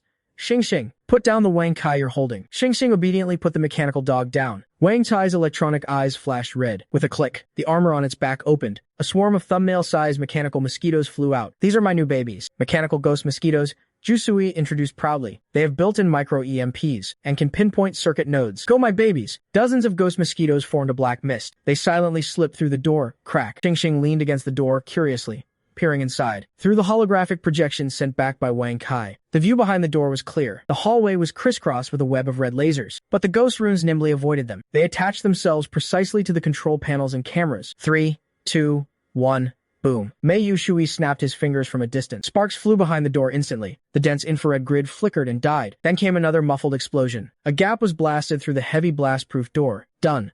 Security is down for 5 minutes. Move it. Mei Liangshan waved his hand and led the charge. 2 guards at the corner barely had time to react. They couldn't even raise their weapons. Mei Liangshi's figure blurred past them like a ghost. Only a cold flash of light remained in the air. With 2 faint slicing sounds, the guards clutched their spurting throats. They collapsed silently to the floor. Mei Liangshan instinctively tried to cover Xingxing's eyes, but the boy stubbornly shook his head. There wasn't a hint of fear in his clear eyes. I don't need to. I want to see these villains who took my daddy with my own eyes. They all deserve to die. The group pressed forward. The stench grew more overwhelming. Finally, they stopped in front of a massive glass window. Their footsteps halted. The scene on the other side was a literal living hell. The hall was filled with hundreds of transparent vats. They were all filled with an eerie green liquid, and inside every vat was a living human being. They were covered in tubes. Their bodies were mutating. Their faces were twisted in ultimate agony. Mei Liangshan felt his stomach churn. His fists clenched until his knuckles cracked. Those animals. What do they think people are? The killing intent in Mei Liangshan's eyes turned cold and sharp. Black Sun Organization. I swear I'll tear every last one of you to pieces. Xingxing pressed his small hand against the cold glass. He could almost hear the wails of countless souls. This is so horrible. Suddenly, he whipped his head around. His small hand pointed straight into the depths of the hall, toward that pitch-black underground passage. Daddy is down there, in the deepest part. He's locked in a very big cold vat. Xingxing's voice trembled. He's so cold. He's waiting for me. Mei Liangshan suppressed his towering rage. He took a deep breath and picked up Xingxing.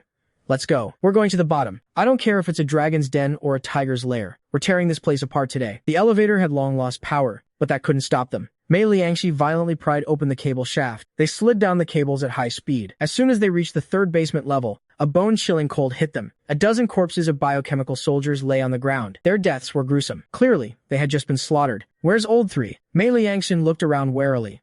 Over here, a lazy voice came from the security room at the end of the hall. Mei Rengguan was dangling a cigarette, stepping on a half-dead researcher. His fierce face immediately broke into a smile when he saw Xingxing. Oh, my sweet Xingxing. Third uncle missed you so much. He opened his arms to catch the little projectile, rubbing his face against his wildly. Xingxing reached out to touch the bloodstains on his vest. Third uncle, are you hurt? It's nothing. Just a scratch. Mei Rengguan waved it off dismissively. Then his expression turned serious. He pointed to a 5-meter-tall giant metal door behind him. A blood-red skull was stamped on the door. Below it was a warning in Russian. S-Class Forbidden Zone. No entry. Second brother, Old 7. Mei Rengguan's voice was heavy. I just interrogated this researcher. He said brother-in-law is behind this door. His tone shifted, a hint of pity flashing in his eyes, but the situation inside might not be good. Mei Liangshan's heart sank to the bottom. His voice was cold as ice. Open it. Mei Liangshi, without a word, grabbed the researcher's hand and slammed it onto the palm scanner. Identity confirmed. A heavy hydraulic sound echoed. The massive metal door opened. A bone-chilling white mist poured out like a tide. As the mist cleared, the scene behind the door made everyone gasp. It was a vast, circular, empty hall. In the very center hung a 3-story-tall giant transparent cylinder. The cylinder was filled with a mysterious light blue liquid. A man was suspended in the freezing liquid. His limbs were bound by thick alloy chains. He was covered in countless tubes, like a puppet being toyed with. On the nameplate below the vat were cold words. Subject Lin Hao. Perfect divine body. Status, hibernating. Mei Liangshan stumbled forward, his legs weakening. He almost collapsed on the spot. Through the thick glass, they finally saw the face of the man inside. In that moment, the whole world seemed to stand still. The man in the vat had a full head of white hair. His face was covered in weathered wrinkles. He looked like a man in his 50s. Old and new scars crisscrossed his body. There was hardly an inch of healthy skin left, yet his eyes remained closed, his brow deeply furrowed. His features were sharp, exuding an unyielding pride even in death. That was etched into his soul, the spirit of the Azure Dragon, brother-in-law. Mei Liangshi. This cold-blooded god of death now had bloodshot eyes. The scalpel in his hand fell to the floor with a clang. 4 whole years, over 1,400 days and nights, he had been trapped in this tiny space, tortured until he was neither human nor ghost. Daddy. Xingxing stood frozen in place, staring at the white-haired man in the liquid. Tears fell silently like broken pearls. Is this the daddy who kept crying out that he was cold in my dreams? He took small steps, walking toward the giant vat 1 step at a time. He tried to stand on his tiptoes, reaching out his trembling little hand to touch the cold glass. Daddy, it's Xingxing. Xingxing is here to take you home. Please open your eyes and look at me. Let's go home together, okay? Xingxing cried his heart out. His little hands kept pounding on the hard glass, as if the child's call had worked. The man suspended in the liquid, his needle-scarred fingers, actually twitched slightly. Then, his eyelids, which had been closed for 4 years, began to tremble gently. Big brother, he moved.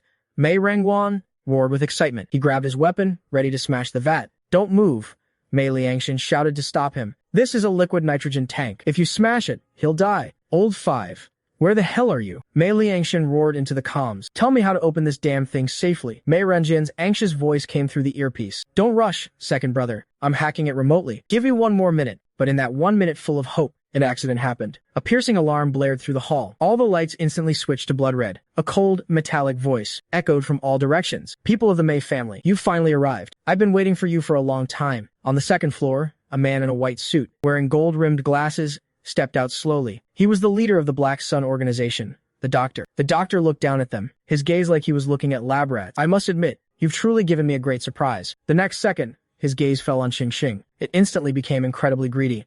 Perfect genes, a natural-born beast tamer. This is a specimen even more precious than the Azure Dragon. As long as I combine his genes with the Azure Dragons, I can create a true god. In your dreams, the knife in Mei Liangshi's hand turned into a blur of light, aimed straight at the doctor's face. The door was instantly repelled by an invisible barrier. The doctor shook his head disdainfully and snapped his fingers. The walls around the hall suddenly cracked open. Hundreds of fully armed beast warriors swarmed out from the darkness. Beneath their helmets were hideous, half-human, half-beast faces. I want that boy alive. Do whatever you want with the rest. The doctor gave the order nonchalantly. The beast warriors surged forward like a tide. Protect Xing. Mei Liangshan roared, and everyone was instantly locked in a fierce battle. However, there were too many enemies. They were in constant danger of being overwhelmed. It's useless. The doctor stood on high, watching the slaughter with great interest. These are just the appetizers. The real show is about to begin. With that, he walked slowly to the console and placed his hand on a blood-red button. Above the button, a line of text read, Final Directive. Kill mode activated. The doctor looked down at the Mei family fighting a bloody battle, a cruel smile spreading across his face. You want to save him, don't you? Then I'll let you die by his own hands. As soon as he spoke, he slammed the button down. A sharp, piercing alarm echoed through the hall. The massive cryogenic tank began to vibrate violently. The pale blue liquid inside boiled instantly. The countless tubes connected to Kanglong began to detach one by one. This isn't good. Mei Liangshan sensed something was wrong. He roared an order. Get back. Stay away from that tank. But it was too late. With a thunderous explosion, the indestructible bulletproof glass was shattered from the inside by a massive force. A white mist instantly filled the air. All the beast warriors began to tremble, as if they had met their natural predator. They knelt on the ground in fear. Amidst the thick fog, a figure slowly stepped out. He walked barefoot over the shattered glass, broken chains still hanging from his body. Xing looked at the familiar yet strange figure, and couldn't help but scream, Daddy. He's awake. He started to run toward him. Unexpectedly, Da Huang bit his clothes, and dragged him back with all his might. Da Huang, what are you doing? That's my daddy. Xing struggled desperately, but in the next second, he froze. As the mist cleared, the man slowly raised his head. It was still that handsome face, but his eyes were devoid of emotion. Only a pure, destructive killing intent remained. Kill. The man's throat moved, uttering a raspy word. In an instant, his figure vanished into thin air. He was too fast. Even for an elite soldier like Mei Rengguan, his movements were impossible to track. With a heavy thud, Mei Rengguan, who was standing in front, was sent flying like a cannonball. He crashed hard against the wall. Third uncle. Xing screamed. An unprecedented fear instantly gripped him. The doctor's manic laughter echoed from above. Number 001. Kill them all. Leave no one alive. Kanglong tilted his head slightly, as if processing the command. Then he lifted his foot and began walking towards Xing, step by step. Run, Xing. Mei Liangshan roared frantically, but Kanglong's figure vanished again. Stop him, Mei Liangshi roared, emptying his magazine in an instant. The bullets struck Kanglong's body, making the sound of metal clashing against metal. They crumpled and ricocheted off, leaving only faint white marks. What kind of monster is this? Mei Liangshi's pupils contracted sharply. This isn't a human. This is the perfect living weapon, created by the Black Sun organization. Special high-caliber bullets, enough to take down an elephant with one shot, couldn't even pierce his skin. In that moment of shock, Kanglong had already reached Xing. A massive iron-like hand reached for the boy's fragile neck. At the critical moment, with a thunderous roar, Da Huang moved. His massive body was like an out-of-control tank, as he slammed into Kanglong from the side. However, Kanglong's body only swayed slightly. Without even turning his head, he swiped his hand impatiently. A pained whimper followed. Da Huang, the adult Tiger King, was slapped over 10 meters away. He collapsed, blood gushing from his nose and mouth, unable to stand again. Da Huang, Xing screamed. But that terrifying hand was already right in front of him. Just then, a blood-stained figure lunged forward. It was third uncle, Mei Rengguan. Using the last of his strength, he clung to Kanglong's waist. Blood foamed at his mouth as he roared, Second brother, take Xing and run. He screamed at the top of his lungs. Brother-in-law, wake up. This is your beloved son. Kanglong's movements paused slightly. A flicker of struggling confusion crossed his blood-red eyes, but only for a second. The chip at the back of his head flashed red, and the cold killing directive overrode everything. In the next moment, Kanglong grabbed Mei Rengguan by the back of the neck like a small chick, and ripped him off his body. Then he delivered a brutal knee strike. Mei Rengguan was sent flying, crashing heavily into the wall. His fate was unknown. Third uncle, Xingxing wailed. The last shred of hope in his heart shattered. De Huang was down, and third uncle was down too.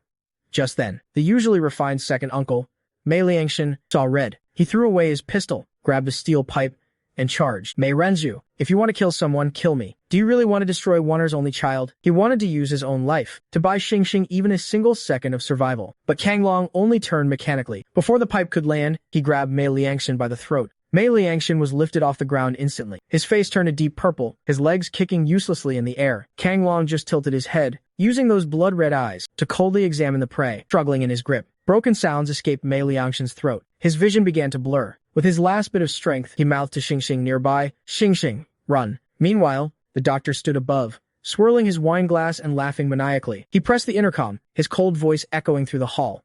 "Number 001, do it."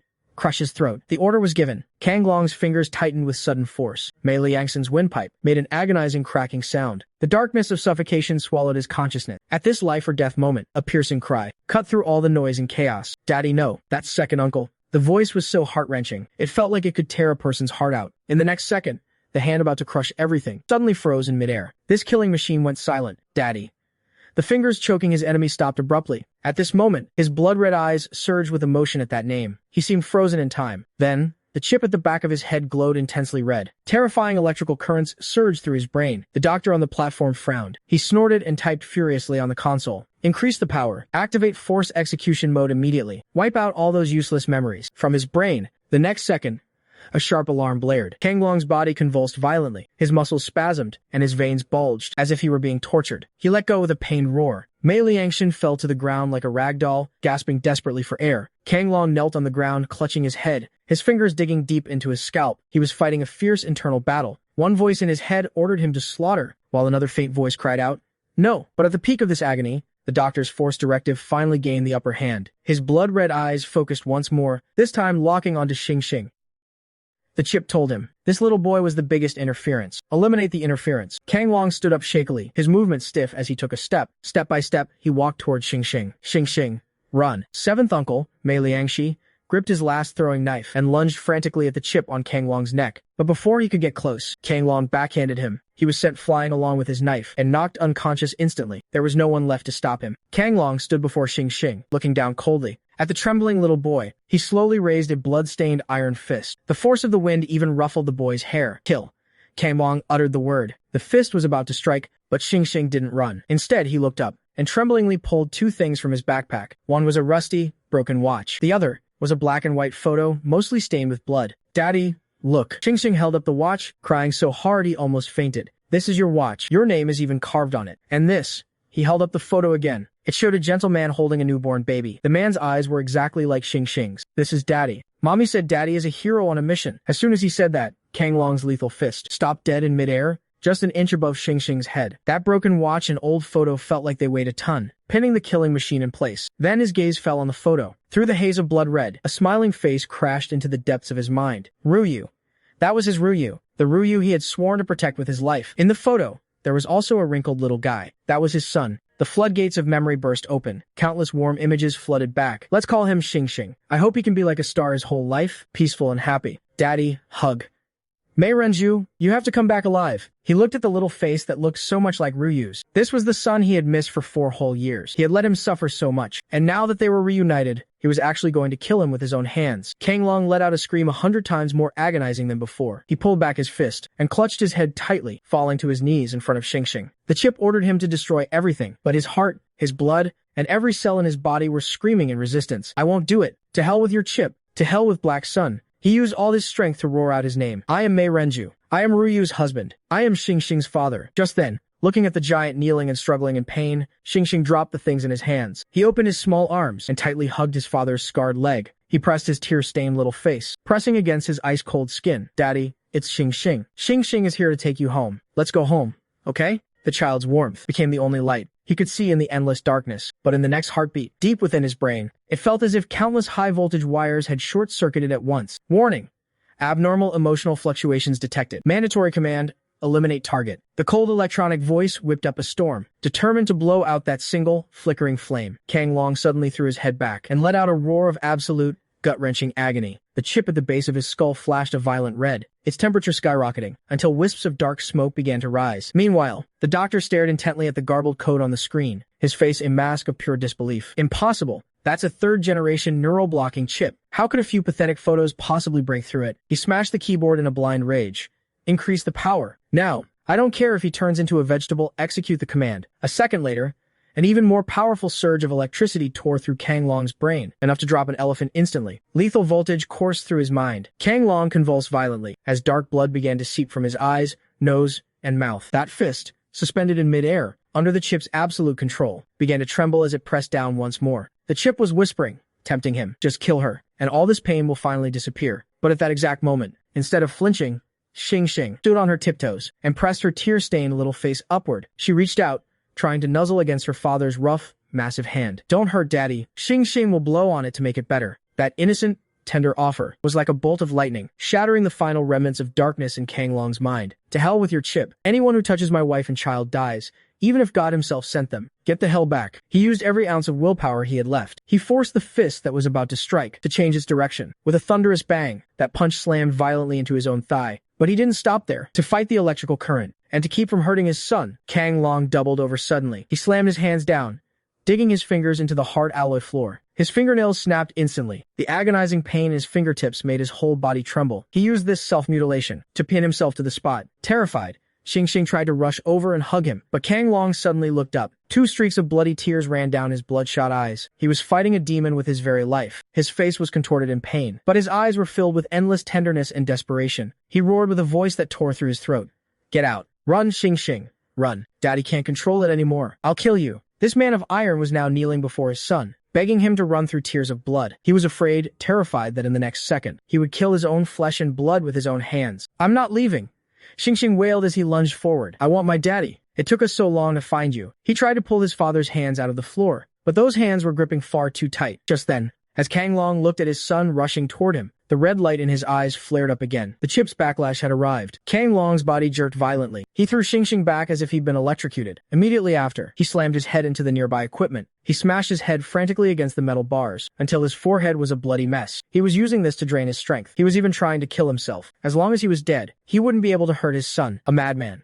He's a complete and utter madman. The doctor on the high platform turned pale. He had always believed that emotions were just chemical reactions. But today, this test subject who had been tortured into a shell of a man actually defied the ultimate command through nothing but ridiculous, fatherly love. He was even willing to mutilate himself. I cannot fail. The doctor's eyes were full of malice. If I can't control them, then I'll destroy them both. Activate the self-destruct sequence. Let this father and son die together. Instantly, red lights flashed throughout the entire base. Self-destruct countdown, 10 minutes. But Kang Long was still frantically harming himself. He roared, "Get out! Get the hell out of my head." Just then, Daddy, Xing Xing's tearful voice pierced through all the noise. At this moment, he was no longer just a 4-year-old toddler. The powerful genes and mysterious heritage from his parents triggered a miraculous chemical reaction within him. An unprecedented power surged from his heart to his every limb. Xing Xing, don't go. His second uncle, Mei Liangshan, tried desperately to grab him, but he only caught thin air. Around Xing Xing's tiny body, a faint golden aura began to emerge, right as Kang Long raised his fist to smash his own temple. A soft little body slammed hard into his arms. Daddy, don't hurt. Xing Xing held his blood-stained face and stood on his tiptoes. He used his own forehead to press firmly against his father's bloody brow. Xing Xing will blow on it for you. It won't hurt anymore if I blow on it. A visible, warm, golden current flowed from where their foreheads met. It poured frantically into Kang Long's brain. This power carried the majesty of the Lord of all beasts and the purest form of love. It crashed into his dark sea of consciousness. That biological chip, known as the God's Lock. The moment the golden current touched it, it began to heat up and deform. With a crack like a thunderclap, the chip fried. A wisp of black smoke rose from the back of Kang Long's head. The agonizing pain that had tortured him for 4 years vanished instantly. In its place was an unprecedented peace. Kang Long's heaving chest slowly began to steady. The crimson in his eyes receded like a tide. It was replaced by a deep, pure black. Those were the eyes of a father. His pupils refocused. They reflected a dirty little face, covered in tears. With a bright red nose, it was his son, the precious boy he had thought of every single day and night. Kang Long's entire body went stiff. He didn't dare to move a muscle. He tremblingly raised his large, blood-stained hands. They hovered in the air for a long time, before he finally, carefully, touched his son's cheek. The warmth was real. This wasn't a dream. This man of iron spoke with a raspy voice full of tenderness. Xing Xing, When Xingxing saw his father's black eyes, his little mouth puckered. With a loud sob, he threw himself into his father's arms. He cried his heart out.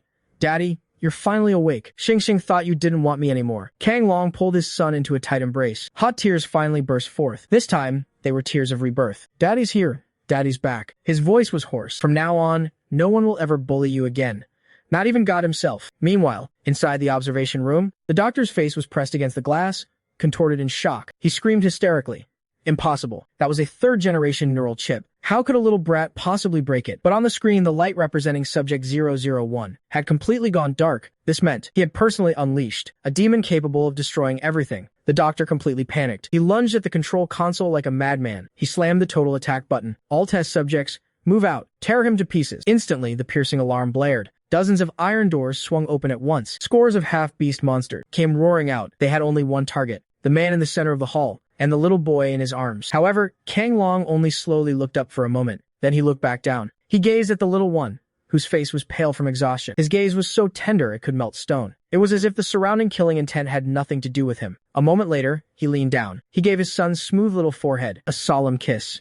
"Be good. Close your eyes and sleep for a bit. Daddy's just going to do a little cleaning." With that, he stood up, holding Xingxing. He strode over to the third uncle, who had just scrambled to his feet. Mei Rengguan stood before him. Without a word, Kang Long very carefully handed Xingxing over. His movements were as gentle as if he were entrusting him with the entire world. "Old third, hold him for a while. Take good care of him." Mei Rengguan looked into Kang Long's clear black eyes and froze for a second. He instinctively took Xingxing and shielded him in his arms. Brother-in-law.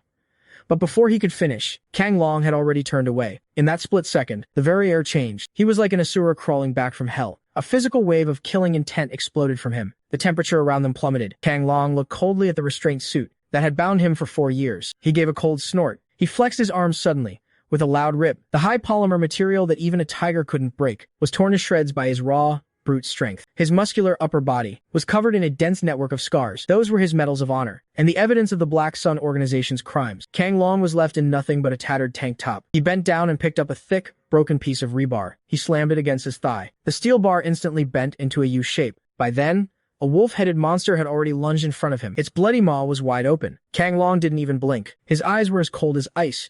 "You're all going to die." In the next second, the rebar became a blur as it smashed down. The wolf-head's skull exploded like a rotten watermelon. Kang Long kicked the corpse aside. Carrying the dripping rebar, he walked toward the pack of monsters. His gaze was locked onto the doctor high above. A roar echoed through the entire base. "Who dares touch my son?" This roar carried 4 years of resentment and boundless fatherly love. It actually made the pack of monsters flinch back a step. The battle erupted instantly. It was nothing short of a one-sided massacre. A 2-meter-tall lizardman hissed and lunged. Its claws were sharp enough to tear through steel. Kang Long didn't retreat. He charged. The rebar in his hand slammed violently into its knee. The sound of bones shattering rang out. The lizardman's lower leg snapped backward. It collapsed to the ground, screaming. But before it could even land, the sharp end of the rebar was precisely driven through its throat. With a powerful heave, the massive body was tossed into the air. It crashed heavily into the monsters behind it. This was Kang Long's fighting style. No wasted movements, fast and brutal. Every strike went for a vital spot. Every strike was meant to kill. He dove into the fray. With a backhand punch, he crushed the chest of a Mantis man. Then he grabbed a snake man by the tail like a whip and slammed it into a pulp. Blood stained his torso. The battle spirit suppressed for 4 years was now burning bright. Holy mother of, my brother-in-law is a beast. The 7th uncle, Mei Liangxi, hiding in the back, couldn't help but gulp. But the 2nd uncle, Mei Liangxian, beside him, gave a low growl. "Stop watching the show. Old third is hurt. We have to protect Xingxing. Move." At Mei Liangxian's command, the Mei family uncle squad quickly entered combat mode. "Old 7, take the left and flank them." "Copy that." Mei Liangxi acknowledged. Throwing knives flew out, embedding themselves in the monster's eyes. He followed up with 2 precise shots. "Old 6, where are your mosquitoes? Blow them to hell." Mei Yushui's wild laughter came through the earpiece. "Coming right up. Taste my mini C4 family pack." Boom! Boom! Several mechanical mosquitoes flew into the monsters' heads and detonated from the inside. Just then, Xingxing, still being shielded, waved his little fists and started giving orders in his cute, high-pitched voice. "Da Huang, Xiao Hui Hui, go. Bite the green one. He's the ugliest." Da Huang gave a tiger-like roar and lunged from the flank. He tackled a mercenary and bit straight through his throat. Xiao Hui Hui darted between their legs, bit through an Achilles tendon, and ran. The effect was outstanding. with the uncle squad and the pets joining in. In just 5 minutes, dozens of biochemical soldiers were all wiped out. The entire hall had become a true slaughterhouse. Kang Long stood in the middle of the sea of blood and corpses. He slowly turned around, his cold gaze locked onto the observation room again. Only the terrified doctor remained there. The beast army he was so proud of had been slaughtered like sheep. Monsters. They're all monsters. The doctor turned, trembling, and ran toward the escape tunnel. Trying to run? Kang Long's lips curled into a cruel smile. He weighed the deformed rebar in his hand, a distance of 100 meters, separated by a thick layer of bulletproof glass. He took a deep breath. He took 2 quick steps and lunged.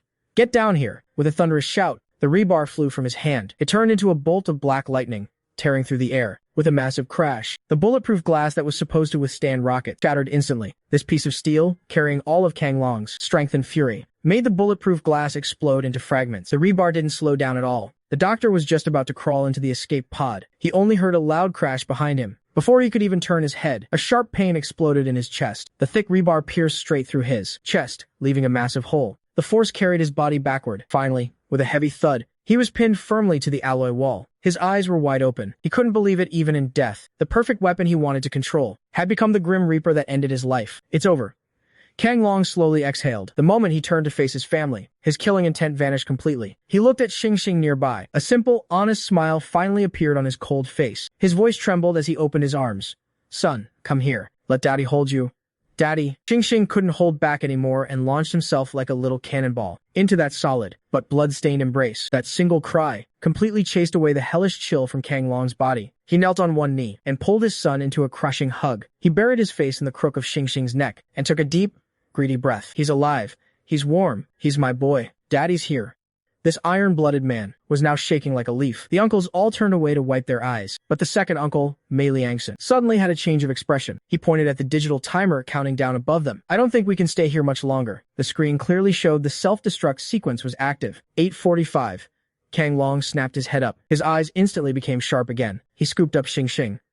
"Let's go." He didn't waste any words. He asked Old Six directly, "Is the data ready?" The sixth uncle's excited voice came through the earpiece. "Got it. All the core data, including that old hag's communication logs, everything is right here." The group moved quickly toward the exit, but as they passed the cells, Xing Xing whispered, "Daddy, there are other ladies and misters. They're crying." Kang Long paused. He looked at the poor people with numb eyes and broken bodies. He only said one word: "Save them."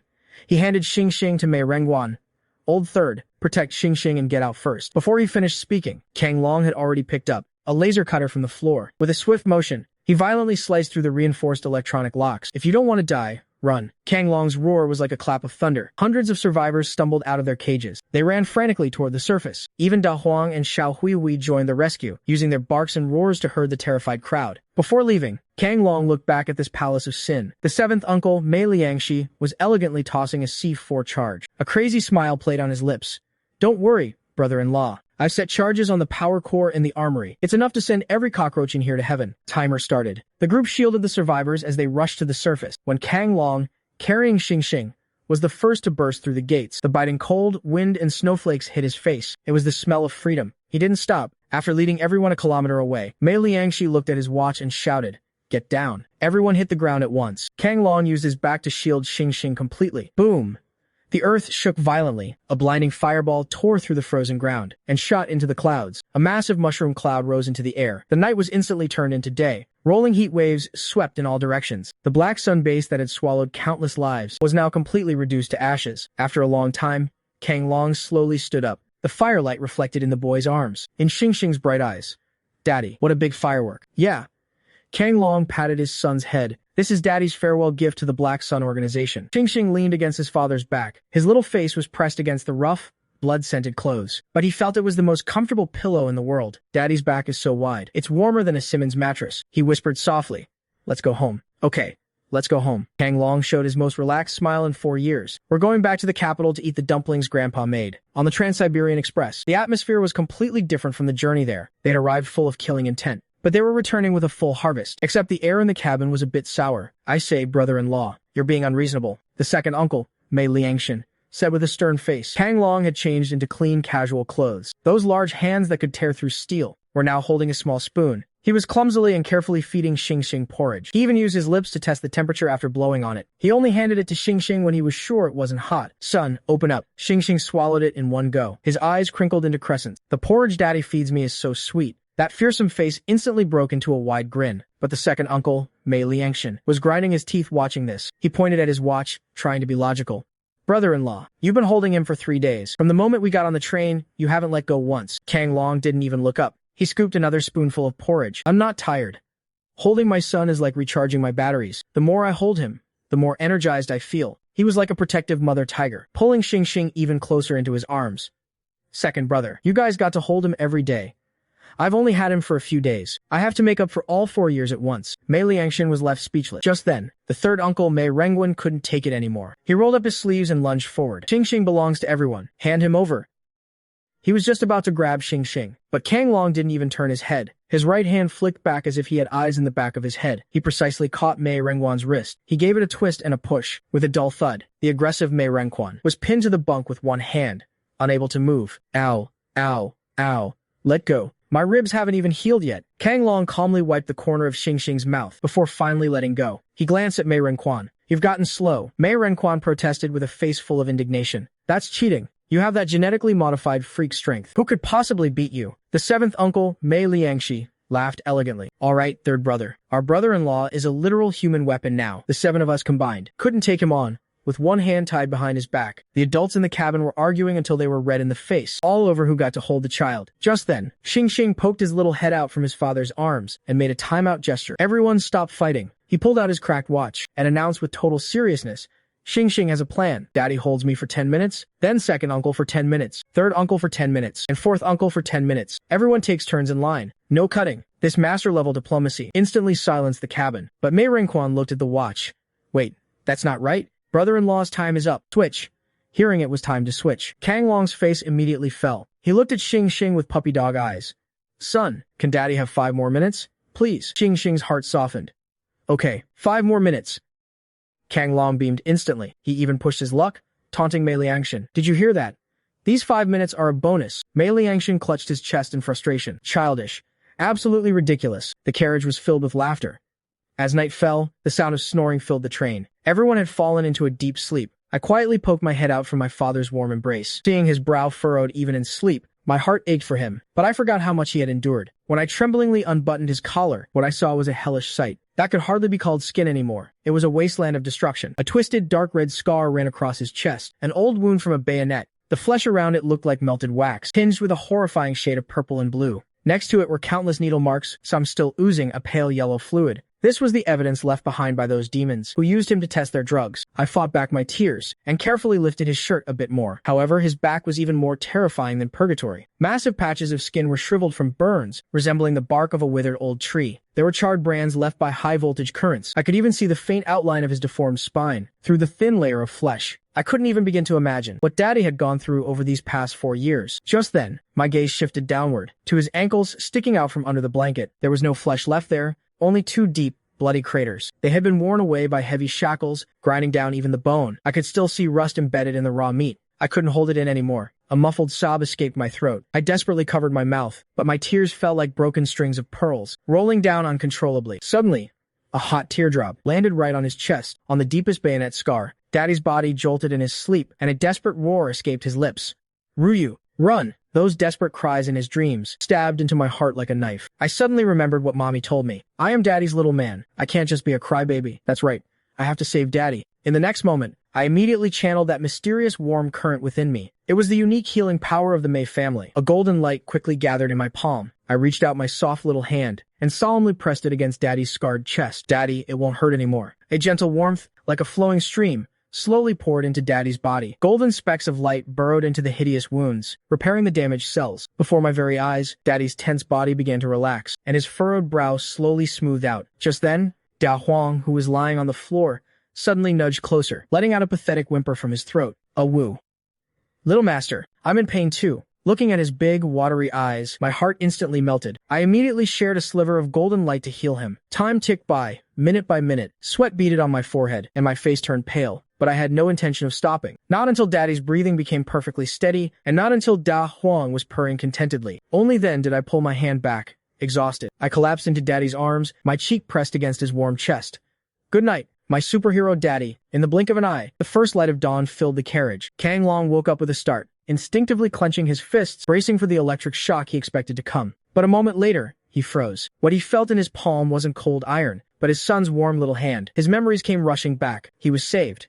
He was on his way home. Then, he noticed the incredible change in his body. That bone-chilling, agonizing pain had mostly vanished. The old wound on his chest no longer felt tight, and his previously broken leg bones no longer ached. He felt light, as if a 1,000-pound burden had been lifted. How is this possible? Kang Long was in utter disbelief. He looked down to see Xing sleeping in his arms, his face pale, and his little brow tightly knit. His heart sank. That strange warmth from last night must have had something to do with his son. You silly boy. Did you treat yourself like some kind of miracle pill? He tenderly stroked his son's face. Just then, second Uncle Mei Liangshan handed him some hot water, his eyes sweeping over Xing thoughtfully. Kang Long sipped the water, watching the scenery blur past the window. His gaze became distant. Second brother, I miss Ryu. That simple sentence caused the atmosphere in the carriage to freeze instantly. Third uncle and seventh uncle, who had been dozing, snapped their eyes open 4 years ago. On a winter day just like this, our squad was ambushed. It was a suicide mission. Kang Long's voice was soft, yet every word hit the others like a heavy blow. Ryu was the medic. She could have been the first to evacuate, but to save us, she refused to leave. In the end, we were backed into a corner, out of ammo and supplies. His hands began to shake uncontrollably. Ryu. She actually took off her only bulletproof vest and forced it onto me. His voice choked up, and his eyes turned bloodshot. She smiled and told me, "You're the blade. You have to stay alive to lead our brothers out." A deathly silence fell over the carriage, broken only by Da Huang's low whimpering. Kang Long tremblingly pulled out that blood-stained, torn family photo. It was the only thing that had kept him going in that dungeon. Before she went, she was still clutching the little toy tiger for Xing. She made me promise to bring Xing home for a hot meal. This man of steel was now weeping like a child. I failed her. I couldn't even bring back her remains. With a loud bang, third uncle slammed his fist against the bed frame. Those bastards. I'll grind them all to dust. Fourth uncle radiated pure killing intent. Damn it. The Mei family will remember this blood debt. Just then, a soft, small hand reached out. Xing rubbed his sleepy eyes, and seeing the lun based on his father's face, he panicked. He clumsily wiped away his father's tears, comforting him in a sweet voice.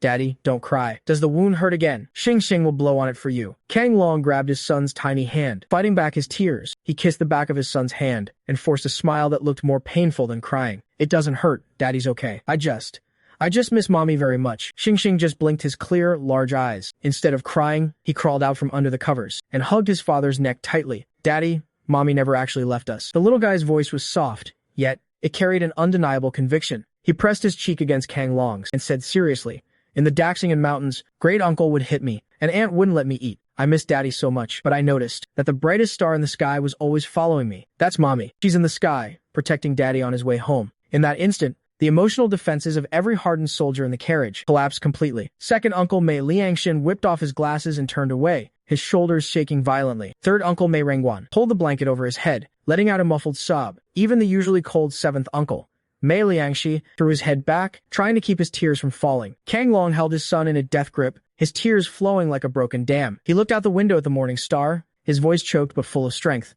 "Okay, Mommy is watching us. We're going home now." With a long whistle, Train 3 slowly pulled into the capital station. The entire Platform 1 had been placed under total lockdown. Armed sentries stood guard every few paces. A row of black Hongqi sedans stood in a majestic line on the platform. Leading them was eldest Uncle Mei Renyao, dressed in a crisp general's uniform. The stars on his shoulders gleamed in the light. The commander-in-chief of the capital military region was currently staring fixedly at the incoming train, his eyes already rimmed with red. However, the white-haired elderly man beside him had an aura as steady as a mountain. He was the pillar of the Mei family, the founding veteran, Old Master Mei Deji. 4 years, he thought the son-in-law he believed had died abroad was actually coming back alive.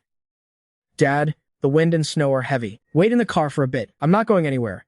The old master slammed his cane down. "I spent 3 days and nights lying in the snow back in the day. This little breeze is nothing. I have to be the first to see my grandson." As soon as he spoke, the train came to a steady halt. The doors hissed and slowly opened. Every eye was instantly focused on that spot. The first one to leap down was the majestic Siberian Tiger King, Da Huang. He let out a thunderous roar, his presence intimidating everyone present. Seventh Uncle Mei Liangxi, sixth Uncle Mei Meishui, third Uncle Mei Rengguan, and second Uncle Mei Liangshan stepped out one by one. They quickly split into 2 rows, standing as straight as spears on either side of the door. A moment later, Kang Long finally appeared. He wore a faded old jacket, his right hand tightly holding a small figure. The little guy wore a resized camouflage uniform, saying he wanted to be as majestic as his daddy. Eldest Uncle Mei Renyao stared at Kang Long's shocking white hair and the crisscrossing scars on his face. His lips trembled, and for a long time, he couldn't say a word. How could this be the same spirited king of soldiers who once outshone the entire army? He couldn't hold it back. "Salute." Mei Renyao let out a roar with all his might, shaking the very clouds. He snapped his heels together, delivering a flawless military salute, his shoulders trembling with the effort. With a sharp snap, hundreds of sentries on the platform moved in unison, raising their right hands. The entire Mei family welcomes the hero's return. Welcome home, Mei Renju. Mei Renyao's voice shook uncontrollably. Kang Long paused, looking at this familiar scene. His eyes instantly turned red. He slowly let go of Xing Xing's hand and raised his right hand, which was covered in needle marks, returning a solemn military salute. Mei Renju, reporting for duty. That single phrase, reporting for duty, made many of the hardened soldiers present burst into tears. At that moment, Old Master Mei walked over with trembling steps. He pushed aside his guards, insisting on walking up to Kang Long himself. He reached out a withered hand and gently stroked Kang Long's white hair. You are Renju. Good boy, you've suffered. Our Mei family owes you a life. Kang Long shook his head through his tears. Dad, I'm not suffering. As long as I could come back alive, it was all worth it. Grandpa. Xing Xing saw his grandpa crying and quickly ran over on his short legs. He pulled a white rabbit creamy candy that was still warm from his pocket. Grandpa, don't cry. Xing Xing will give you this. If you eat it, it won't be bitter anymore. The old master looked at the warm candy, and his emotions completely spiraled out of control. He threw his cane aside, knelt down, and pulled Xing Xing into a tight embrace, sobbing loudly. Okay, Grandpa will eat it. My good grandson, my precious boy. In the wind and snow, the old man held the child and cried like a baby. Kang Long smiled with relief. Behind him, the 7 uncles stood with bloodshot eyes, like an unbreakable wall of stone. Soon, several Hongqi sedans drove into the heavily guarded military compound. The motorcade stopped in front of the Mei family ancestral home. The old master held Xing Xing's hand and said with a smile, We're home. Kang Long looked at the doorway he hadn't seen in 4 years, feeling his eyes grow hot. He had finally brought his son back safely. Quick, get inside. Don't let the child freeze. Eldest Uncle Mei Renyao gave the order. Everyone immediately crowded around the father and son as they entered the main hall. The heating inside was turned up high, but there was no banquet set for the Mei family today. Instead, the main hall had been arranged into a solemn and dignified memorial hall. The most prominent feature was the black and white portrait of his wife, Mei Ruyu. Several elderly men in general's uniforms had been waiting there for a long time. Each was a titan in the military world. Kang Long was taken away to wash up and change. When he reappeared half an hour later, everyone present held their breath. He had changed into a brand new military uniform. His once tall frame was now thin and gaunt, yet his spine remained as straight as ever, like a red-tasseled spear that would never bend. The hideous scars on his face were clearly visible under the lights, yet they were far more dazzling than any metal. At the same time, Xing Xing had also changed into a custom-made mini-camouflage uniform, looking every bit like a little soldier. He gripped his father's hand tightly, his large eyes curiously scanning his surroundings, without a hint of stage fright. Attention! Eldest uncle. Mei Renyao stepped into the center of the hall, his voice booming like a bell. Everyone present, including those military titans, all snapped to attention. Mei Renyao held a red-stamped official document, his voice trembling as he read, regarding former Special Ops member Kang Long, real name, Mei Renju. He paused briefly here, turning his gaze toward the old master. Mei Renju, this wasn't just Kang Long's real name. It was the name of the Mei family's son-in-law. For 4 years of solitary undercover work behind enemy lines, enduring humiliation and heavy burdens, and single-handedly destroying the Black Sun organization's biochemical base, the Military Region Party Committee has decided to award Comrade Mei Renju a special class merit, the August 1st Medal, restore his military status, and promote him to the rank of colonel. A white-haired old general stepped forward with trembling hands, holding the glittering medal. When he saw the through-and-through scar on his chest, he couldn't help but shed tears. Good boy. You've done well. The old general's hands shook violently. He asked softly, Does it still hurt? Kang Long's lips twitched. It doesn't hurt anymore. Now that I'm home, nothing hurts anymore. Salute. Everyone in the room saluted in unison once more. Xing Xing looked at the shiny medal on his father's chest, and imitating the adults, he puffed out his little chest and raised his hand to his brow. Mei Yun Xing, reporting for duty. That sweet, childish voice instantly broke the solemnity. Even the old generals couldn't help but chuckle. Old Master Mei laughed heartily. He strode to the offering table, dipped a brush in thick ink, and on the heavy Mei family genealogy, right next to Mei Ryu's name, he wrote 3 large characters. Mei Renju. Beside it, he noted, son-in-law of the Mei family, 8th in the family ranking. Then below their names, he added the name, Mi Youngsing. The note simply read, direct grandson of the Mei family, the treasure of the entire household. Finishing his stroke, the old master turned around abruptly, his cane thumping heavily on the floor. Today I, Mei Deji, am making this clear. From this day forward, Mei Renju is my, Mei Deji's, own son. Whoever dares to gossip about what happened during those 4 years again is disrespecting me, and I won't stand for it. And that goes for my Xing Xing too. As he spoke, the old man scooped Xing Xing up into his arms. He held the boy high for everyone to see. He is the little ancestor of our family, the one and only little prince of this compound. From this moment on, If anyone dares to touch a single hair on his head, cold, sharp glint flashed in the old man's eyes. An aura of pure slaughter instantly swept through the hall. Let Wang Village serve as their warning. These old bones of mine can still crush a few fools who don't know their place. It wouldn't be a problem at all. The hall fell into a deathly silence. Everyone understood exactly what was happening. Elder Mei was sending a clear message to the entire capital. That child,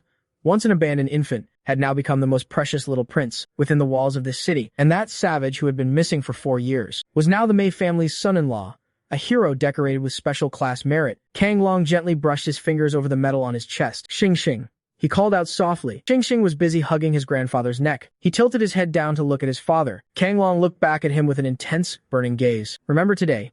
His voice was quiet, yet it struck the boy's heart like a heavy hammer. Starting today, we have a home. Xing Xing's smile bloomed like a flower. Xing Xing knows. Xing Xing has a daddy, a grandpa, and a whole bunch of uncles. Let's see who dares to bully us now. Inside, the atmosphere was warm and harmonious, but outside the wind and snow raged across the sky. Unfortunately, this peaceful warmth was not destined to last, as the night grew deeper, and the noise of the celebration faded. Xing Xing found himself tossing and turning in bed. He couldn't sleep at all. Tiptoeing quietly, he woke up Da Huang, who was sprawled out on the rug. The two of them sneakily slipped into the backyard. Without even realizing it, they wandered into the most remote corner of the yard. There stood a dried-up well, sealed shut by a massive slab of bluestone. Suddenly, Da Huang skidded to a sharp halt. He let out a series of low growls toward the dry well. In those growls was a sense of vigilance and fear, as if he had encountered a natural enemy. Xing Xing was about to comfort Da Huang, but in the next second, he sensed a strange aura himself. That feeling, it actually carried a hint of his mother's scent. Xing Xing's heart skipped a beat. He closed his eyes and heard a faint calling coming from deep underground. The source was right there beneath the well. Xing Xing snapped his eyes open. He rushed to the edge of the well. His small, pale hands gripped the edge of the stone slab tightly. With a grunt of exertion, the blue stone slab, weighing hundreds of pounds, was actually pried open by this 4-year-old toddler. Cold, damp, musty smell rushed out at him. He shone his flashlight inside. Wedged between the tightly packed bricks was a rusty tin biscuit box. Xing Xing bit down on the flashlight to hold it in his mouth and climbed down the well as nimbly as a little monkey. He carefully retrieved the metal box. After climbing back out, he struggled to pry open the rusted lid. Inside was a notebook with yellowed pages. The name Mei Ruyu was written clearly on the cover. This was his mother's diary, but as he flipped to the last few pages, the handwriting became incredibly messy and frantic. The paper was stained with many dark brown spots. Right then, a sharp shout rang out from behind him. "Who's there?" A tall figure leaped over the wall and landed steadily in front of Xing Xing. The newcomer was Kang Long. He had actually noticed Xing Xing and Da Huang's strange movements. A long time ago, Daddy. Xing Xing held up the diary, his eyes instantly turning red with tears. "I found something Mommy left behind. It was right inside this well." The moment Kang Long saw the cover of the notebook, his pupils constricted violently. Kang Long snatched the diary away. His hands were shaking so much he could barely hold it. This was definitely Ryu's handwriting. He frantically flipped to the last page. Under the moonlight, the words hit him like a lightning bolt. "If you are reading this letter, I may no longer be in this world. Whatever you do not believe that Kia list. That was no accidental skirmish. It was a calculated, cold-blooded ambush. Our movement route was known only to the highest levels of command. Investigate Operation Windcatcher." However, what made his heart wrench the most was the final line written in blood. "The ones who shot us were our own people." Those words seemed to pierce through the paper. Beside them was a chilling, bloody thumbprint. With a mental roar, Kang Long's mind completely exploded. That bloody battle 4 years ago that cost him all his comrades and his beloved. He had lived with the guilt for 4 long years, and it turned out to be a betrayal. A fatal backstab from his own side. Kang Long let out a low growl like a trapped beast. His eyes were bloodshot, and his killing intent soared to the heavens. Just then, Xing Xing suddenly looked up. A cold light flashed in his almond-shaped eyes. He pointed his small finger at the old locust tree outside. "Daddy, someone is over there." A pair of eyes was watching us from the shadows just now. Kang Long whipped his head around, but there was no one there. The intruder was clearly an expert. They had already slipped away. A cold smirk played on Kang Long's lips. Xing Xing walked to the wall and reached out his hand. A sparrow actually landed on his fingertip of its own accord. A moment later, he spoke to Kang Long in his childish voice. "Daddy, the little bird told me that person smells like sulfur, and the one he's looking for is a little boy riding a tiger." Kang Long slowly knelt down. His gaze was as cold as ice. "Looking for you? Good. Then let him come. I want to see with my own eyes exactly what kind of scum dares to mess with the Mei family." He scooped Xing Xing up. The little guy hugged the diary tightly, a mischievous, dark smile tugging at the corners of his mouth. "This is the Mei residence. This is Xing Xing's territory. It's too early to tell who's the hunter and who's the prey." Early the next morning, the atmosphere in the Mei family study was as heavy as iron. Kang Long, Mei Renyao, and the 7 uncles were gathered together. The blood-stained diary lay quietly on the table. "We must investigate this to the very end." Eldest uncle, Mei Renyao, slammed his hand on the table in fury. Second uncle, Mei Liangshan, had a dark look in his eyes. Operation Windcatcher is a top-secret file. It's sealed within the General Staff archives. The decision-makers from 4 years ago have either retired or been promoted. Reopening this case won't be easy. Third uncle, Mei Rengguan, clenched his fists so hard they turned white. I don't care how hard it is. We're doing it. That was my sister. If I don't get justice for her, I don't deserve to be called a man. While the adults in the study were stressing over their invisible enemy, a massive net was already being quietly spread in the courtyard. Xingxing was sitting obediently on the stone steps by the door. He held a handful of crushed corn in his small hand. Every now and then, he would scatter some on the ground, attracting several pigeons and sparrows to scramble for the food. Da Wang lay lazily at his feet, basking in the sun. Suddenly, Xingxing pouted his little lips and let out a sound, a low-frequency whistle that human ears couldn't catch. In an instant, as if receiving a royal summons, hundreds of birds from the rooftops and branches, along with a dozen stray cats, quickly converged toward him. In less than 5 minutes, they were all lined up in front of Xingxing. Xingxing reached out his pale little hand. A faint golden light flickered on his fingertips. He tapped the forehead of an old sparrow. Little birdie, help Xingxing find someone. The soles of his shoes are stained with yellow powder, and he has a nasty medicinal smell on him. As he spoke, a mental command was instantly transmitted to all the animals present. Go! Xingxing waved his little hand. Hundreds of birds instantly wove into a living net, blanketing the entire Mei family compound. This was Xingxing's exclusive intelligence network. It was truly omnipresent. The adults were searching through dead files, but he was searching for living witnesses. Sure enough, before long, a calico cat jumped down from the wall, carrying a withered leaf in its mouth. Xingxing picked it up. A clear image instantly surfaced in his mind. On the roof of an abandoned brick house to the west, a woman in a dark green raincoat was using high-powered binoculars to keep a close watch on the Mei family study. Even more shocking, the person was carrying a blowgun. It was loaded with powerful tranquilizer needles, designed for large predators. Her target was clearly Da Wang. Found you. Xingxing suddenly crushed the leaf. A cold light flashed in his almond eyes. You want to hurt Da Wang? And you want to catch me? He didn't alert the adults inside, because he understood that to deal with a rat in the shadows, you have to play like a cat. Da Huang, stop pretending to sleep. Time to work.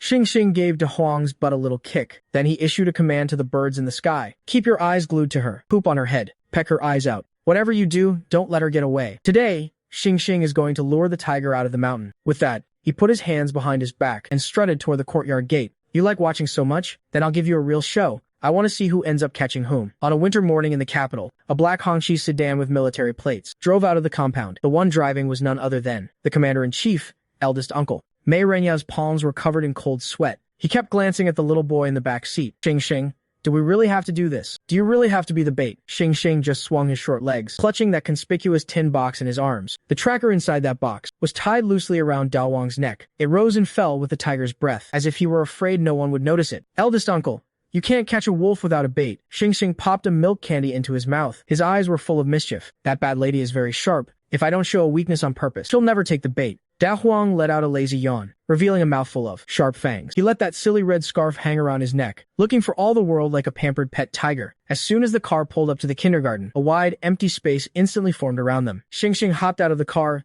leading Da Huang. He even shouted at the top of his lungs on purpose. Bye, eldest uncle. Da Huang, you have to be good. Make sure you guard the treasure Mommy left me. There's a huge secret inside. His voice was clear and loud. Sure enough, across the street, a man dressed as a milkman locked his cold eyes onto the box around Da Huang's neck. The assassin, Hound, sneered to himself. What a reckless little fool. He had been lurking all day. He never expected this kid would actually dare to hang something so important around a tiger's neck. A tiger? Humph. At best, it's just a toothless pet cat. Hound pushed his cart along the wall, thinking he was being completely stealthy. He had no idea that at this very moment, his every move was being broadcast live. The sparrows in the trees, the stray cats in the corners, even the stray dogs on the street. Every single eye was locked onto him. In the classroom, Xingxing appeared to be listening to the story, but her small hand was tapping rhythmically under the desk. Every tap was a silent command. Squeak. He's lurking near the back door. Meow. He's pulled out a blowpipe. That thing is poisoned. A cold smirk played on Xingxing's lips. As expected, he's after Da Huang. There are no secrets in that iron box. It's just something second uncle put in there. 7 high-frequency trackers. A true hunter often presents themselves as the prey. Finally, school was over. Xingxing led Da Wang along, skipping and hopping. They turned onto a path on the back mountain, a blind spot for the cameras. Run, Da Huang. Let's go catch butterflies over there. She suddenly let go of the leash. Da Wang let out a cooperative howl and darted into the bushes. Hiding in the shadows, Li Go's eyes lit up. This is a godsend. This little brat is finally alone. He pulled a long, slender blowpipe from his coat and crept up silently. A cruel, frozen grin spread across his face. Li Go raised the blowpipe, aiming at the back of Xingxing's neck. Die, you little brat. But but just a split second before he blew the poison needle, Xing suddenly spun around. On that porcelain doll face, there wasn't a trace of fear. Instead, it wore a smile, so bright it sent chills down his spine. "Mister, are you looking for me?" Lego's heart skipped a beat. He didn't even have time to react. 3 dark shadows dropped straight down from the tree above. 3 stray cats, like black cannonballs, claws out, lunged straight for his eyes. Lego screamed, raising his arms to block. The blowpipe in his hand went flying, but that was just the appetizer. The nearby bushes suddenly exploded outward. A massive yellow and black figure lunged out. It was Dawan. He hadn't gone far at all. That massive paw, carrying the force of 1,000 soldiers, slammed down with a vengeance. It slammed right into Hound's chest. A sharp crack echoed through the air. The sound of breaking bones was unmistakable. Hound was flattened into the mud by the single blow. Half of his body was buried in the dirt. Dawang pinned his head down with one massive paw. His giant, bloody maw was inches from the man's face. That rough, sandpaper-like tongue was only a hair's breadth away from his eyeball. Hound's legs went completely weak with terror. He wet his pants instantly in the cold wind. Steam even began to rise. His whole body was paralyzed, terrified that his head would be crushed like a watermelon in the next second. Just then, Xing walked over, with his hands behind his back, taking his time. He leaned over and picked up the blowgun. His little face was full of disgust. "Is this your weapon? It's so ugly." Then he crouched down, looking at the helpless Hound. He smiled sweetly, but his voice was sharp. "Mister, did you deliver the milk to the wrong place? This isn't a place for you to act tough. This is the hunting ground of the Mei family's young master." In the basement of the Mei residence, Hound was tied securely to a metal chair. His face was covered in bloody cat scratches, and his chest was caved in, but he still gritted his teeth, glaring at Kang Long. A mocking smile played on his lips. Kang Long sat across from him, twirling a military knife in his hand. His gaze was cold, looking at Hound as if he were already a dead man. Kang Long stood up. "Third brother, bring the electric box." Standing nearby, third uncle Liu Beiqing didn't say a word, as he brought over a black briefcase. Eldest uncle Mei Renyao frowned and stopped him. "This man has had professional training. Standard methods probably won't work." While the uncles were at a loss, Xing walked in, leading Dawan. He said, "Daddy, uncles, let me try." Mei Renyao was startled. He quickly stepped in front of Xing. "Don't be silly. It's dirty in here." Xing, go outside. Don't get scared. A bloody and violent scene like this was no place for a 4-year-old child. Kang Long remained silent for a moment.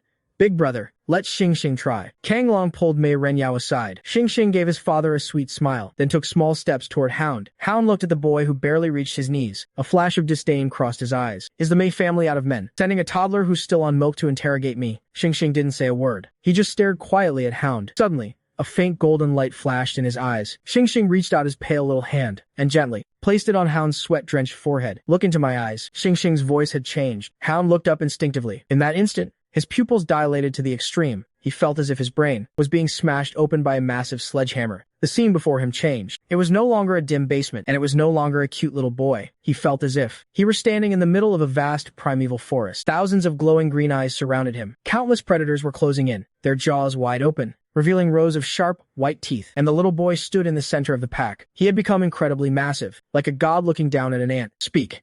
That single word completely crushed Hound's mental defenses. This was the high-level application of the beast-taming talent, hidden within the Mei family bloodline. Mental suppression. As long as one's mental power was strong enough, they could directly shatter the opponent's will and perform a soul search. Hound let out a blood-curdling scream. He felt as if he were being torn apart by 10,000 beasts. He had completely broken down. Hound's entire body convulsed violently. He wet himself once again. Snot and tears covered his face. His gaze was vacant. He began to unconsciously blurt out the truth. Xing's small hand remained on his forehead, as if he were reading data. A moment later, Xing withdrew his hand. The terrifying pressure vanished instantly. Hound went limp, as if his bones had been removed. He slumped in the chair, completely unconscious. Xing shook his little head. He felt a bit dizzy. Kang Long quickly scooped his son up. He asked nervously, "Xing, are you okay?" After a moment of recovery, he pointed at the unconscious Hound. "Daddy, inside this bad man's head, there's someone called Old Ghost. He's hiding in a shop in the western suburbs. There's a hole underground, and lots of bad people are hiding there. They're looking for a button with a pattern carved on it." Kang Long instinctively touched the jade button, hanging around Xing's neck. It was the only piece of jewelry Mei Ruyu had left for her daughter. When Mei Renyao heard this, he slammed his fist into the wall, sending dust flying. "They dare to pull this right under my nose. They're dead meat. Second brother, get the men.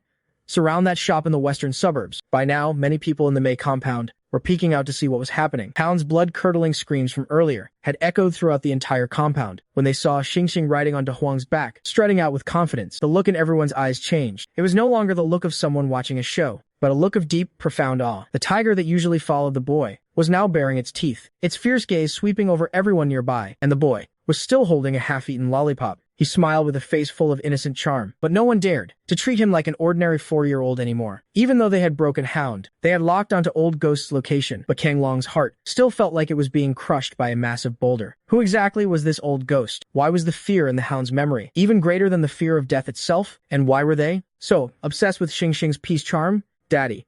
A soft, small hand. Xing Xing placed it on Kang Long's calloused hand. Xing Xing, why aren't you asleep yet? I can't sleep. Xing Xing shook his head. He pointed a tiny finger out the window. Mommy's scent is still out there. Kang Long froze. Didn't we already find the diary? It's not the diary. Xing Xing's little hands gripped his father's collar. His voice was so certain it was heartbreaking. There's something else hidden even deeper than the diary. Something Mommy left behind. Kang Long's pupils constricted sharply. Without a moment's hesitation, he scooped up Xing Xing and strode toward the backyard. Second brother. Third brother, grab your gear and follow me. But this time, Xing Xing stood at the edge of the well and closed his eyes. A thrumming deep within his bloodline made his little heart pound against his ribs. It was the lingering will of his mother. Xing Xing opened his eyes. A golden light swirled deep within his pupils. He patted Da Huang's head. Down there, at the bottom of the well. Keep digging. Da Huang gave a low growl. He leaped down without hesitation. Mei Rangguan and the other brothers arrived just then. They watched as Da Huang dug furiously with his front paws. Dirt and mud flew everywhere. Suddenly, Xing Xing shouted. At the bottom of the well, Da Huang immediately retracted his claws. Then he extended his sharp talons, hooking them into the gap of a single blue brick. That brick was pried out perfectly intact by Da Huang. Behind it wasn't dirt. It was a hollowed-out little niche. Tucked inside was a box sealed with specialized lead plating. Kang Long ordered a rope to be lowered. They hauled the lead box up. It wasn't large, only about the size of a palm, but it was incredibly heavy in his hand. Kang Long pulled a combat knife from his boot. He slowly pried along the edge of the lead box. Inside, there was only one thing. A piece of white silk, folded neatly. But the silk was soaked with dark, brownish stains. It was blood. With trembling fingers, he unfolded the silk. It was Mei Ruyu's final words, written in her last moments, stroke by stroke, with her own blood. Eiju, if you are reading this, I have already gone to be with Xing Xing. Do not trust anyone. Do not trust the rescue orders from headquarters. It wasn't the enemy that killed our squad. It was a mole. Old Ghost Wu Tian is still alive. He has defected to Anya. He is a double agent. The ambush route back then. He leaked it to Black Sun himself. I have hidden the core list inside Xing Xing's peace charm. It is the evidence that will turn the capital upside down. Protect Xing Xing. Protect our son. Kang Long stared intensely at the name. A low, grief-stricken roar escaped his throat. Wu Tian was the deputy he had once trusted most. The brother he would have trusted with his life on the battlefield. During that ambush years ago, everyone thought that Wu Tian had been blown to pieces by artillery. While covering the main force's retreat, he was even posthumously declared a martyr. It turns out he wasn't dead. Not only was he alive, but he had climbed over the corpses of his comrades, stepped through Mei Ruyu's blood, to reach the upper echelons of the Anya organization. He became the Old Ghost, lurking in the shadows, calculating everything. Kang Long slammed his fist into the ancient stone. He knelt on the ground, clutching the blood-stained silk, sobbing uncontrollably. He was consumed by hatred. He never imagined his wife had been stabbed in the back by one of their own. What a martyr. What a hero. Just as he was being swallowed by overwhelming hatred, a pair of warm, small hands wrapped around his trembling arm, his son. Xing Xing pressed his little face against the back of his hand. In those eyes that were usually so clear, a chilling, terrifying light surged. This was the mark of the Mei family bloodline. He spoke word by word. His voice was childish, yet ice-cold. That bad uncle. Xing Xing will have Da Huang bite him to death. Looking at that determined face, Kang Long forced down the murderous intent roiling in his heart. He carefully tucked the blood-stained silk close to his chest. His voice was raspy and as sharp as a blade. Fine, since he's not dead, then I'll just have to kill him again. However, now that the secret was out, the venomous snake in the dark sensed the danger. Late that night, the Mei family estate suddenly fell into a deathly silence. With a sharp click, the entire estate's power grid was paralyzed. Every light went out at once. As the guards moved to investigate, Kang Long's voice rang out coldly in the dark. Don't move. He sat in his armchair. His palpable killing intent made the very air freeze. This isn't a blackout. We have guests. Before he could finish, at the door to Xing Xing's bedroom, Da Huang suddenly opened his glowing, predatory eyes. At the same time, Xing Xing was crouching by the small attic window. Several startled sparrows were frantically chirping information to him. Someone's coming. 3 of them, moving like shadows on the roof. Xing Xing's small hand soothed the sparrows, but the corners of his mouth curled up into a cold, mocking smile. That stinky smell again. Those nasty rats really couldn't wait, could they? The ones who had arrived were Wu Tian's elite assassination squad, the Shadow Guards. They moved without a sound. They breathed without a sound. They had only one goal: take Xing Xing and get the peace charm. As for everyone else, kill them all. The lead Shadow Guard held a black metal sphere in his hand. It was a specialized biochemical sedative. It could knock out an elephant in 3 seconds. He clung to the outer wall like a gecko, silently crawling toward the ventilation duct. The leader gave a hand signal. Just as he was about to shove the gas sphere into the vent, a sharp, clear whistle suddenly echoed from the attic. The Shadow Guard froze. Before he could react, In the courtyard, hundreds of hibernating bats in the ancient locust tree took flight at once. Under Xingxing's sonic control, they became precision-guided biological missiles, swarming over the 3 shadow guards. Damn it. What is this? The shadow guards instantly lost their footing. They were battered by the suicide attacks of countless bats. Thud after thud echoed, as several bats bit directly into their ears and necks. The leader fumbled, and the gas sphere slipped from his hand. It clattered down the roof tiles. But while they were frantically swatting away the bats, a massive, striped silhouette appeared on the roof like a ghost. It was Da Huang. This king of the Siberian tigers was the absolute master of the night. With a sudden time's whoosh, his massive body launched into the air. He cleared 5 meters and pounced directly onto a shadow guard's back. The man didn't even have time to scream before his neck was snapped by the tiger's massive jaws. The remaining 2 shadow guards were paralyzed with fear. They tried to retreat immediately. The intel was wrong. This tiger is a monster. But as they turned, cold voice, seemingly from the depths of hell, rang out. Since you're here, don't bother leaving. Kang Long had appeared beneath the eaves at some point. His combat knife glinted with a murderous, icy light. One shadow guard had just hit the ground and hadn't even steadied himself. Before the blade slit his throat, he collapsed, clutching his neck in terror. This wasn't just a mission target. This was a dragon's den and a tiger's lair. The last shadow guard completely broke down. He pulled his pistol for a final, desperate struggle. A shot rang out, but it wasn't from him. It came from Xingxing at the attic window. The little guy was holding the pistol 7th uncle had given him. The bullet struck the guard's wrist with pinpoint accuracy. The gun fell from his hand. A second later, Da Huang pounced, locking his jaws around the man's throat. The battle was over in less than 10 minutes. All 3 elite assassins were dead. Kang Long sheathed his knife. He leaped into the attic. He pulled Xingxing into a hug. Are you scared? Xingxing shook his head. He buried his face in his father's chest. His voice was soft, but it carried a fierce edge. I'm not scared. No one will ever separate Xingxing and Daddy again. Kang Long looked at the bodies outside. His eyes were as cold as a blade.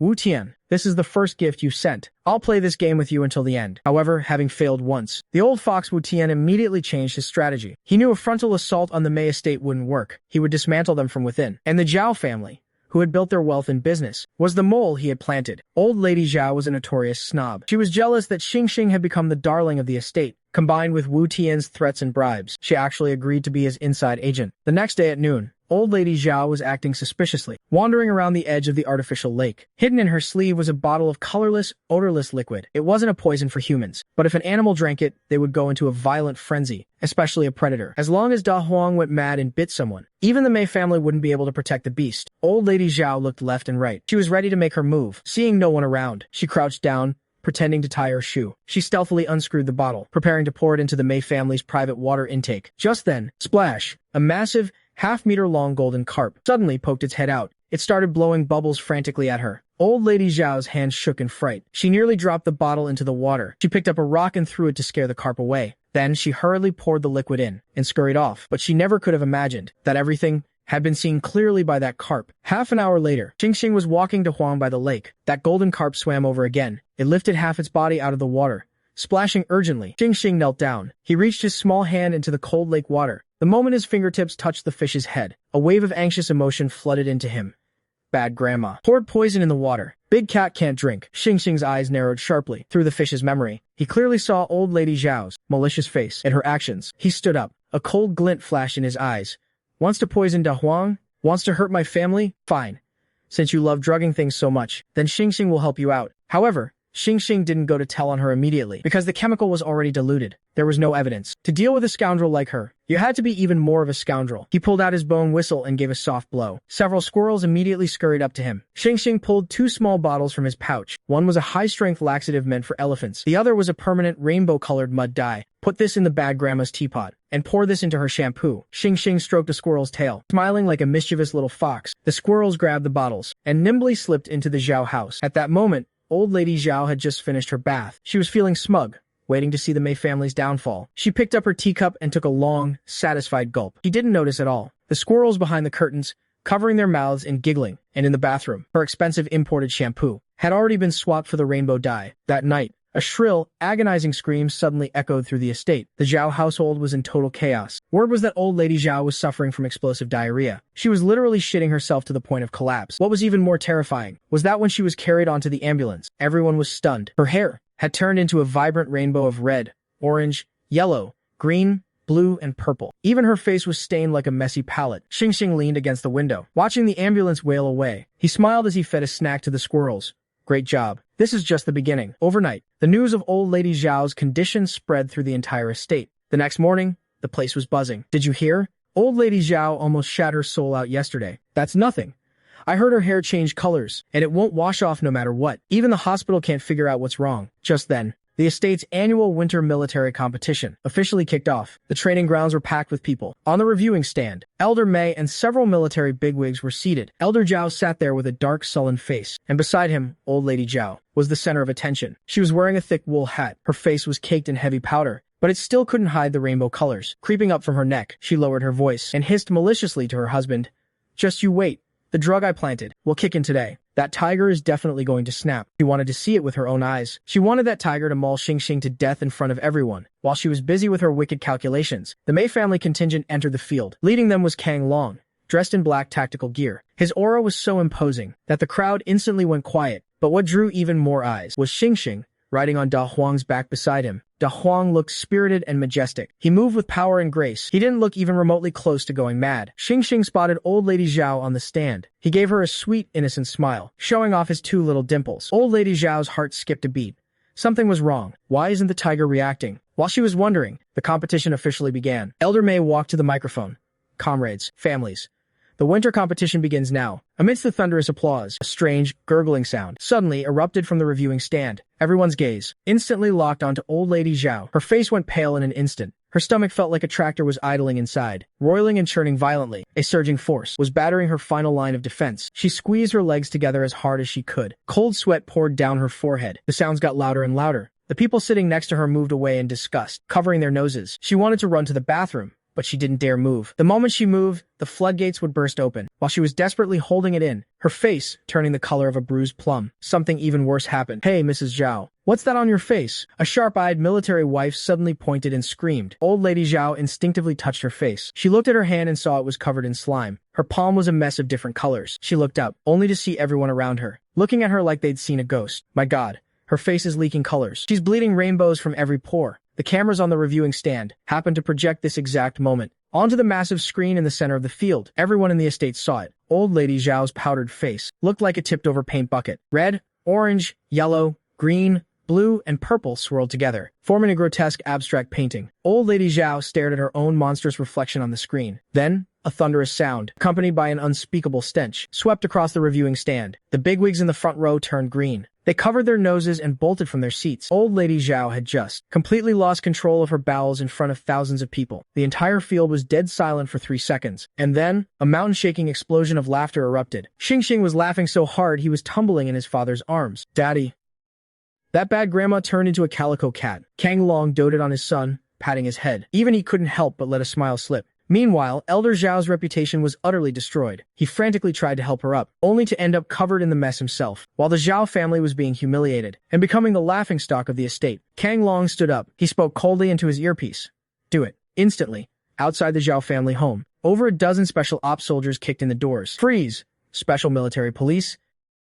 We have a search warrant." Kang Long, accompanied by third uncle and seventh uncle, strode into the Zhao villa. The Zhao son roared with hollow bravado. "What right do you have to barge in here?" Kang Long didn't even spare him a glance. He uttered a single word. "Search." The soldiers immediately began a carpet search of the premises. Report: found a massive amount of cash and gold bars in the study safe. Report: found wire transfer slips to unidentified overseas accounts hidden in the bedroom. The Zhao son's legs turned to jelly on the spot. But those weren't Kang Long's real targets. He walked over to a wall of books. He gave it a light tap.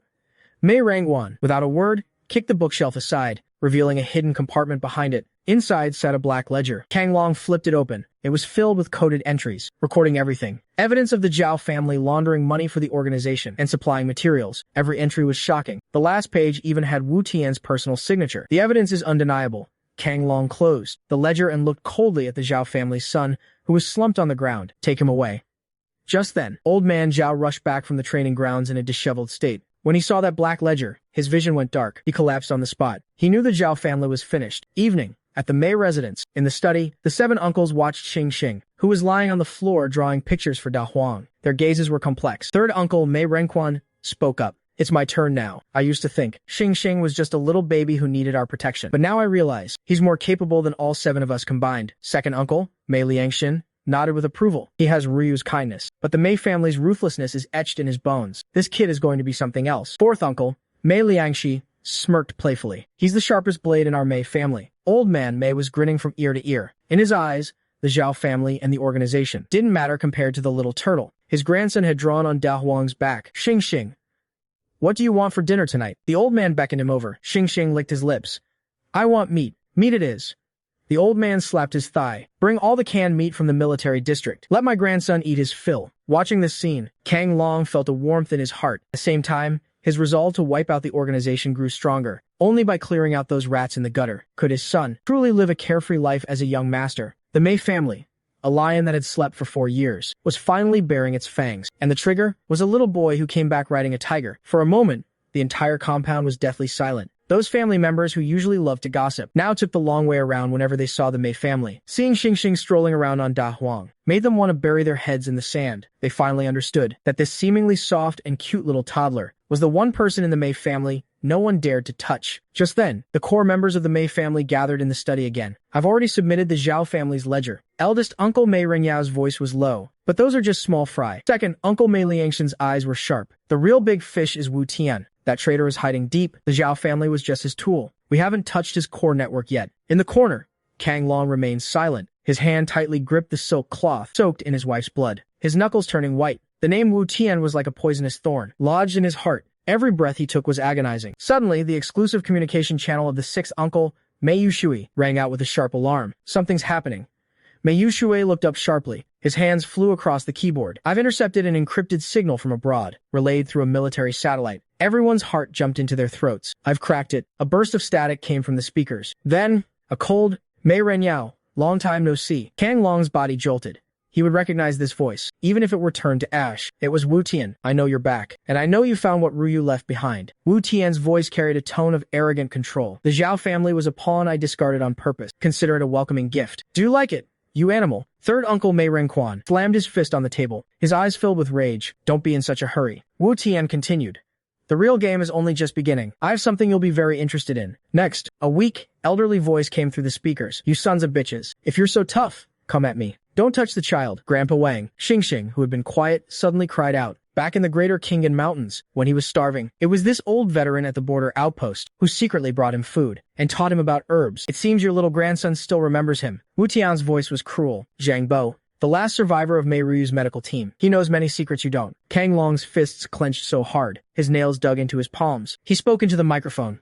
Word by word. What do you want? It's simple. Wu Tian's voice turned cold and crazed. Soul-severing cliff at Chengbai Mountain. Bring the child, and the peace charm around his neck. Come alone. If I see a third person, I'll make sure Zhang Bo dies a miserable death. The recording ended, but Wu Tian's snake-like laughter echoed in the study. Old man Mei slammed the table and stood up. This founding veteran who had spent his life at war was shaking with rage. This is outrageous. A traitor dares to threaten the Mei family. The 7 uncles stood up in unison, their faces full of murderous intent. This was no longer just a family feud. Kidnapping a veteran was a blatant provocation of the entire military's bottom line. It was a slap in the face to every soldier. Mobilize the troops.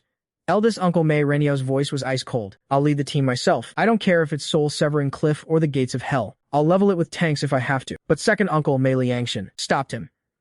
Brother, don't be impulsive. Wu Tian specifically demanded our brother-in-law and Xing. He's definitely set a trap. What do we do? Third Uncle Mei Renquan stomped his feet in frustration. Are we just going to let him get away with this? While everyone was arguing, Xing jumped down from Kang Long's lap. He walked to the desk, picked up his little panda backpack, and carefully put it on. Then he walked over to Da Huang and hugged his furry neck tightly. Everyone fell silent instantly. All eyes were on this tiny figure. Xing turned around, his eyes red but his gaze incredibly firm. Daddy, Grandpa, uncles. His voice wasn't loud, but every word carried weight. We have to go bring Grandpa Zhang home, and we have to get back the things Mommy left behind. He paused, his little fists clenched tight. Mommy said, bad people shouldn't be let off the hook. Uncle Wu is a bad man. He lied to Mommy, and he kidnapped Grandpa Zhang. We're going to catch him and spank him. His childish words were filled with undeniable determination. Kang Long looked at his son with both pride and heartache. He walked over, knelt down, and looked his son in the eye. Is Xing scared? Xing shook his head. No. With Daddy here. Xing isn't afraid of anything. Kang Long stood up, his gaze sweeping over the family. His voice was resolute. This is between me and Wu Tian, and it's a promise I made to Ruyu. We have to go. Old man Mei looked at his son-in-law's determined face. Then, at his grandson's unyielding eyes, he let out a long sigh.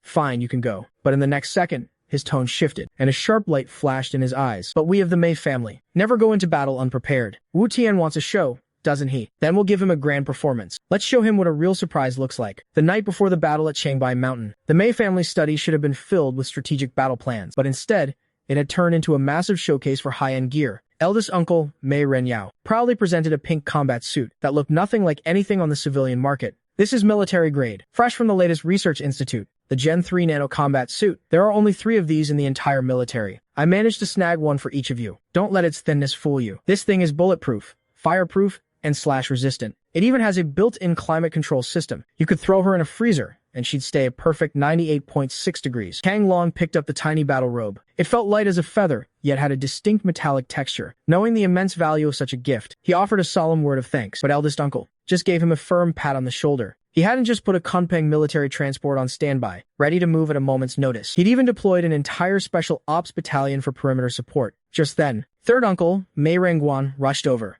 Big brother, yours is way too conventional. Look at this. He snapped open a silver briefcase, revealing weapons that gleamed with a lethal, cold light. High-frequency vibration daggers that cut through steel plates like tofu. Then he pulled out a pair of black gloves, built-in 300,000-volt tasers in the knuckles. One punch could make a grizzly bear do the disco. However, when he turned towards Xing, his expression softened instantly. He pulled a children's walkie-talkie from the bottom of the case and introduced it with a grin. This isn't a toy. It's a mini headset linked directly to satellite signals. And that's not all. He pulled out a small pendant. This is a flashbang. If anyone tries to bully you, just toss it at them. It'll leave them blind and their ears ringing for half an hour. Third brother, those are all just physical attacks. So primitive? As soon as the words left his mouth. Sixth uncle, Mei Meishui, dragged out a massive crate. The weapons scientist's eyes were practically glowing with excitement. The crate hissed open, revealing a small, metallic panda. This is Gungun number 1. It's the upgraded version of Wang Kai. Mei Yushui pressed a remote. Gungun no one's eyes lit up with a blue light. It actually stood up and waved its paw at Xing. Who would have thought that the bamboo tube on this cute thing's back held 3 miniature tracking missiles? Its belly even hid a dragonfly reconnaissance drone. Most incredibly, Mei Yushui lowered his voice and said mysteriously, it has a stealth mode. It can vanish from radar and infrared for 3 minutes. This wasn't just high-tech. It was science fiction. While Xing's eyes were sparkling. Fifth, Uncle Mei Renjian walked over. This master of medicine was carrying a small medical kit. Xing. Fifth uncle prepared some life-saving things for you. He opened the kit, revealing rows of small vials. This is the strength pill. Take one, and your strength triples. It lasts for 10 minutes. This is a healing spray. It stops bleeding from any wound in 3 seconds. Then Mei Renjian pulled out a lollipop, and this is a concentrated nutrient supplement. 1 lick is equivalent to a full-course banquet. Fifth uncle repeatedly warned him. These are only for emergencies. Don't eat them like candy. Just then, fourth uncle Mei Liangxi walked elegantly over to Da Huang. He wasn't carrying anything, but Da Huang shuddered and instinctively tried to back away. This man had a scent that terrified him. Big guy. Mei Liangxi patted Da Huang's head. While his eyes inspected his claws and teeth, he snapped his fingers. 2 subordinates carried in a crate. The crate opened, and everyone gasped. Inside was a set of titanium alloy armor custom-made for a tiger, a face mask, a bulletproof vest, and 4 titanium alloy claw guards gleaming with a cold light. The vest could stop sniper rounds. These claws can easily tear through car sheet metal. A satisfied smile appeared on Mei Liangxi's face. A nephew of the Mei family. Must have top-tier gear, even for his pet. With this equipment on, Da Huang instantly upgraded from king of the forest to a mechanical beast. Meanwhile, second uncle Mei Liangxin was busy calculating with his little notebook. Nano combat suit, 30 million. Kunpeng transport plane, 8 million. Special ops battalion, 1 million per day. Plus all these toys and armor. He closed his notebook and sighed. Our trip to the Northeast is basically costing as much as a medium-sized country's annual military budget. Unexpectedly, old man Mei slammed his teacup down. Who cares about the cost? As long as my grandson is safe, I'd empty the national treasury if I had to. And so, Xing, dressed in his camo special ops gear, leading an arm to the teeth Da Huang, with a strawberry flashbang on his waist and Gunga Num one on his back, puffed out his little chest. Everyone fall in. Let's go.